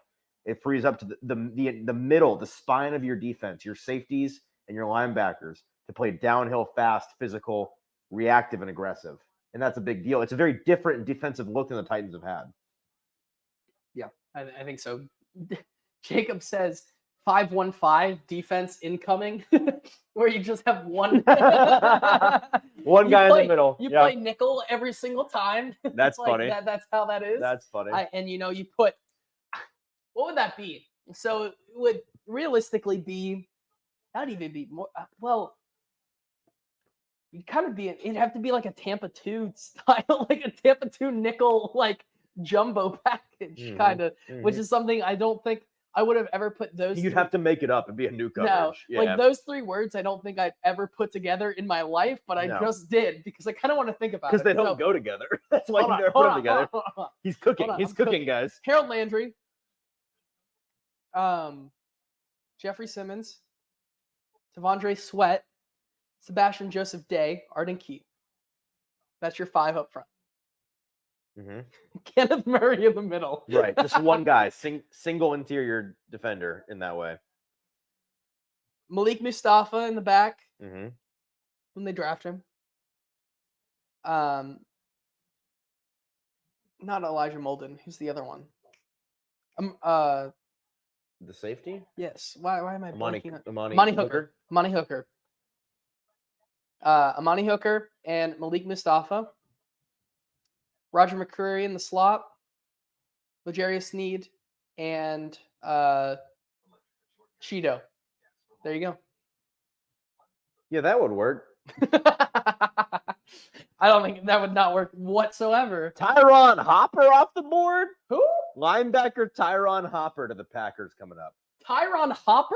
What is happening with Peyton Wilson, Cedric Gray, I'm going Jordan McGee. So like I'm gonna default to like somebody who has spent a lot more time on a lot of these lower end prospects.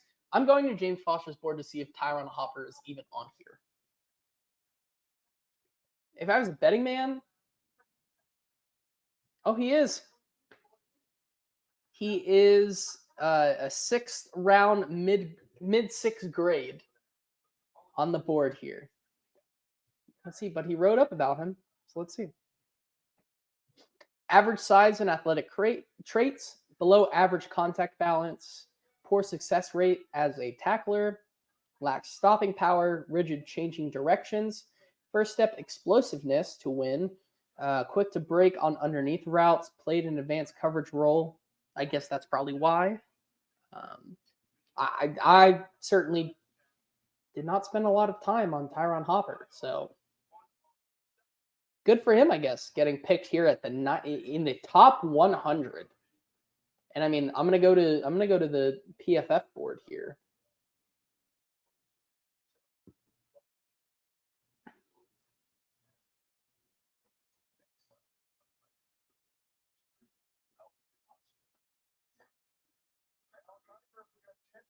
I'm just gonna go to their big board. This is wild. Here. A family friend of mine growing up, my dentist, his house burnt down last night, which is tragic. It's on the news. This news article. Look at this.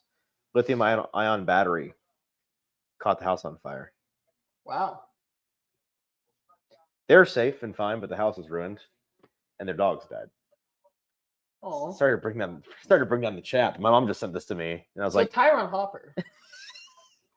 "Yeah, tell me about Tyron Hopper." Tell me So about Tyron PFF Hopper. has him ranked as 191 on their board. Right, 191. 191. 100 picks later than where Okay, he's but getting drafted right now. It's so Packers for them to do this, right?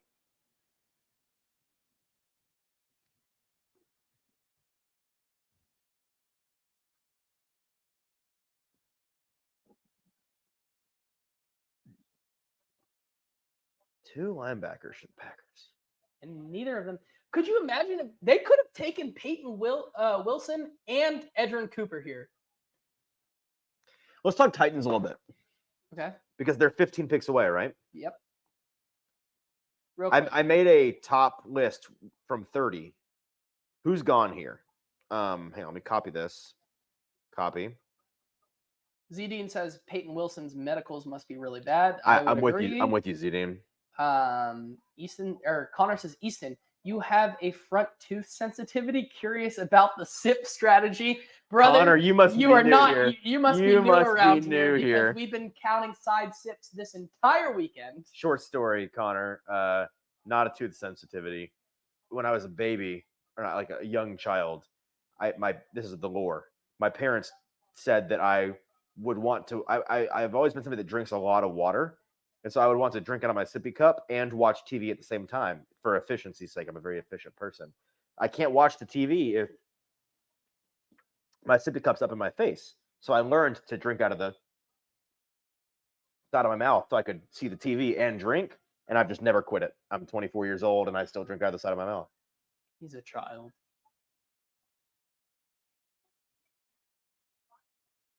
I love that pick. I think it's a good pick for them. So all three of the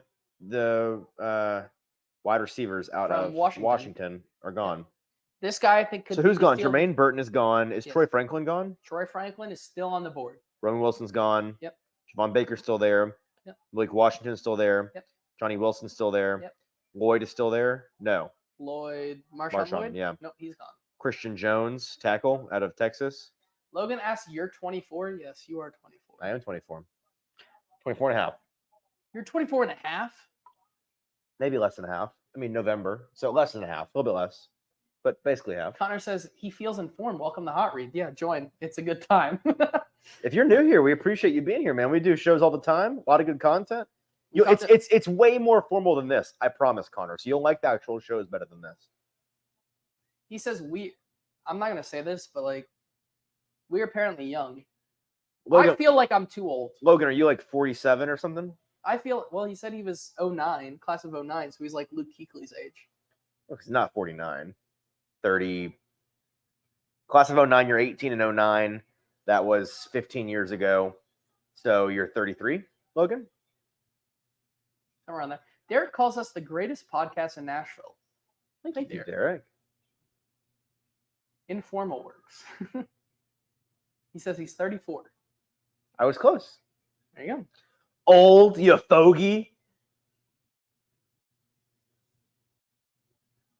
Okay, hang on. Is Christian Haynes gone? Yes, right? Christian Haynes is gone. Yep. Pooney's gone. Cooney's gone. Mahogany's still here. Mahogany is still here. Peyton Wilson's here. Cedric Gray's here. Yep. Adisa Isaac. Yep. Jalix Hunt. Yep. TJ Tampa. Yep. Brownlee. Yep. Okay. So let's go through. I need to help me. Let's live create the tweet I'm about to send out of the best available players. The Locked On podcast is the #1 podcast that's stated in the intro. You're really committed to this bid, aren't you? I love this bit. I love well, it.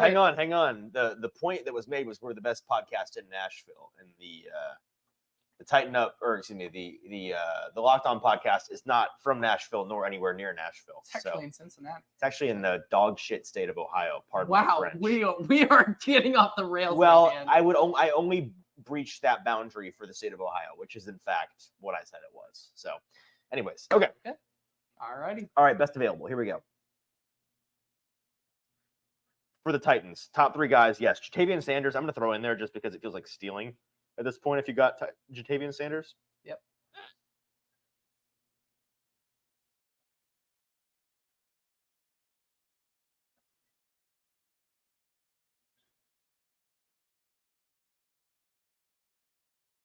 What did he say? He's making fun of me.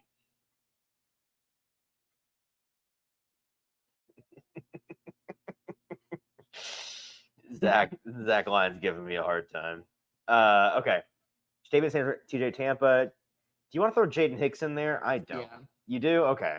All right. Whatever. I'd throw Spencer Rattler in there. You can never be too sure. Shut up.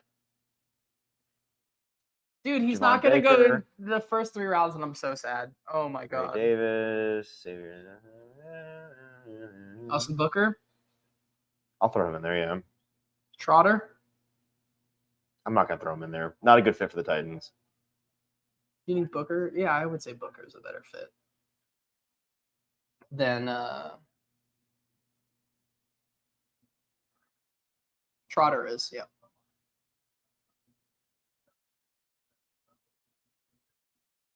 I'm going to throw Mason McCormick in there. Derek asked, is Harrison Mevis on that list? I think we should. I don't.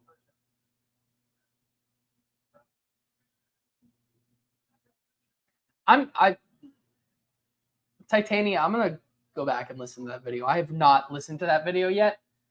Oh my God. But I saw the the captions on that video. I'm gonna laugh. What video? Oh, I know what you're I'm talking gonna about. chuckle so hard tonight. Guys, we're chuckling real hard tonight. We are chuckling the hardest. It's a chuckle night, all It's right? a chuckle night. Jordan McGee. And then end the list.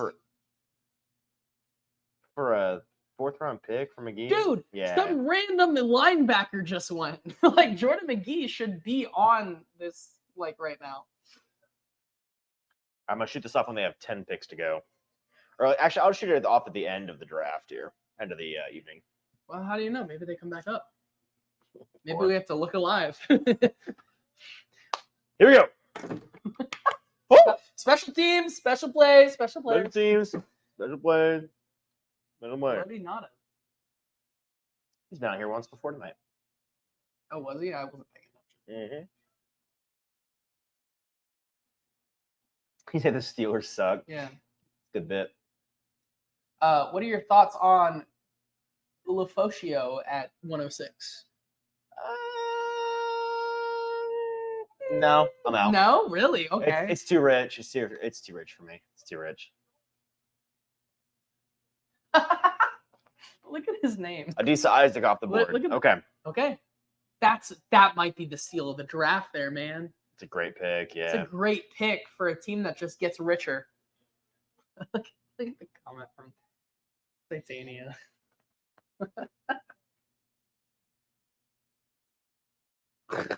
Who are you? I don't know. What's your real name, Titania? It's great. It's great though. I'm here for it. It's a strong bit. I support it. Do you think Stoney will do like a live painting tomorrow on the stream for us? I think he might. Yeah.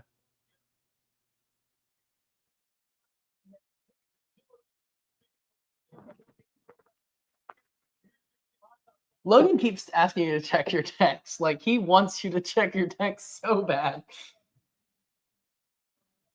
That's his top 100.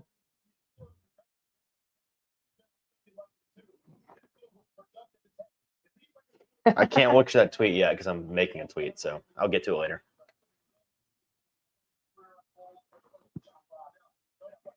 So we have 3 more picks? 4 more picks? 5 more picks? Goes to 99, right? Does it? I don't know. I think so.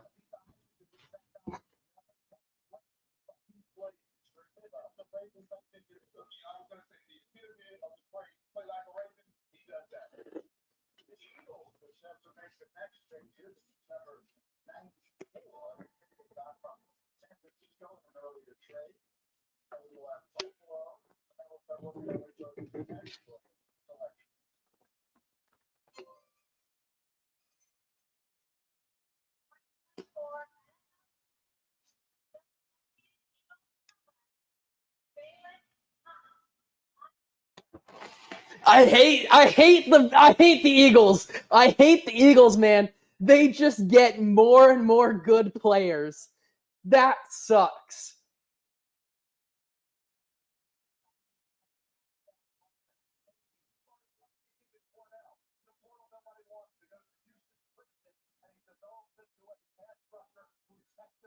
I hate it, man.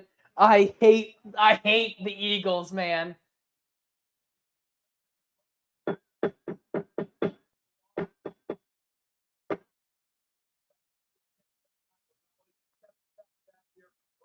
mean, 4.64 40 for that guy.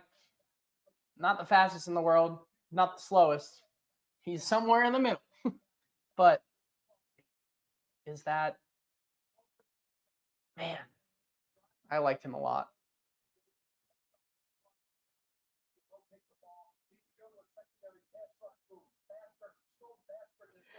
Good for the. Look at the sign on the back of their wall. Did y'all see that? Did y'all hear that on the stream? Make fun of him for that. What?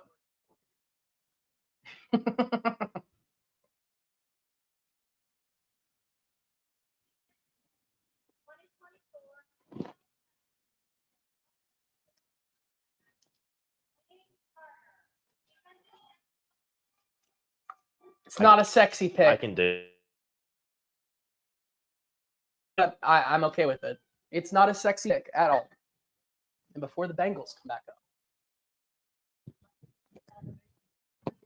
Be right back.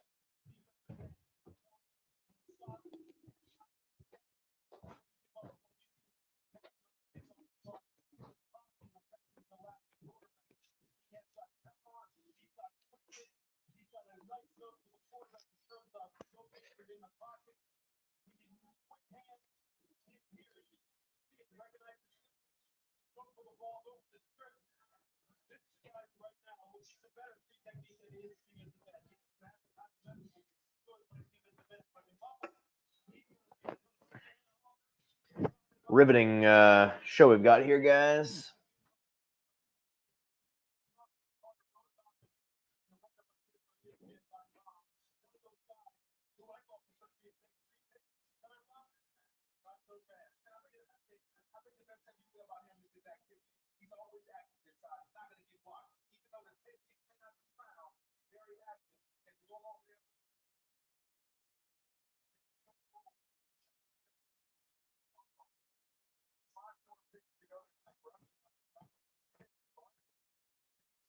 Five more tonight. Just 5 more? Yep.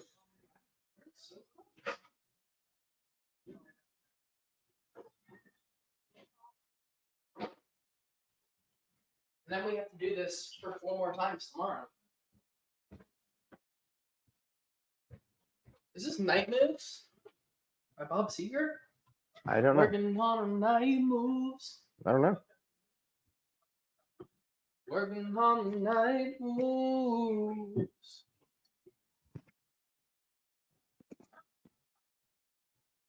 So the no trade, wow. So the no trades draft comes true. That you're here. Talked with Daniel Jones yet? Yeah, I actually did talk to Daniel Jones. He was just like, Daniel Doe? Daniel Doe? Don't make fun of me for messing anything no, up. that's what he said. No, I know. But like, if he's doing that, I can do it. The difference Like, is he's an elite athlete worth millions of dollars. What are you? I'm just a guy. I'm just kidding. I'm just JT. Yeah, Anywhere I else, talked to Daniel Jones. He was just like, I'm happy that you're here. We're going. I actually did talk to Daniel Jones. I'm just kidding. Anywhere else I'd be 10. Is it my destiny to live and die with Cedric Gray as the 4th pick?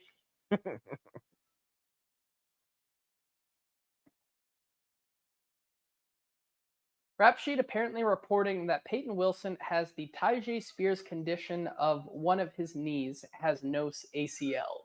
Who? Rap Sheet. Who has that? Kenneth said that. Who was the player in Peyton question? Wilson. Thank you. Goodness. Is that true? I'm I'm asking just for read a clarification. comment. Kenneth, are you lying? You're lying. I don't know. He's lying. Okay. I don't know. Maybe he's not.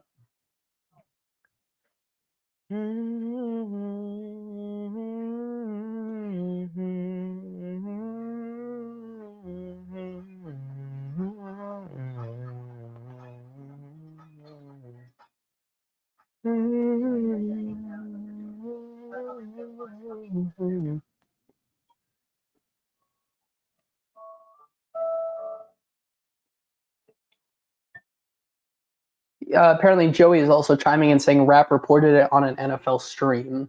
Okay, well, So, Titans legend, future legend. Will Brinson just reported just now on NFL Network. Rap Sheet reported on Peyton Wilson's fall in the draft. One of his knees does not have an ACL. If that's true, his performance the last 2 years is absolutely outrageous. Say that again. Just now on NFL Network, at Rap Sheet reported on Peyton Wilson's fall in the draft. One of his knees does not have an ACL. If that's true, his performance the last 2 years is absolutely outrageous. Have you watched Tyjae Spears play? Because although Tyjae Spears is a third-round pick, so Man, I hope he falls now. I hope he falls.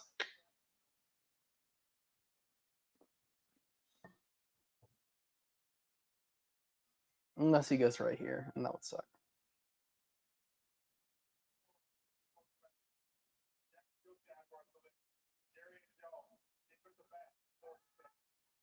I hate the pick. Jerry and Jeff. I don't like Jerry and Jones Jacksonville whatsoever. draft so weird. They do. I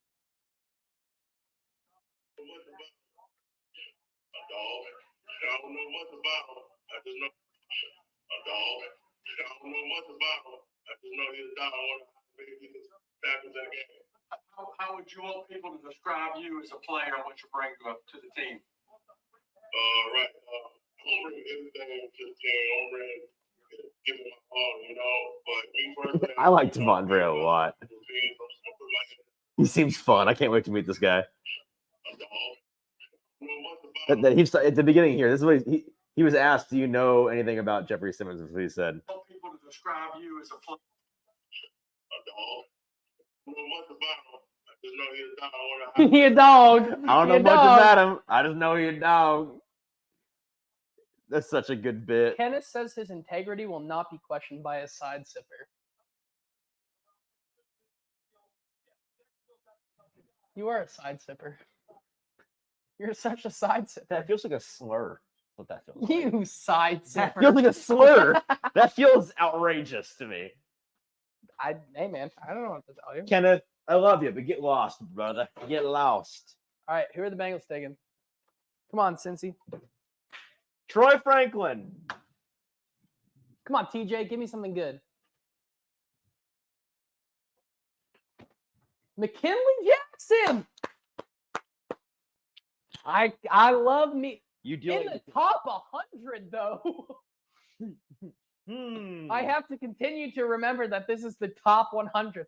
I love me some McKinley Jackson, but I definitely said I love McKinley Jackson in the 5th. You did, yeah. You did. Man. I mean, the Bengals right here. Logan, I hate that. McKinley Jackson, I mean, they are doing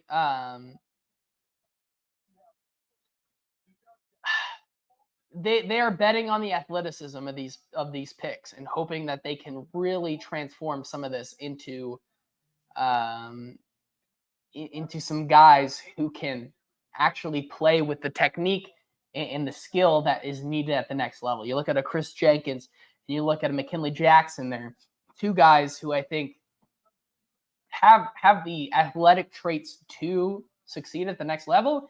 I don't know if they have the technical ability, and I think that's something that they're going to have to learn here.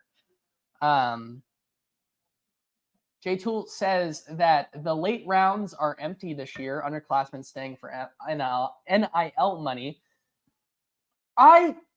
Yes, there's less depth, but when you do the due diligence that Iran Carthen and this team is clearly doing with some of these prospects, you might they might be targeting guys who they really do believe in, and I think that that's something that should be taken into account. Does Mims scare me? No, not at all. I would be surprised if Mims plays a down outside of if one of those two tackles gets hurt because he has the same size, the same athletic profile. He can learn under a Trent Brown and an Orlando Brown. This guy, I think this is a luxury pick for the Bengals. And I think that's what they viewed it as. And I think they're going to have a tackle of the future that they can finally build off, which they haven't had in a long time. Logan asks, what did Michael Hall do?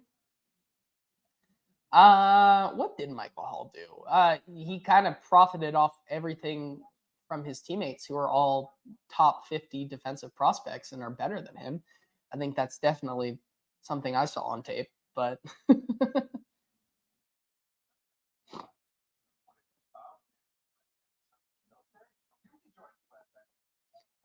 so you say, should we pretend that we're just happy with our two guys and quit pretending we're getting anything else other than depth/practice squad guys? So currently, like on a PFF board, like Troy Franklin's still here, Jadavion Sanders still, TJ Tampa's still here, Jaden Hicks is still here, Brandon Dorlus is still here, Devontae Walker is still here, Devon Baker is still here. You know, you look at guys like Kyrie Jackson is still here, Austin Booker is still here, Jeremiah Trotter is still here. All guys who I think are going to be day one producers. You get this every single year. The fourth round, you see every single year. There's a fourth round guy who just becomes a stud at the NFL level. For the fourth and fifth round to be called practice squad guys, I think is a little rich. I think you can start to call practice squad guys at 6 or 7. Those are your kind of lottery ticket guys. But these are guys that you've clearly watched and you're still betting on, I think. And so that, you know, with what the Titans have right now, I think that whoever the Titans pick in day 4 or day 5 can still be a day 1 starter. And so people are saying here in the chat, Peyton Wilson's slide has ended. Pittsburgh is taking him, and man, feels like a pretty good place for Peyton Wilson to go. I mean, he is the fastest linebacker in this class. If you try to run the ball on him, he's going to track you down as fast as he can. My guess for pick 100 with Washington there, Peyton Wilson is off the board. We're aware. We've already reacted Guys, to it. Peyton Wilson is off. Guys, did you see? Peyton Wilson went to the Steelers. How about that? Okay, before Washington goes, I'm going to make my selection here. I think Troy Franklin goes at 100. Last pick of the Last pick. 100 is the last one? Yep. Apparently, Kitchens goes to the Rams, apparently, which is wild that Sean McVay wants to take the biggest, like, heat-seeking missile of this entire draft and say, I can fix him. Sounds like that's what he's doing. Cameron Kitchens apparently going to the Rams here.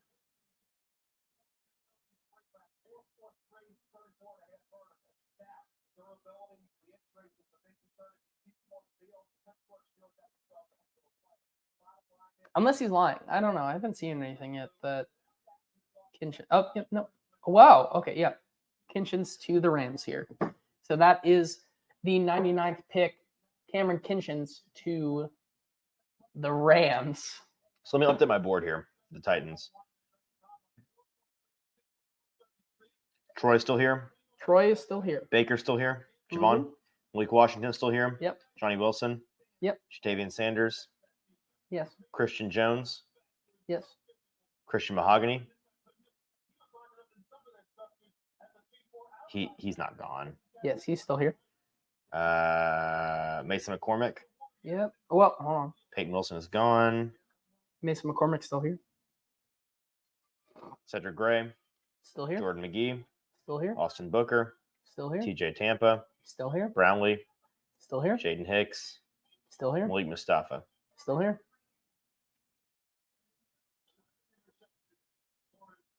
They're on the clock in 6 picks. 100, I'm gonna- under I'm 1, gonna- under 2, under yeah, 3, I'm under gonna- 4, I'm gonna wait under one. 5, under 6. Wait, one pick. For Washington, Because then it'll be a 6 picks, right? yes. PFF show still got the earliest pick breaking, unless you want to constantly refresh X. Well, I'm not watching the PFF show because you know what? You should be watching the Hot Read show because we are Our the buddy- PFF our- wannabes. Our buddy on the PFF show once tweeted, and by once I mean yesterday, tweeted that you should watch your local shows. Who said that? What? Trevor? What? Did Trevor say that? Yeah, he tweeted yesterday. He's like, I know we're gonna be doing the PFF show, but like, if y'all support any of your local content creators, watch some of them this weekend to Support them. us. Trevor's Support us. Trevor's the man, by the way. I love Trevor. Trevor's a great guy, very cool guy. You know what? If we're just giving out great guy awards at the end of here, Who else? Danny Kelly gets a great guy award. Love Danny, good friend. Trevor gets a great guy award. Yep. He's the guy from Reception Perception. Danny Clausen? Derek. Derek Clausen. Yep. Derek Clausen gets a great guy award. Mm-hmm. Is that the Rams draft room right there? No, that was Washington. Oh, there still is like a cigar bar they're at. Am I still bartending? Maybe. Maybe not. You'll never know. You're not bartending. I used to. Yeah, but you're not anymore. Maybe I am. Maybe I'm not. It's news to me if you are.